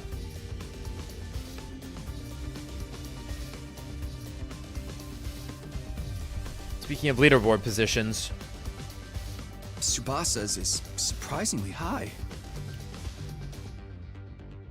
she was clearly holding her teammates back yesterday. That was only yesterday. Do we have points for yourself? Subasa, you promise not to say that anymore. Looking out for one another is what a teammate do. No wrestler, yeah. He's likely benefiting from the points sharing system. Counting assists? What point sharing system? What? You haven't noticed? There's a way to earn points in this game without killing any invaders yourself. Yugamu took out a notepad and started drawing some sort of diagram on it. Let's say, for example, a 10-point enemy appears in front of you. You kill that enemy by yourself. You gain 10 whole points. Woo! But if I help you in the fight, I gain a percentage of those 10 points. Could be a 50-50 or 80-20 split, depending on the situation. Okay. It all hinges on how much each person contributed to the fight. Simply joining the fight earns you at least 10% of the points. Subasa's Hemoanima is very versatile, and so I'm sure she's earning points by supporting the others. Okay. So every member of the team gets some credit as long as they work together, like in sports. A strange but fitting comparison. Weaker players earn points by focusing their efforts on supporting others. Stronger players gain support by offering to share points with those who do.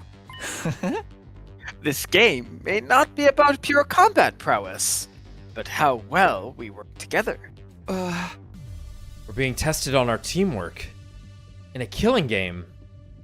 A killing game usually pits participants against each other, but the rules for this one clearly lent itself to fostering teamwork. This been implemented to adjust the difficulty of the game to our level. Or did the sponsor have some ulterior motive? He's gonna hit us with the jigsaw. Here's how everyone could have survived each round by working together. Yeah, you if there was a tie, it would have been. Yeah, if you all work together from the beginning. Yeah. No one loses. Yeah. I returned to my room, unable to quash the indescribable wave of nausea threatening to bowl me over. What should I do this afternoon? I was in my room trying to figure out what to do in the time I had before the nightly meeting.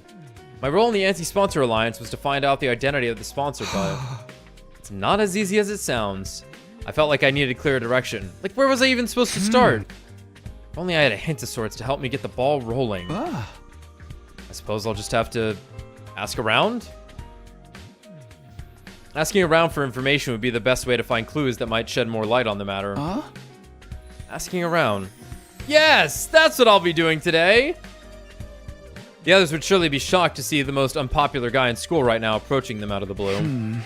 But I can't just hold my room all day without at least trying something. I steeled myself before dashing out of the room. It's actually great at math. As long as the subject's geometry and the answer to every question is hexagon. Hexagon. And Gamergate.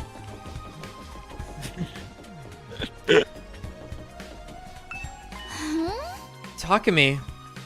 Subasa lowered her eyes awkwardly when I called out to her. I'm sorry for abandoning you the other day. Did everything turn out all right after that? Yeah, I managed to walk away with my life somehow. Yugamu and I are a team now. I'm just glad you're safe. I don't want to see any more of my friends dying. So that means Shoma's in trouble for the first round, huh? Why? He's not taking part in the game at all. Oh. Takemaru's been pulling out all the stops to invite him, but he refuses to even leave his room. I see. Shoma's probably going to be the first to die if things continue like this. But we could save him if we took down the sponsor before that happened. Subasa, do you happen to know anything about the sponsor? I'm trying to find out their true identity. That's a question I'd like to answer myself. Why did they show up and make us take part in this killing game? None of it makes any sense.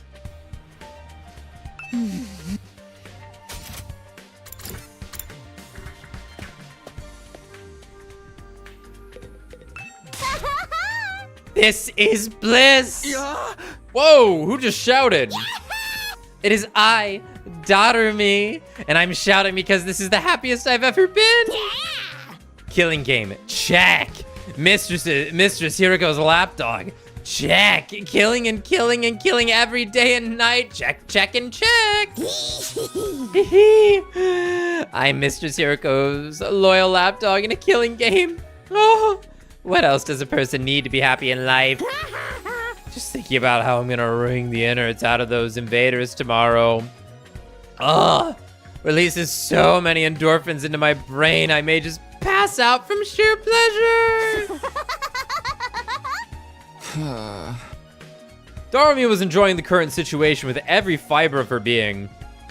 I still couldn't understand why Hiroko would team up with someone like that. She's the strongest right now.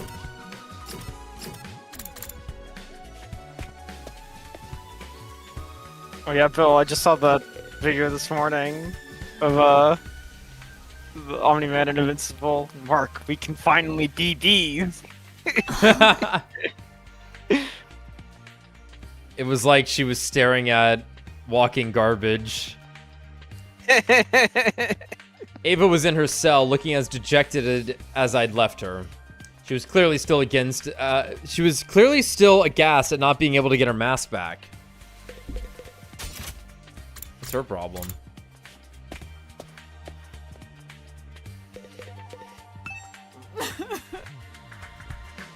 Oh, this hurts. Do not speak to me as if we're friends. As if we were friends. I will never, ever forgive you for sending Lady Kurara to her dismal death. Begone, accursed Grim Reaper, and give Lady Kurara back to me. Calm down, Kyoshka. I'm sorry, Takemi, but Kyoshka's still very angry about what happened, so... I knew I wasn't popular. But actually having such vitriol spewed directly in my face was a sobering experience.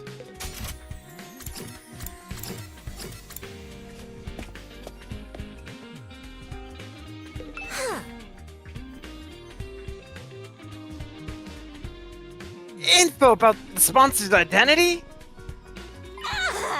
Oh my! Are you investigating that too? Huh? Two? As in, you're also looking into this? You bet! I even tried to film a day-in-the-life documentary of the sponsor some time ago. Day in the life? No! First, I made a camera with the Gift-O-Matic. Then, I tailed the sponsor around for 24 hours. Yeah! That way, if they ever revealed their face during that time, we'd catch it on film, right? Nice. And did you? Oh, I wish! They cling to that spacesuit like it was the championship belt itself! How's it possible to carry out any sort of daily routine with that suit on? What about food? Huh? Oh, the sponsor doesn't eat. Doesn't eat. Yeah, I never saw them eat or sleep once. Just kept buzzing out orders to their bee underlings day in, day out.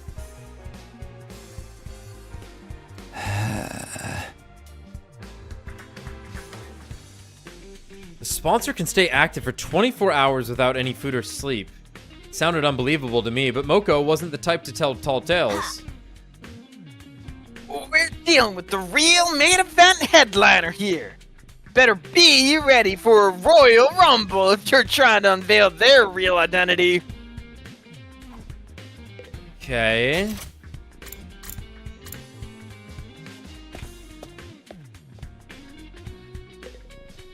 Hey, Takemaru, can I have a minute? I'm gathering information about the sponsor right now, and... Sorry, man. I ain't got nothing to say to you. You're just bad luck these days. Everything you touch turns to ashes. Bad luck, huh? It's part of being the school jinx, I guess. Okay, I've collected quite a bit of nothing, except for what Moko told me. I learned a lot, and I was glad I mustered up the courage to talk to everyone.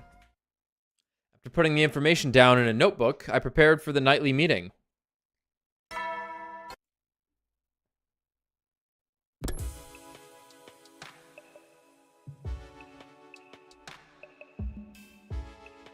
For the Anti-Sponsor Alliance, the bedtime announcement was now a call to action instead of a reminder to rest. A sign for us to gather and report on the day's findings. So now we know it's highly possible the sponsor doesn't eat or sleep. Still manages to be so powerful. They should just quit sponsoring killing games and go make a killing in the business world instead. Yeah. Who wouldn't be impressed by a corporate soldier who can work all day and night? This is neither the time nor the place to be joking around. It's precisely the time and place to be funny. Morbid humor is the best way to deal with morbid situations. Thank you, Yugamu. That's just how strong the enemy we're up against is, right, Hiroko? This sponsor person is an enigma. Stays active for 24 hours without any sort of nutritional replenishment. Are we dealing with a robot? We can't rule out that possibility, considering what little we know of their identity. Be that as it may, I must commend you for a job well done. That was remarkable work for a person of your intelligence. Thanks, but can I get something other than a backhanded comment once in a while? Was that a joke? It must be. Your entire existence is one. Well, aren't you something yourself? Evil Hiroko. Allow me to share my additional findings on the bee's anatomy next. It's actually a wasp. It's actually a wasp, and by wasp I mean mosquito. Mosquito. Or as I like to call it, a bee. I got down to business today by dismembering the bee to its smallest parts. Some interesting truths were uncovered as a result. Despite a tough and grandiose appearance, it doesn't quite have the hardiness to match. The joints snap out of place if you even look at them wrong, and the stinger comes off without much effort as well. It's as fragile as life itself. But it can't be so weak. These bees killed Kurara like it was nothing. Their bodies were likely enhanced by some supernatural means when they were still alive. Yeah. Supernatural? In other words, chemoanima. The ability to move around without needing to eat or rest. Emo Anima enhanced bees. The more we try to pry into the sponsor's business, the more of their uncanny strengths we seem to discover. But none of these prove that the sponsor themselves was impossible to defeat. If we could just find a way to get them out of that invincibility suit. Last but not least, let's hear what Hiroko has to tell us. Did you find that spare suit you talked about? Yes, I pinpointed the location yesterday. Oh. If all goes well, I should be able to get my hands on the suit by tomorrow. Really? Oh. I honestly wasn't expecting to find it so soon either. Once we actually have it, uncovering a weakness or two should be trivial work. Unfortunately for the sponsor, their invader hunt is about to draw to a premature close. An end to this abominable invader hunt seemed like a dream, but Hiroko seemed confident the odds were in our favor. Anything we can do to help you secure the spare suit? Quite a lot. In fact, I'd venture to say I couldn't possibly recover the suit without your help. The suit is located somewhere to the south of this campus. Actually, getting the suit is going to be the easy part. The thing is, if the bees flying around find out what we're doing, all our efforts will go down the drain. Because then, the sponsor would realize what we're up to. Oh. That's why we're going to need a little bit of creative prep work to hoodwink those roaming bees. With that preface, Hiroko shared with us a brief outline of her plan. Our operation commences at 7 a.m. tomorrow. The three of us here, plus Darami, will head south in the direction of town. Oh. Wow. Once we're somewhere in the vicinity of this area, we'll start hunting down invaders.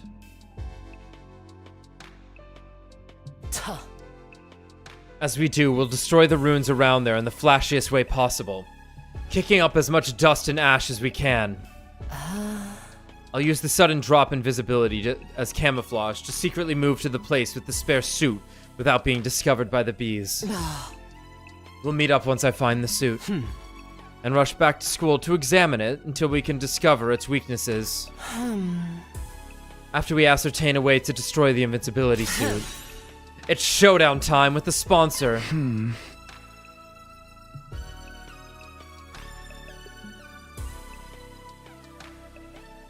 Hiroko's plan was simple but bold.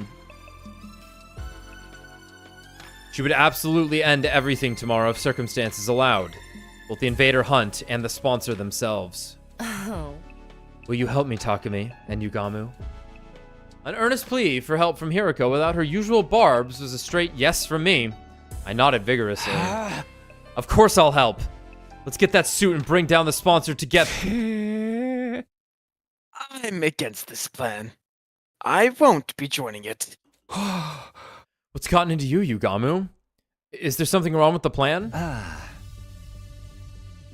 Nothing wrong with the plan, per se. What's wrong is one of the participants.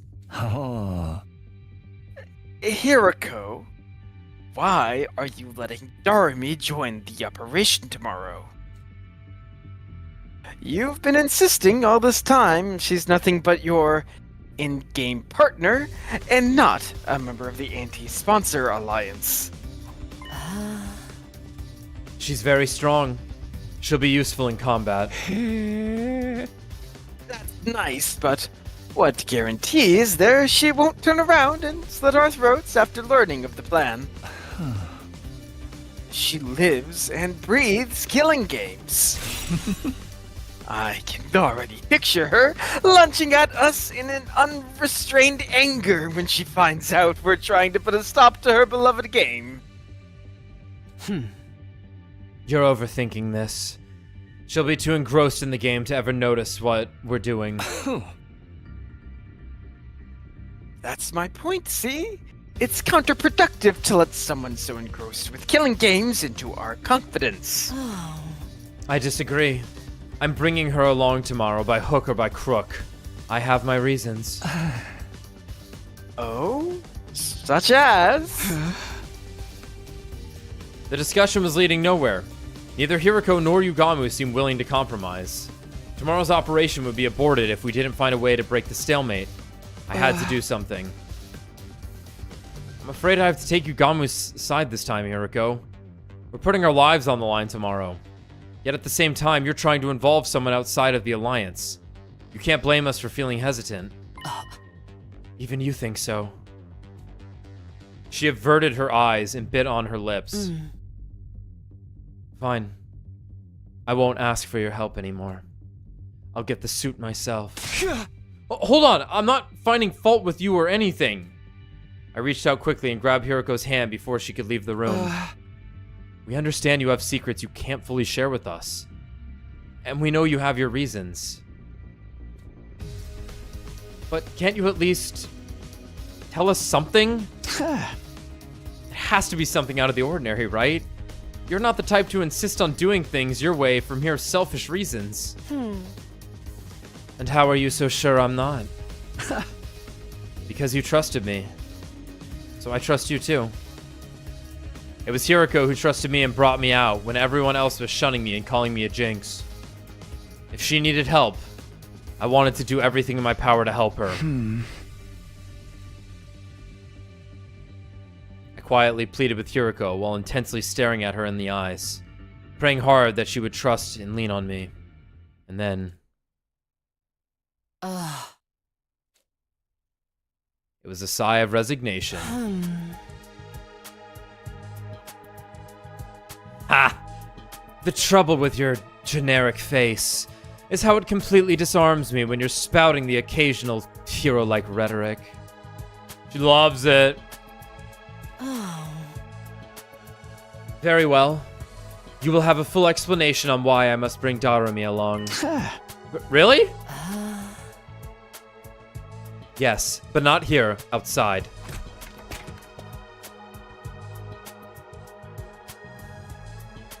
I'll be waiting for you on the roof. Come, alone. With that, she exited the room. But her wanting to meet with me alone would mean... Oh, for the love of murder. I'm the outcast now, eh? I don't mind. Go ahead, Takemi. I'll be right here, keeping your bed warm for you until you return. Yeah, thanks. I'll be right back after I hear what she has to say. Also, don't touch my bed. No promises. Please promise. He like redoes the sheets so that they're like nice and tucked in. So when you get in the bed, it's like, oh wow, it's like way more snug than usual. Thanks, Yugamu. I left Yugamu behind in my room and went out to the roof. Come on, sit on the ledge. Under the bed, he's like, oh, hey, so this is where you were. Hey man, how's it going? Being dead. Tough. Huh? Hiroko? I didn't see Hiroko on the roof even though she said she'd be waiting for me there. Unless she went back to her room? Over here, Takemi. The sad place. Go, the sad place. Takemi Sumino, or Hiroko Shizuhara's The Sad Place. I turned toward the direction of the voice and saw Hiroko seated on the ledge. You know, Hiroko, we died here together once. She was staring intently at something. I followed her gaze and... Hey, wait a minute. That looks like the actual moon. Hey, wait a minute. Wait, they have not... That's the moon! Hey! Yeah, Takemi hey. just might not know the difference. Yeah, I mean, it's possible they're just in orbit at the same time on opposite sides, right? Or, you know, and that's... maybe it just hasn't zoomed in yet. Sus nonetheless. Obviously, like, the entire game has been playing around with this moon shit. Yeah. Yeah. There was the artificial satellite, floating in the night sky. Do you long to see the people living there again? It's just like it's probably still the artificial satellite, but it's the fact that like every time since it has been zoomed in on, It's just showing us what it's just been it. Yeah. it's just been it. Even with like a clear sky in the middle of the day, it's like, oh yeah, there it is. Her question was sudden and unexpected. Of course I do. That's what I'm fighting so hard for. Yes, you would be right. We're all fighting here because there are people we want to see again. We'll be able to go back to them after this war ends. That's what motivates us to keep going. In other words, that's why we're so determined not to die here. However, Darami has none of that. She's got nowhere to return to. Nowhere? Surely she has family who can take her in. Not all families are worth going back to. Not that I expect you to understand. She was right. I didn't understand. How could I? It was my cherished dream to be surrounded by my parents and Karu at the dinner table again someday. Takumi, do you know why Darami is so enamored with killing games? No? It's very simple.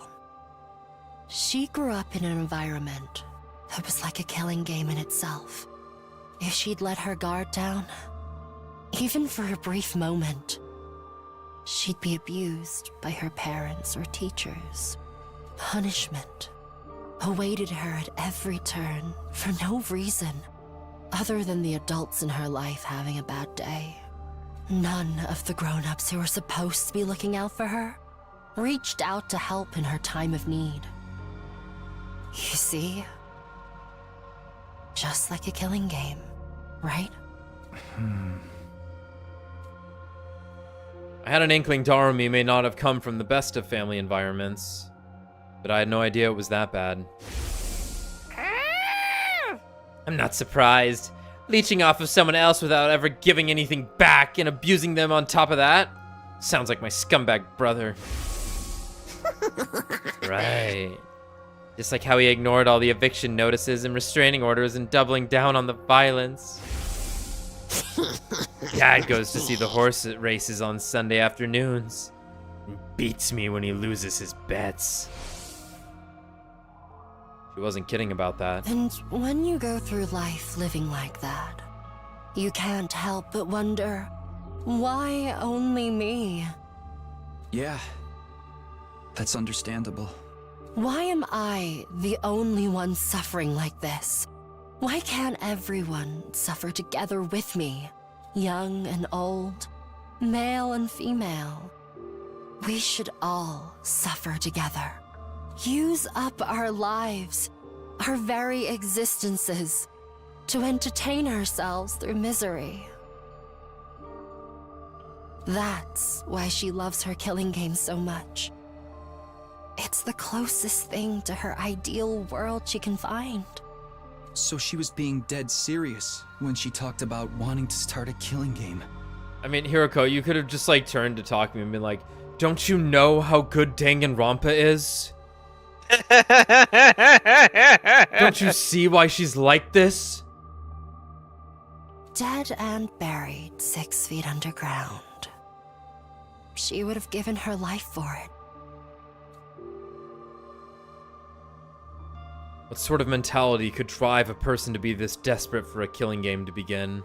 Her wish to see the whole world turn into a killing game was never going to come true under normal circumstances. But as fate decreed, that wish somehow actually did come true. When the sponsor showed up, the sponsor of the killing game suddenly appeared in midair one day. Darami must have felt like her childhood dream was finally coming true. She's on Cloud 9 right now, living out a dream that once seemed impossible to achieve, and she intends to die in it. After playing to her heart's content. Die? even though her dream finally came true. Exactly.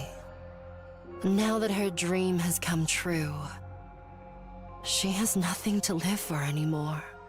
She didn't look like someone who wanted to die, though. The few times I've seen her outside the academy. In fact, you guys were slaughtering the school invaders together quite enthusiastically. Oh shit, is that the back of Hiroko's knee? Oh my god.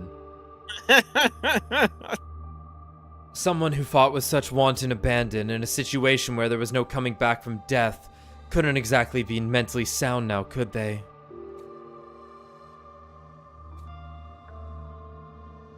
She was right.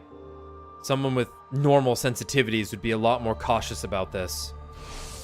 Without me keeping a close eye on her, she'll be running headlong into the largest group of invaders she can find. If I don't keep forcing her to return together, she'll keep on fighting, even past her limits. Even after returning, she always wants to go right back out to continue the hunt. It's not easy for me to keep pulling her back. She's basically committing slow suicide.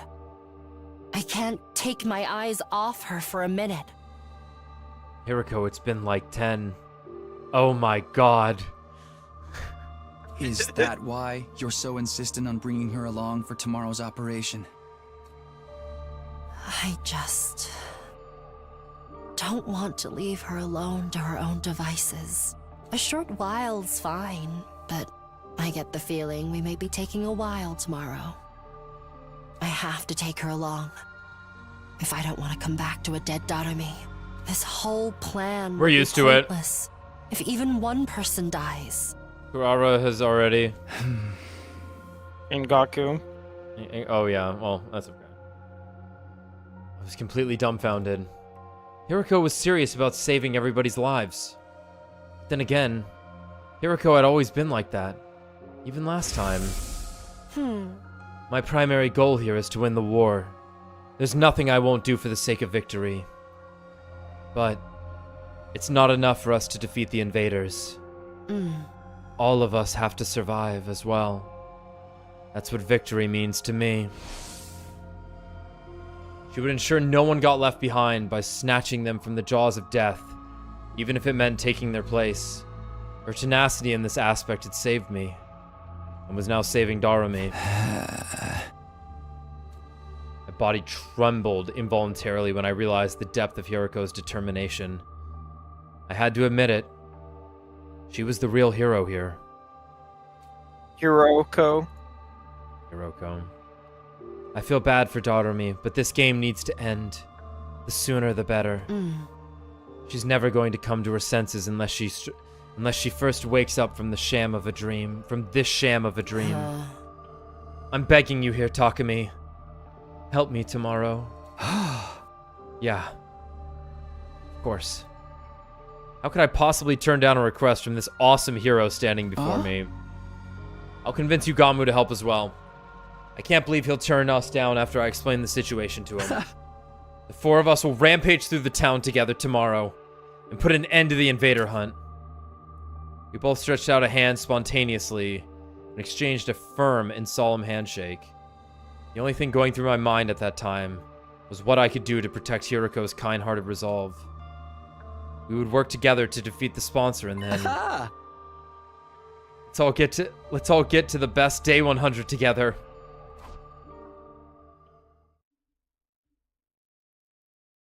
But I was too naive. Kind-heartedness had no place on the battlefield because it was Hiroko's kind-heartedness that led her to end up like that. Uh-oh, gamers. Hiroko! Whoa! Adamancu is just out on patrol. Because of course he's got to show up. He's got to show up. Shit. This is totally not good, gamers. This is totally bad, gamers. Hiroko. She was lying on suitcase, the ground with blood pouring out of her back. This is a mortal wound. There's no way she can recover from this. The attacker, if I remember correctly, is the... Squad 3 Commander! What is the commander doing here? Why is Hiroko lying in a pool of her own blood? Was she defeated by that commander? Nothing was making sense. My mind was in a state of confusion. How did this happen? Our plan had been proceeding smoothly. We set off early, reached the part of town south of the school, and started doing battle. Using the flashiest skills we had in our arsenal, we hunted down every invader in the area. This was to draw the flying bees' attention to us. Sometime after the battle began, Hiroko secretly left the area like she had planned in order to secure the spare suit.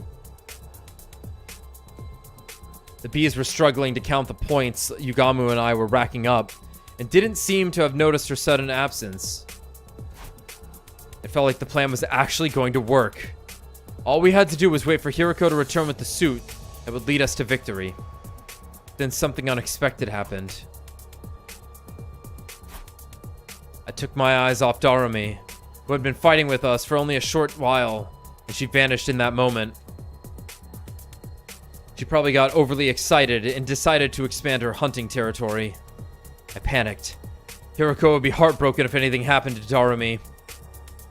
I ran around the vicinity in a desperate attempt to locate her, all the while imploring her in my heart to not do anything reckless that might end up making Hiroko sad.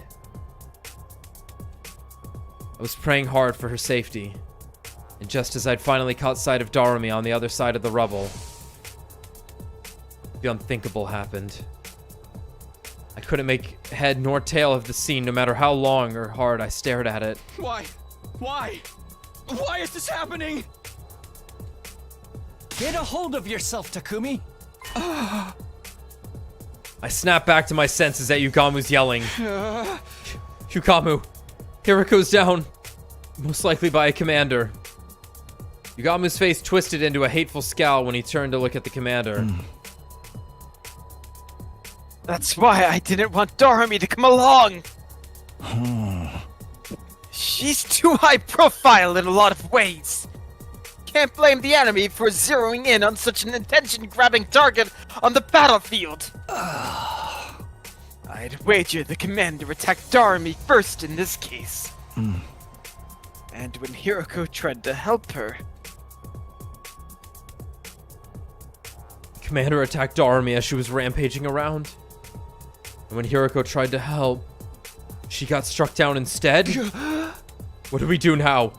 How can we save both of them? Run away. That's what. The operation's failed. But we can't just abandon them. There's nothing we can do to turn the tide of this battle. Especially not against the commander. We need to survive so that we can carry on Hiroko's will. Yugamu's decision was sound. The best outcome we could hope for right now was to avoid all of us dying. But did I really want that?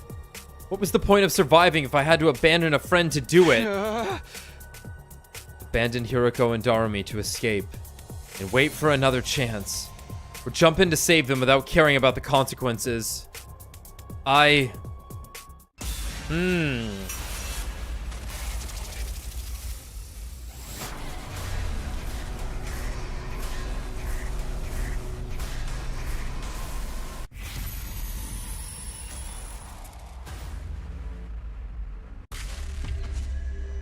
think we saved Darami. I think we saved Darami. Instinctually, that's what makes you, sense to me. You go with your gut. We'll win. I'm going to save those two. You'd better get out of here before the commander notices you. Don't be crazy, Takumi. You won't accomplish anything by dying here. I know. You're absolutely right, but... You are the Takumi I know. The same kind-hearted Takumi Sumino. with the most disheveled and generic mug, who always puts his friends above himself. Hiriko's put her trust in me. I won't abandon her now.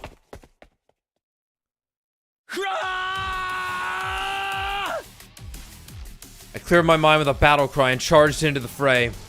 Once I reached Hiriko and Darami, we launched into a painfully one-sided battle against the enemy commander.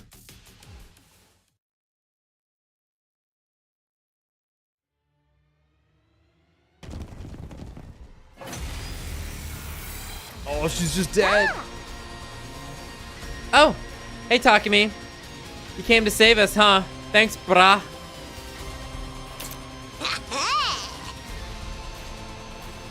I hate to disappoint. Why is auto on? I hit the X button. That's weird. I hate to disappoint you after you came all this way, but we're totally headed for a game over here. Mistress Hiriko's already out of action, and I'm basically about to kill over too. Yoo-hoo-hoo-hoo! Looks like we bought ourselves a one-way ticket to hell.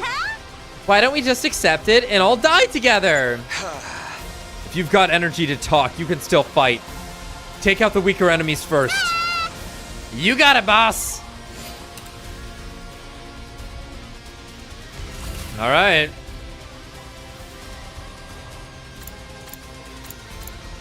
Wolf. So close to dead. Using it! Let's do this!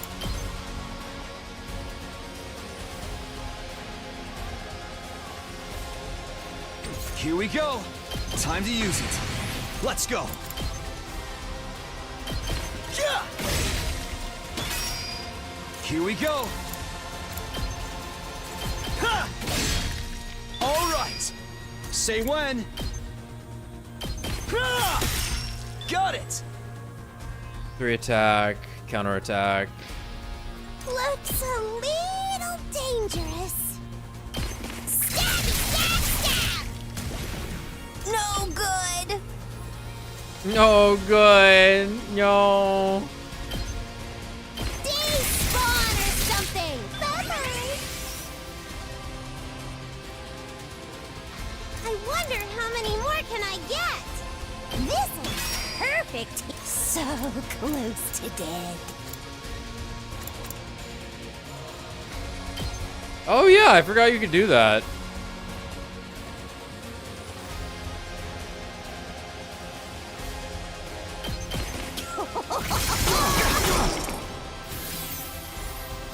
She's got the distance. Here we go.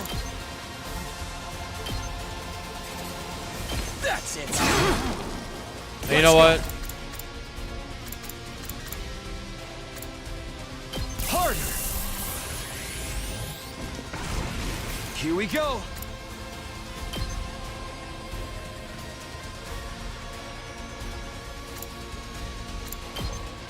Yeah, that's fine. Take this. Keep it simple. Oh, he's just chilling. All right. Let's go. Well, we're doing this then. There. Let's do this. Yeah. All good to go. Gonna counter, right? Nope, Say just when. out of range. Take that. Let's do it to it. Hi-ya! Get that guy out of here just in case. Yeah. Now that I know how Darami works. Now I'm not that I know how she works. That Let's go! We have her again. I have after her. Yeah. 100+ hours. Yeah. Let's give Darami some love. It's killing using it! Here we go! Alright, so we got our heal. 2 damage normally, now it'll do 3. But now she's tired. And now she has a 5. Let's see. Heals users fatigue. Like, so this is the good thing about her, is that she does leave fatigue. This is gonna stun her. -1 attack inflicts bleed on target. Suffer, baby! Whoa. That caused them to bleed. Time! My turn. Tougher, baby.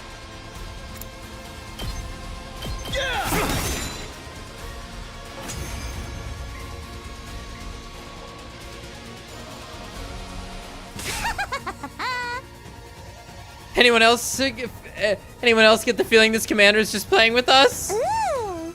He's not even attacking. He's just standing there, all menacing like. I guess he knows he doesn't need to get involved directly. We're already outnumbered and outclassed. It's only a matter of time until they overwhelm us. Damn it! Ah. You really are too dumb to live sometimes. Did you really think you could take on a commander with just the two of you? Chukamu? What are you doing here? I told you to run! I'm just making the most logical choice I can. We can't afford to lose you, Takemi.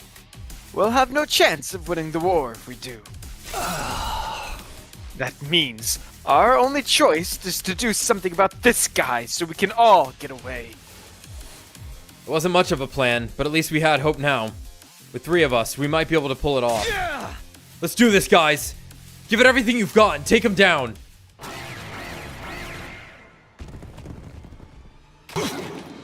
It worked.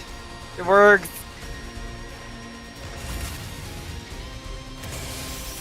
Here we go! Alright, so then you hit him with the... How's that feel? The mass bleed. Yeah, and then I hit him with the mass bleed. And now nothing has died. Let's do this. Anyway. Yeah, you already know what time it is. Yeah. One last strike. Fucking party time. It's the fucking hottest shit. It's so ever. fucking cool. Time for me to move.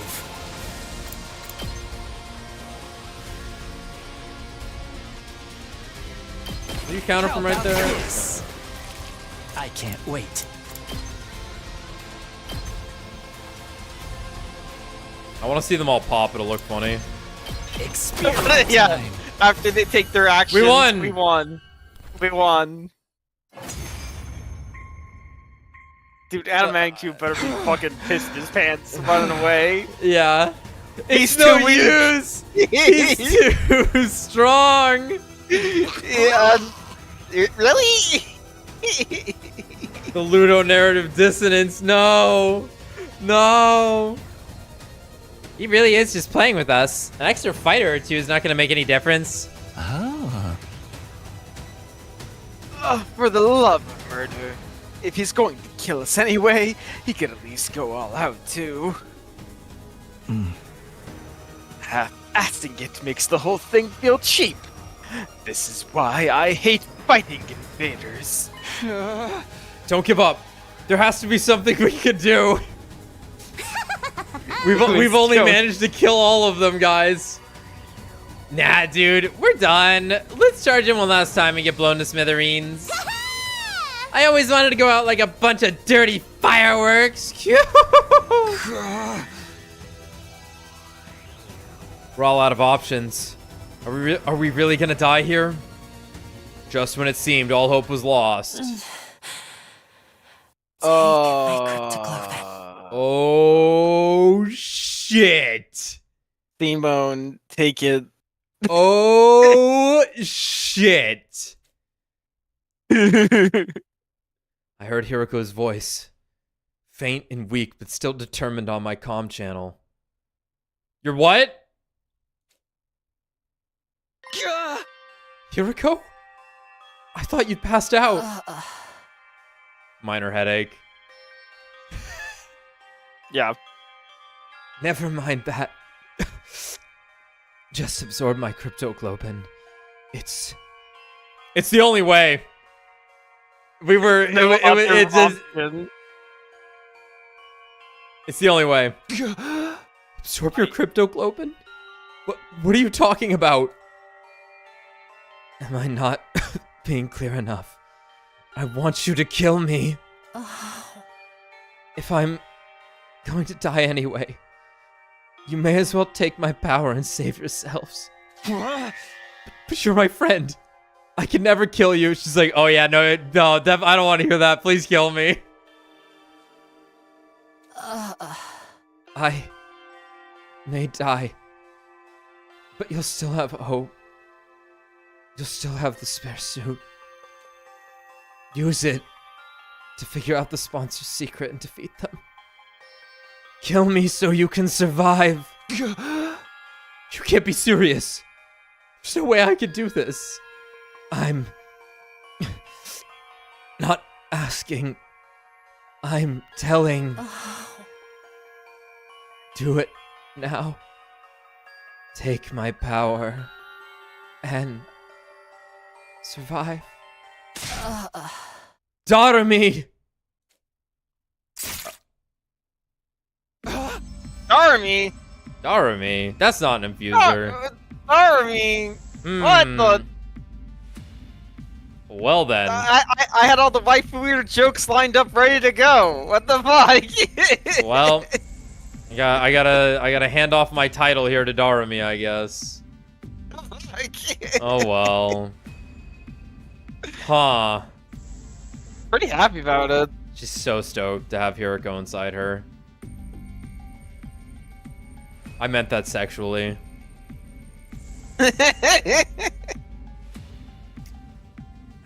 It's just min-maxing. She's like, all right, Darami's already the strongest. We got somehow.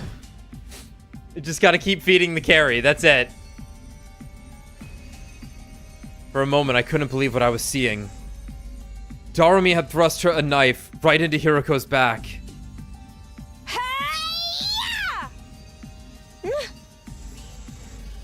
Mistress Hiroko. Mistress Hiroko! Your power flowing into me. I can feel you inside me.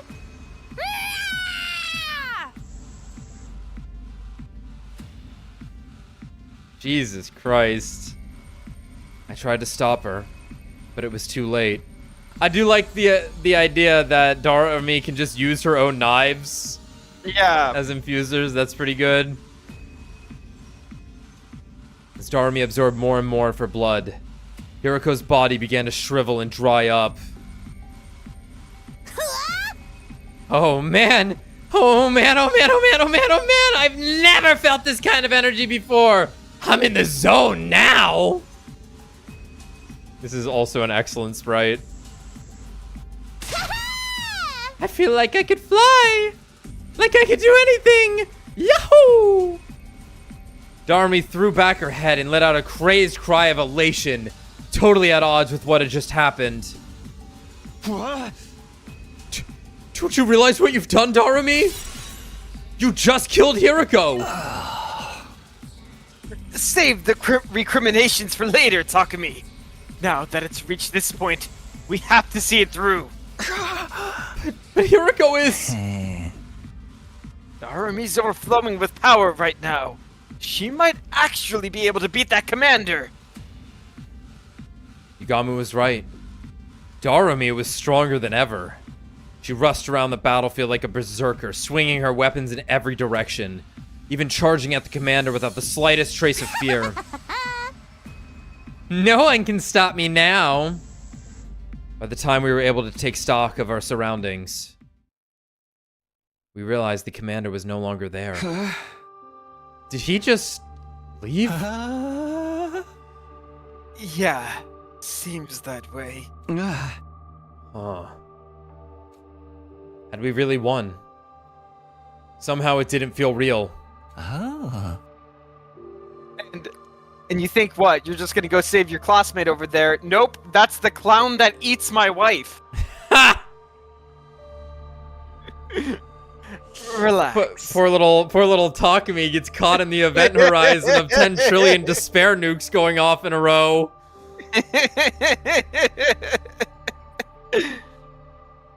Relax. He's gone. I don't sense any trace of his presence anymore.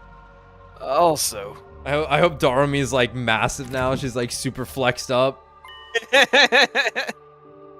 The thing Hiroko gave her life to get us is still here. And it's still intact. Yugamu held up the suitcase Hiroko had brought from the school. It most likely had the spare of the sponsor's suit inside it. We've done what we set out to do. Make no mistake, this is a win for us. It's just... we had to pay a pretty big price for it. Fuck. Sucks. Yugamu's gaze wandered to Hiroko's body. It was bad enough that she sustained fatal damage trying to bail Darumi out. But then her cryptoglobin was absorbed by the very person whose life she'd saved. As for Darumi herself... A drooling idiot still. The weapon of mass destruction, form-a-day clown emo girl. She was just staring blankly up at the sky. I should burn that.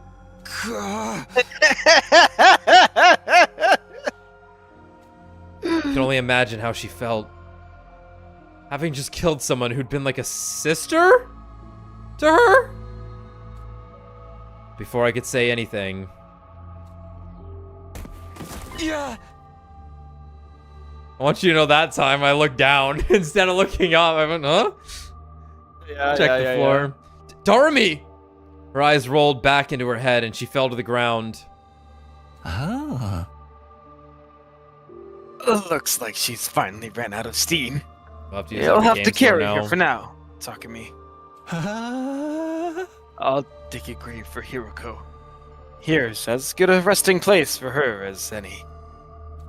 Nah, I think we should bring her back to the school. Yugamu began digging with an old piece of wood. When the hole was big enough, gently lowered Hiroko's body into the ground. Hiroko. They wanted to just reuse the CG. I'm sorry I couldn't save you. It's fair. You just dug through the concrete with wood. This planet's crazy. But I won't let your sacrifice be in vain. I'll use the suit you worked so hard to get for us to figure out the sponsor's weakness. And then... I'll defeat them and end this game. I promise. We returned to the school, determined to carry out what Hiroko had started. Unfortunately.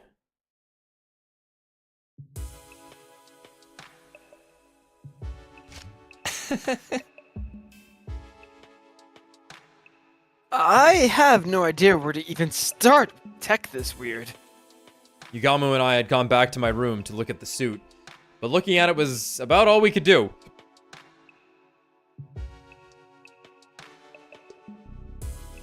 Neither of us knew anything about the electronics, or wearable technology, or whatever it was that made this suit tick. Analyzing how it worked and how to get past its defenses was going to be hard, if not impossible. You need to recruit Subasa. Well, it looks like a buzzsaw just cuts through it. Wow. Well, it's a protective suit made out of some kind of specialized material. That's about all I can say. Yeah. I can't figure anything else out either. How can something this flimsy block our attacks so completely? We worked so hard to get it. This feels like such a waste. Hey! Darn it. Only we had someone with actual engineering knowledge on our side. As if, in an answer to my exasperated cry... Someone's here? At this hour? You don't think it's the sponsor, do you? It's not totally out of the question. They might have realized we got our hands on a suit just like theirs. What's the password? Deep throat? Yugamu said it, didn't he? Yeah. The bell rang again. Pretending I wasn't here would only put off the inevitable. The sponsor was relentless. I was gonna die anyway. I might as well put up a fight here and now. I took a deep breath and opened the door. Subasa! Oh yeah. I definitely hadn't expected her to. I definitely hadn't expected to see her standing on the other side. Did these three tell everyone that Hiroko died? Did they do this? I'm just gonna assume it happened. Since this game began, everyone except Yugamu and Hiroko had been keeping their distance from me. Subasa's eyes were downcast. She looked like she might start to cry at any moment. Hey, what's wrong? Howdy, Subasa. You're looking pretty grief-ridden this evening. Is this guy bothering you, Queen? Is something bothering you?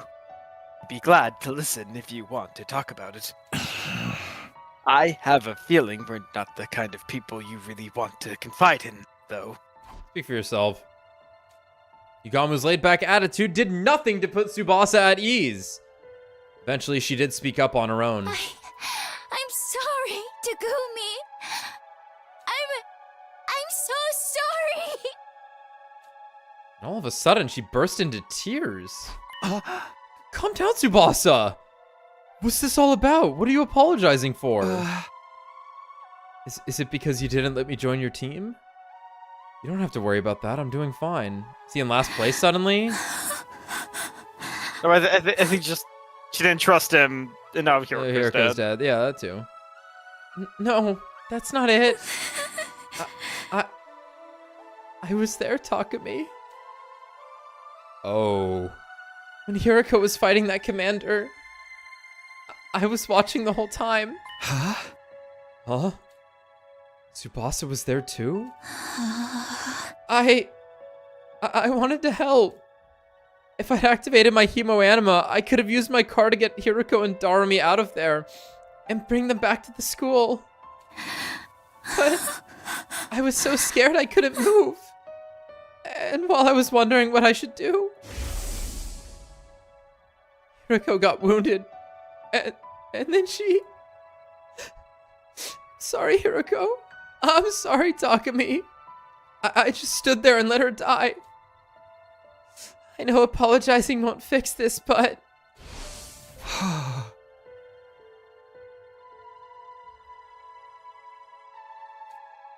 had no idea what to say. I knew all too well how much it hurt not being able to save someone. That's why I knew nothing I could say would take away that pain. But before I could even try... You're right, Subasa. A simple apology isn't going to cut it. Now examine this suit and tell us everything about it. Yeah.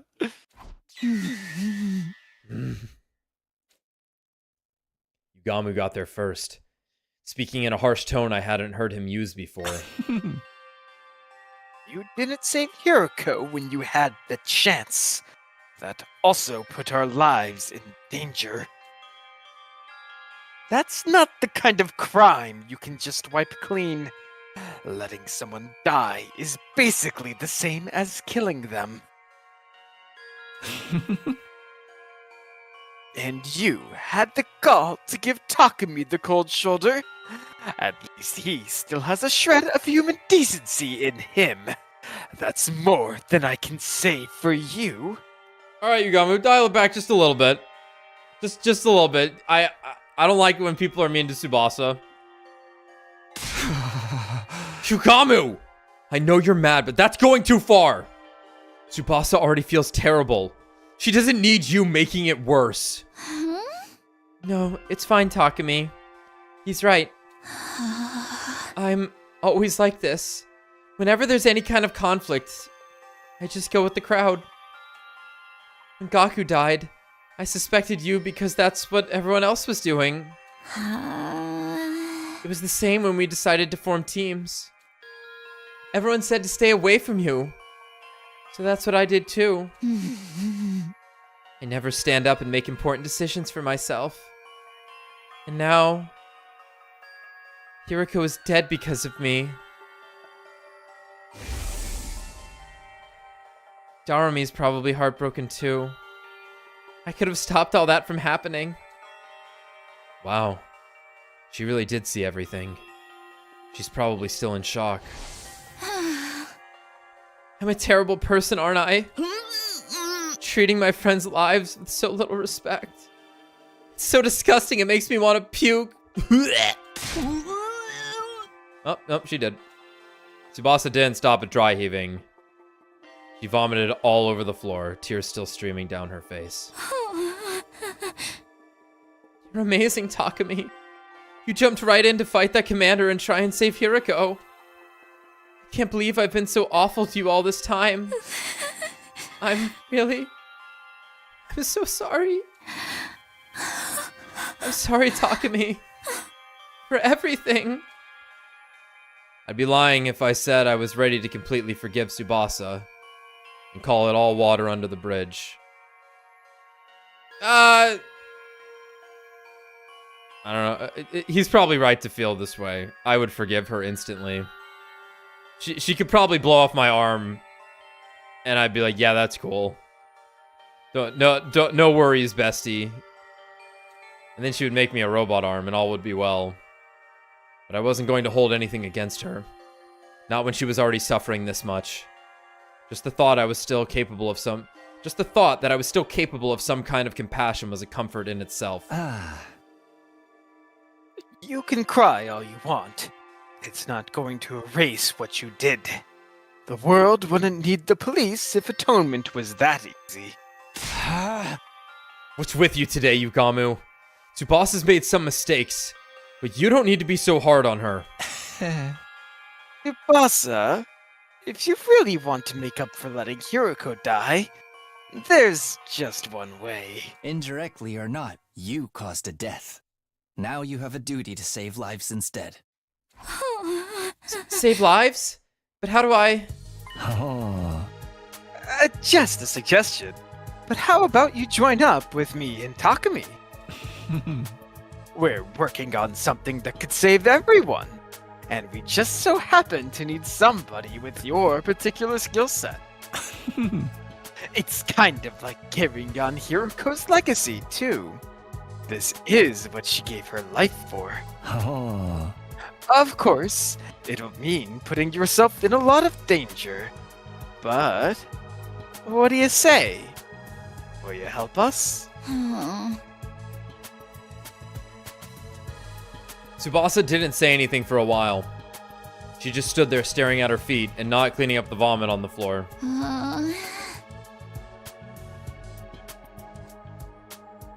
And she nodded, as if she'd come to an important decision.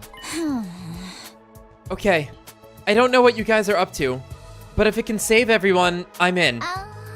So, what do you want me to do? When Subasa said that, Yugama turned to me and winked. Huh?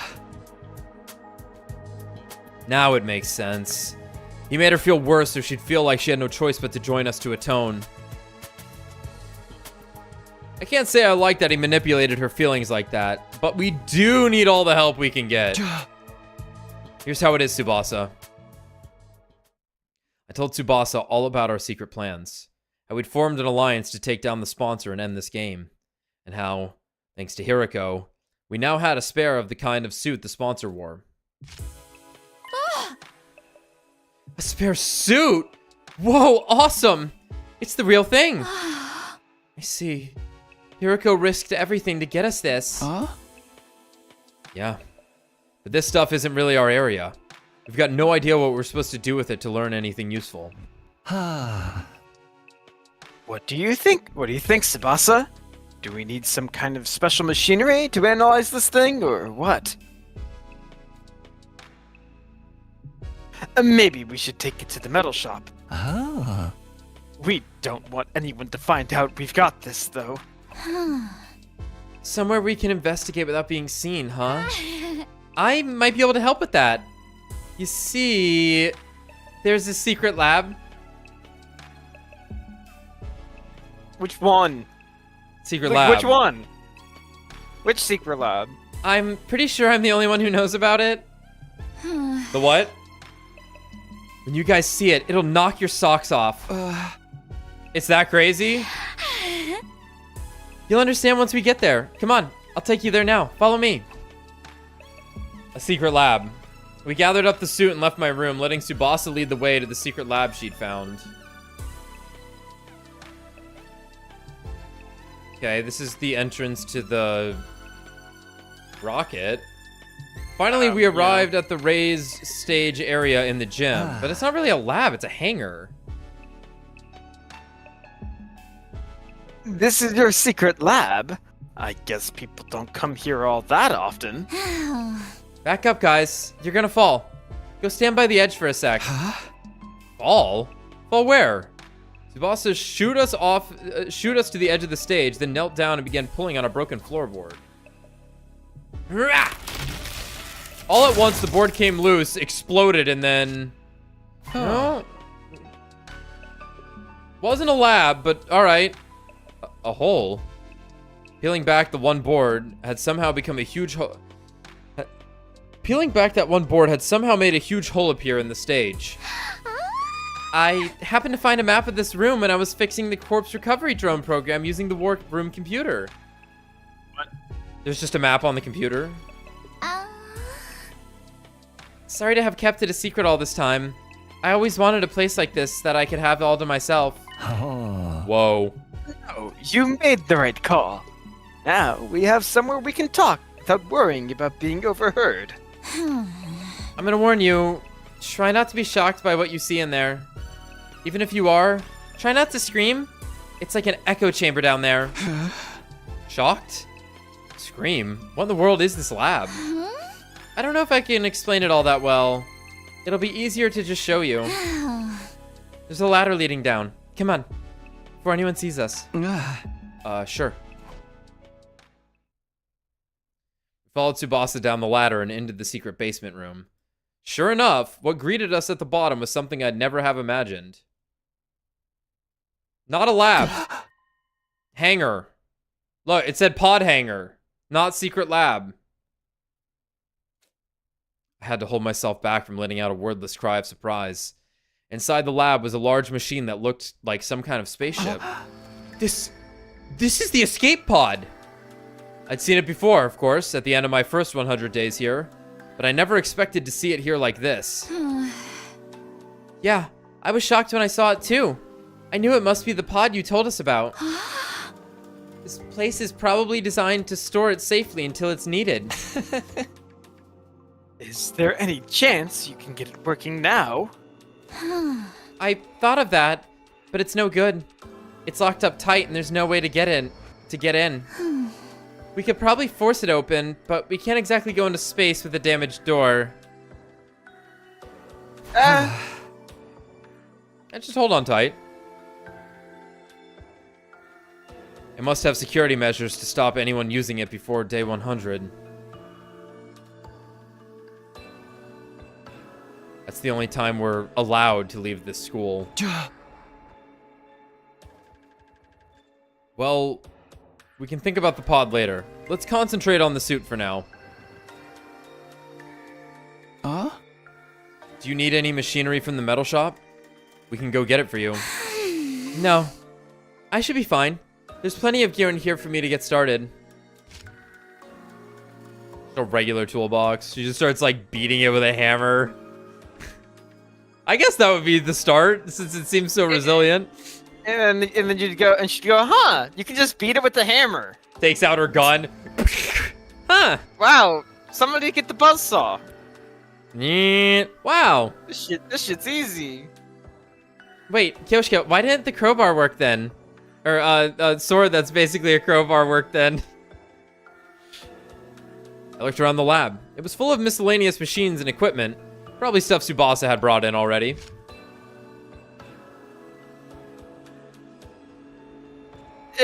Yes. Yes. The Resident Evil arsenal. What is that at the bottom? The bottom right? What is that? Oh, you know. What doohickey is that? It's the doohickey. What is that? I don't know. That's a fake gun. That's not real. That's not what flare guns look like.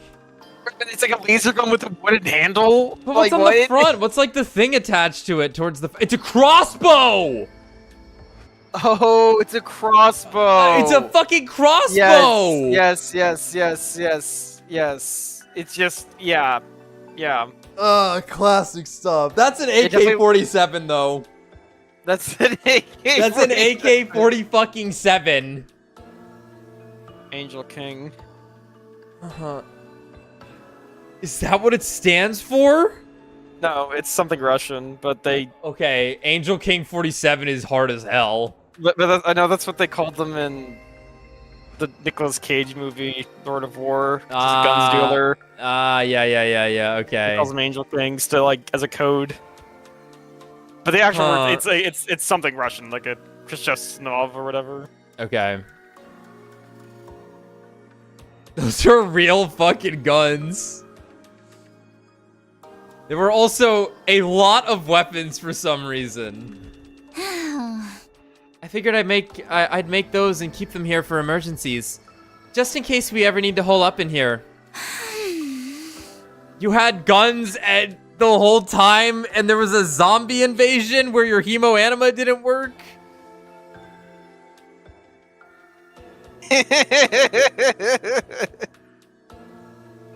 Like, seriously? Seriously? Girl. I've snuck some food supplies in too. Help yourself if you get hungry. No, give me the Magnum. Hand me the revolver. Dude. Rather than getting the blue katana, when he looped, he should have just gotten the gun. Because that's what Danganronpa characters have, is they have a fucking revolver. They got the gun, yeah. Yeah. It's a real stronghold down here. It'll make for a perfect HQ for the Anti-Sponsor Alliance. Oh. So, how are you going to investigate the suit's capabilities? Got any experiments in mind? Why would the gun work? He shoved a metal pipe in her head. Guess what a bullet is, motherfucker? The strongest pipe there is.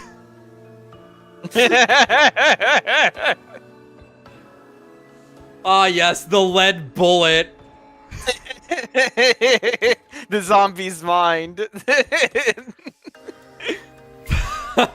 Second only to a fucking gun.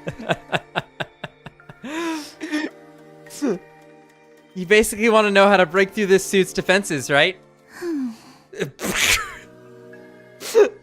The fastest way to figure that out is to try a bunch of stress tests and see how it holds up. And she's just loading guns while doing this, saying all this. By testing its resistance to stretching, pressure, elastic, and plastic deformations, we can start getting a better idea of its fracture toughness. Deformation? Fracture? Some of those terms were lost on me, but at least one of us knew what they were doing. Okay, well, let's get started. Figuring out the suit's weakness is only the first step. Once we've done that, we're taking the sponsor down. We spent the rest of the night shooting guns at a suit, testing and analyzing the suit any way we could.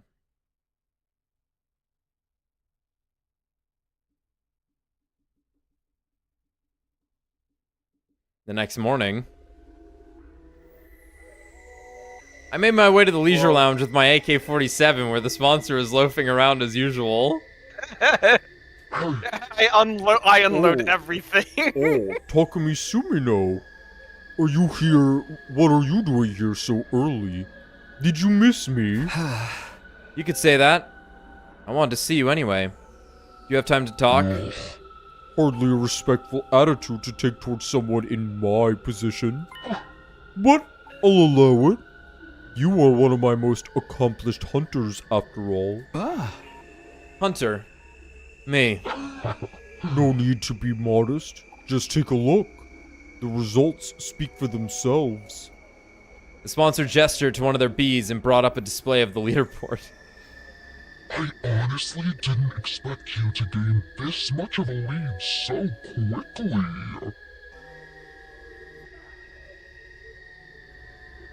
The advent of a dark horse like yourself makes this game that much more exciting. At some point, I made it all the way to number 2 in the rankings. Hiriko had been at number 1 all this time, but now that she's dead, I was catching up. You've made impressive contributions to my little game. I was just thinking you deserve some kind of reward. A reward, huh? Since we're here, how about you play a game with me? Very well. If that is what you want, what shall we play? As I said before, I'm grateful for you becoming such an accomplished hunter. I'm even willing to turn a blind eye if you ever want to bend the rules a little. That actually helps a lot. Because what I want is a duel to the death. I'm gonna fight you, and I'm gonna win, and then I'm ending this stupid game of yours once and for all. So it's come to this. Very well. Activate your class armor and hemoanima. Attack me all you want. Your sword is no threat to me. Your sword is no more threat to me than a blade of grass. The sponsor clearly didn't consider themselves in any danger. They stood there radiating absolute confidence, knowing that nothing I could do would hurt them. Nice of you to be so laid back about it. But I won't be attacking with my sword. I'll be using... Please! Please! Not the crossbow's kind of cool. I wanted the magnum to the dome. Like, I needed 45 ACP through this dude's skull. But crossbow's pretty cool. Push him in the water. I brought out a crossbow Subasa had made with the Gift-O-Matic. Normally, using a conventional weapon like this would be pointless, especially against an invincible opponent like the sponsor. Fool, what are you thinking? Turning something like that on me? Such insolence will not stand. A hunter should use hemoanima. Just like that, the sponsor's confident demeanor vanished, and they began to panic. Okay. Why not the bullets? There is nothing stronger than the Dangan. Looks like we were right about the suit's weakness. We'd performed every kind of stress test we could think of on the spare last night, and we discovered something very interesting. I knew it. This suit isn't actually all that strong. It'll distort from just a little force, and it's not that much tougher than a regular protective suit. A long knife or something could probably cut through it pretty easily. I suppose they didn't test the guns. Because maybe everyone in the world would know that a gun had been fired. Sure. That doesn't make sense, though. If the suit is that weak, why don't any of our attacks work on it? Is the spare one a fake, maybe? Is it actually different from the sponsor's one? No, it's the real thing. The material is the same, excuse me, as what the sponsor wears anyway. So why is this one so much weaker? I think it's not weak so much as built for a purpose. What do you mean? Ever since I saw this suit, something about it has been bothering me. It looks like some kind of protective gear. So what is it supposed to protect the wearer from? So what is it supposed to protect its wearer from? The blood space of time travel. Right, the blood space of time travel. Of course, of course. Not sure I follow. Workers at nuclear plants wear suits to protect themselves from radiation, right? And firefighters have ones to protect against high temperatures, and divers have ones for water pressure. Protective suits are made with specific hazards in mind. Stuff that's only a threat in certain environments and scenarios. There are not a lot of use outside of those scenarios. Have you ever felt an actual radiation suit? They're basically paper thin. They're not made out of lead? That's what the dentist puts on me.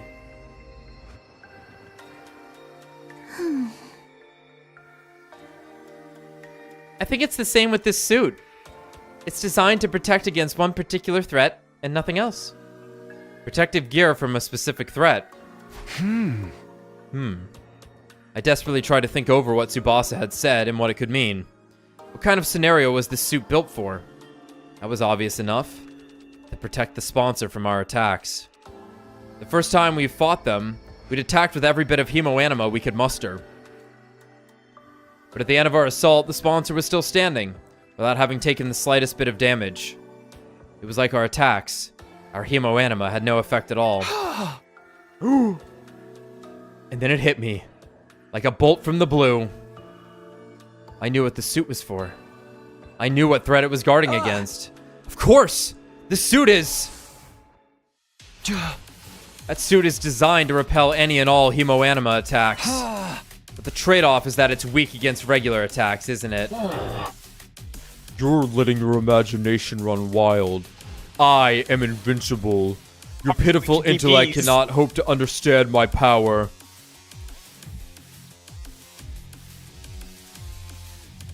The sponsor's voice was calm, but they were clearly shaken. I had no doubt we were right about this. Hey! I only wish I'd noticed it sooner. The suit only blocked hemoanima attacks, not physical ones. It was such a simple weakness, but I could see why I hadn't thought of it until now.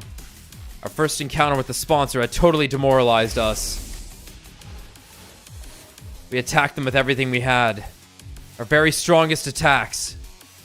And not one of them had worked. This person is invincible. It's no use trying to fight them. That was the idea that had been implanted in our heads that day. After sowing that seed of doubt, we all accepted that we had no choice but to do what the sponsor said. But now we knew the truth. Once a trick is exposed, the con artist behind it is finished. Just like this game. I suppose bringing the crossbow is also a slightly less lethal thing to bring. Versus, not necessarily, of course, but Bullet has like the force of wind god gravity like spewing through it. I failed that whole sentence. The power of being protected from a bullet is like half the damage dealt by a bullet. Whereas a crossbow is like, you know, doink, ah, oh.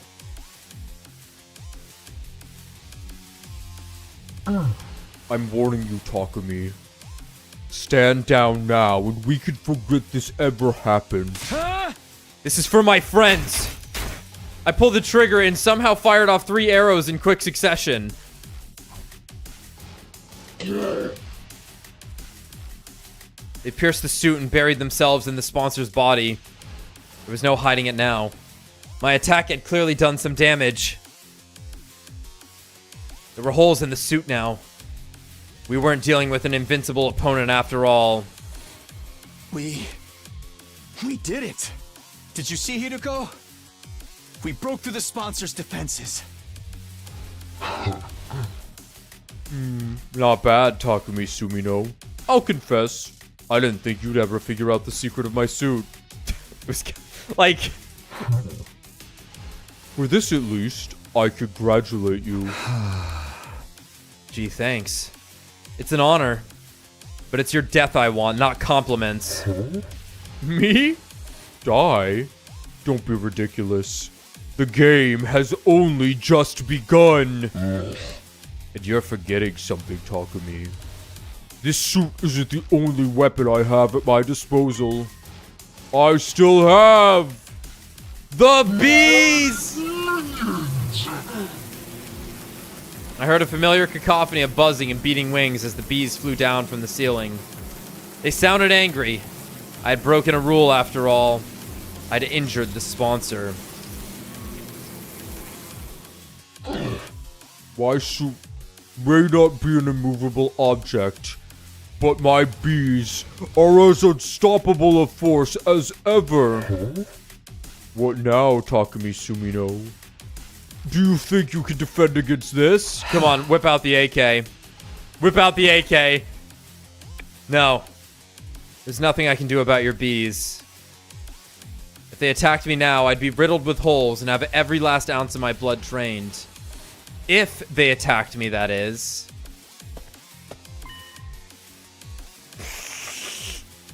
Hero. Amazing. That's why I'm tagging in. Good work, Takemi. You played your part beautifully. But against someone with the proper protection, things wouldn't be so simple. What? Who are you? Why do you have that suit? It's me, Yugamu Omokage. Guess you can't tell because of the voice, huh? I guess it automatically changes the voice. Because of the voice, huh? Apparently, the voice changer came as standard with these suits for funny reasons. Uh-oh. This one distorted Yugamu's voice to sound just like the sponsors.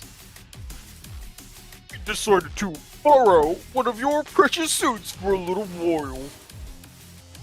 It seems like the best way to stop me getting turned into a pincushion. The bees stingers were powerful. That much was true. But that was because they'd been augmented with hemoanima.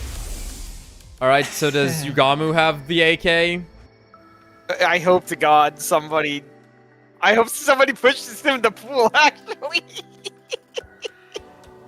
Oh, you know what's gonna happen? We're gonna have to shoot one of them. We're not gonna be able to tell who's who. Absolutely. Despite a tough and grandiose appearance, it doesn't quite have the hardiness to match. The joints snap out of place if you even look at them wrong, and the stinger comes off without much effort as well. Oh. It's as fragile as life itself. But it can't be so weak. These builds killed Kurara like it was nothing. Enhanced by some neutral Their bodies. supernatural only means. Supernatural, in other words, hemoanima. Go on. The suits repelled any and all hemoanima attacks. With Yugamu wearing one, the bees were no threat at all. You and that suit have gotten us into a lot of trouble. Now, we're using the same technology to defeat you. You know how it is. What goes around comes around. Insolence! This will not stand. Don't you realize who I am? No. I am the one who spreads death across the planet. The all-seeing, all-knowing Game Master. Yeah, I'm going to have to cut you off there. We really don't have time to listen to your final monologue. I'll take it from here, Takemi. Go! Right. Uh-oh. We both started running. I ran for the door while Yugamu charged right in toward the sponsor. The bees dutifully flew in to protect their master, but all in vain. Yugamu swatted them aside with one swipe of his arm, killing them instantly. That suit made him the worst possible opponent for them to go up against. Finally, Yugamu reached the sponsor. He opened his clenched fingers to reveal he was holding something. The planet Pluto. What the fuck was that? All it takes is one little hole to render protective gear practically useless. So the first thing we need to do is open a hole in the sponsor's suit. Any one of these ranged weapons should be enough to do that. Throws grenade. Right. If the suit is weak to physical damage, a gun should do the trick. I'm no marksman, though. I'm probably more likely to hit my target with something like a crossbow. No. I'm going with no. I think... Okay, the crossbow's gonna have better handling. I'll give him that. If you've never shot a gun before... Sure. Right? Yeah, I won't have crazy kickback. Yeah, like the Glock over there, maybe... maybe the crossbow is like, sure, I can understand what I'm doing with this. I can fire that. I can understand that. But also, I don't know. Glock is like the most magical gun ever made. Like, Just fucking unloaded, dude. no, Glocks are like, I've never handled them. This is just what I can tell. But like, Glocks are like the most American sentence you're ever gonna hear in this playthrough. The everyman's gun. Yeah. Well made, lightweight, 9mm. Easy to keep on person. They're kind of designed for people to shoot them with little issue, as far as I know. But yeah. I can understand taking the crossbow then. I'm no marksman though. I'm probably more likely to hit my target with something like a crossbow. Once the suit is torn, the sponsor won't be immune to cryptoglobin attacks anymore. That's where this comes in. Stuff this bomb in the hole and the sponsor will get burned to a crisp. How about... See, now I'm back on the side of you just unload a gun into them. Like, Yeah, I think it was walk in with the suit on with the AK and you just spray and pray and you'll be fine. Look, Subasa made this thing, and this is her seesaw trick. I get it. It's more exciting this way. However, as an American... Yeah, but it's also like, now it's like, oh, the body's unidentifiable. We'll never know. Yeah. Subasa held up a tiny mechanical sphere. This baby's filled with undying flames. All it needs is a little impact to detonate it. It's basically a downgraded version of the one we used on Veshness. But I can only make one, so we only get one shot at this. If one of these bombs could destroy Veshness, they could destroy anyone. That included the sponsor, whoever they really were. We had our plan. All that was left was to assign roles and iron out the details. Subasa would stand ready with a fire extinguisher outside the leisure lounge in case anything went wrong. I'd use the crossbow to puncture a hole in the sponsor's suit, and Yugamu would be the one handling the most dangerous part of the plan, actually detonating the bomb. Are you sure about this, Yugamu? You'll have to get really close to the sponsor to put the bomb in their suit in the first place. If anything goes wrong, you'll be left wide open. Wow. Don't worry about that. I'm really good at ramming stuff in holes that look like they'd be too small to fit. I'm trying to be serious here. I'm gonna have to ask you to stick to the matter at hand. Sure thing, Takumi. Or you can be the one sticking it to me if you prefer. You know me. I swing both ways. Stay on topic, please. In spite of his usual devil-may-care attitude, I could tell Yugamu was serious. His fists were clenched tight. He was determined to end this game. Even if it meant risking his own life killing the sponsor, he was prepared to do what needed to be done.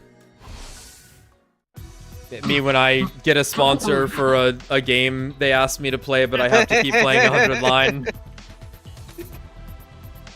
Don't you dare touch me with those filthy hands! Undaunted, Yugamu grabbed hold of the sponsor. He slipped the miniature bomb into the hole in the suit, and then... one little hit, and the undying flames enveloped the sponsor's entire body.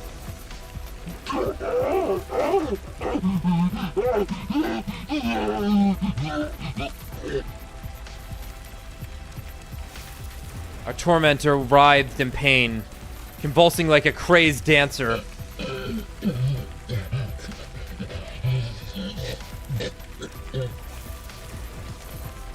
At some point, the sponsor's vocal cords must have burned away.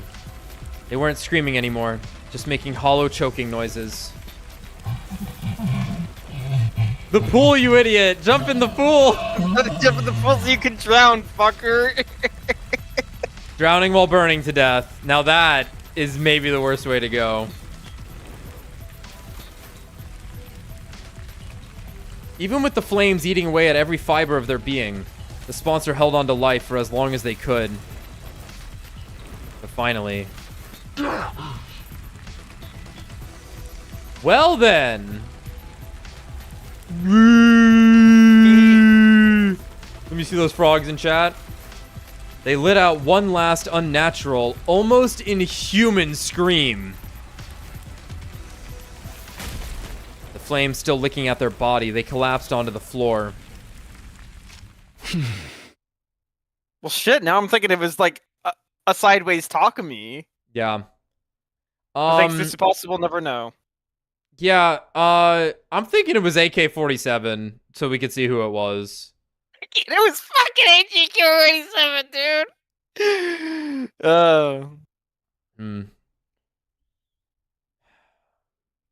Really is Frog Fractions 3. That was a beautiful title, by the way. I was like, fuck, I didn't think of it. Oh man, I didn't even tell you the story behind like how it came about. It's like I just fed my cat and it's been raining the last couple of days. Obviously, it's been frog memes, of course. Yeah. I could hear them ribbiting outside. Yeah. And the second I heard one ribbit, it formed in my brain. The Frog Fractions. Frog Fractions 3, and I was like, oh. I ran into my room and wrote it down. Just so I wouldn't forget.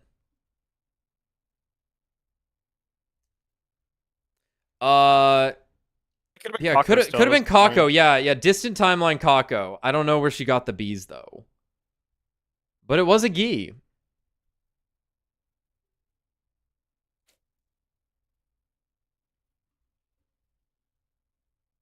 Have I ever played Frog Fractions 3? I thought there were only 2. That's why I named it 3. Should I have named it something else? Is there actually a third? I thought there was only 2. I looked it up last night. I only saw 2 listed. I think there's only the 2. Yeah, because like 2 is inside of a different video game. Wait. There's 5 Frog Fractions. Oh. What the heck? I'll just rename it Frog Fractions 30 then, because of the stream title. Damn. I had no idea. I didn't know you could just keep making Frog Fractions. Yeah, Frog Fractions 3 was the one that looks like it was hidden. Okay, I thought it was 2. It was Whatever. 2. I literally read about 2 last night. It was also 2. I guess 3 was also a game. Damn.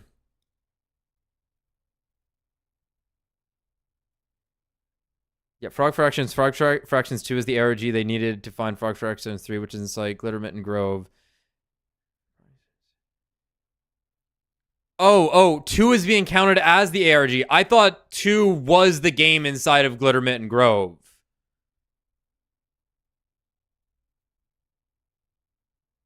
But then it had DLC you could buy from for the Steam port. Okay.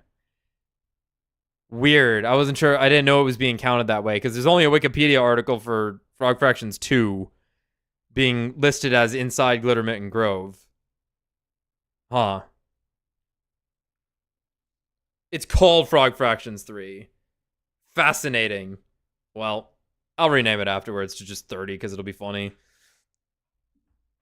Though maybe it's funnier that I don't know and that Frog Fractions remains unknowable. Yeah. Whatever. Y'all get the joke.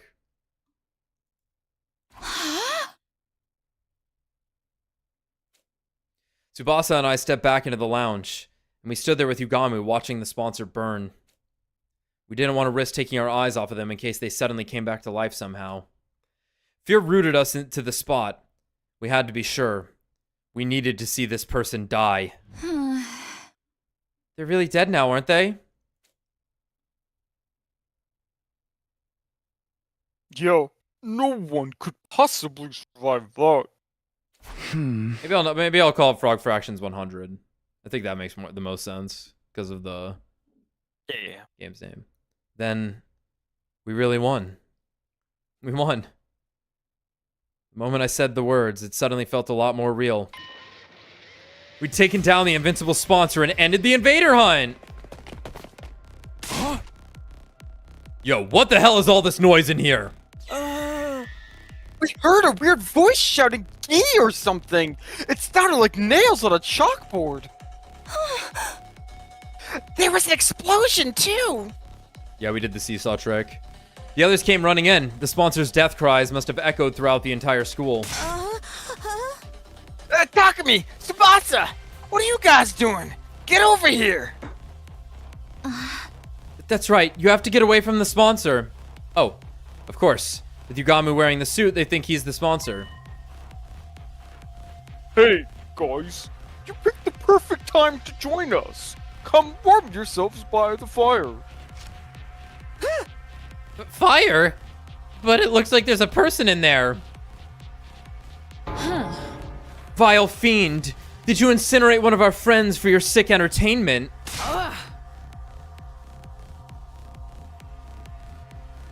This has gone far enough. It is time for the Holy Jumonji sword to cut you down like it should have been able to. Wait, Kyoshika, I don't think that's the sponsor. It's Yugamu. Huh? Now you mention it, it does sound like him. Oh, what's the deal? Oh, what's going on here?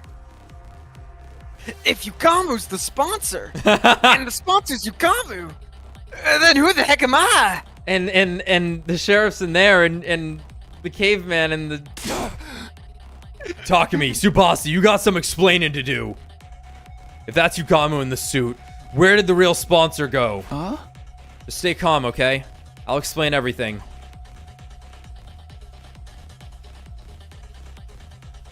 I took everyone through what our team had been doing. Starting with me, Yugamu and Hiriko forming our secret alliance, and how Hiriko somehow knew a way for us to get our hands on spare versions of the suit the sponsor wore. The first mission had succeeded, but at the cost of Hiriko's life. Then Subasa had joined the alliance and figured out the suit's weaknesses, allowing us to put this plan into action.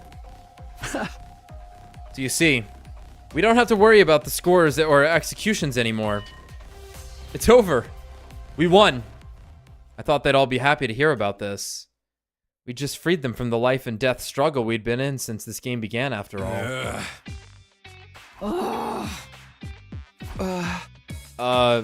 What's the matter, guys?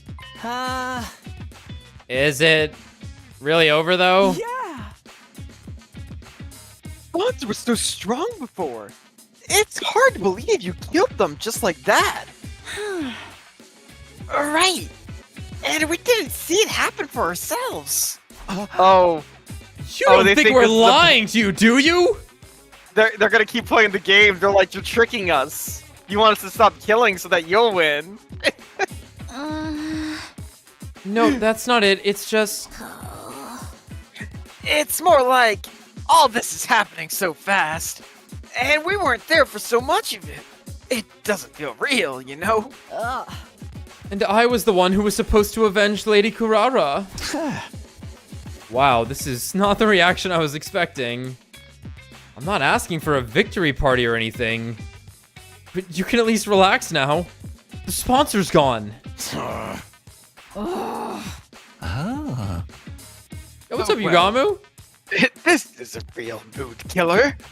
You guys are gonna need some time, huh? Let's call it here for the day. We can always accept your praise and adulation later. Adulation. Adulation. With things still feeling awkward between us and the other teams, we went our separate ways, and I returned to my room. Huh. This route has already accomplished quite a bit more than I was expecting, but it needed to, considering we just played for 5 hours and went through 6 days. That was it. Yeah. We did like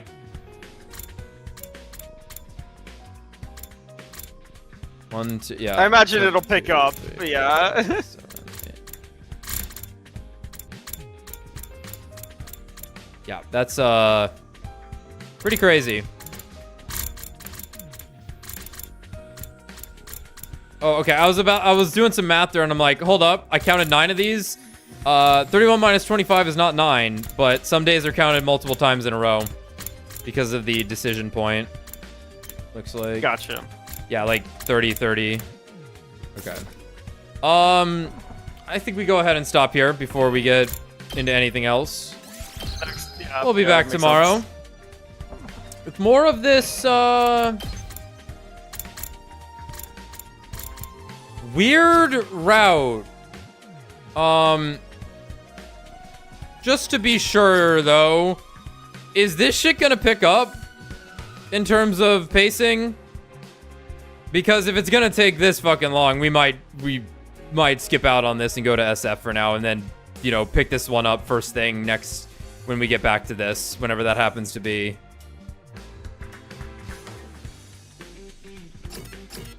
Like, that really felt like a mini route in and of itself, though, just now, with how packed that was. Yeah, frog divided by B. Frog divided by B. Frog out of B.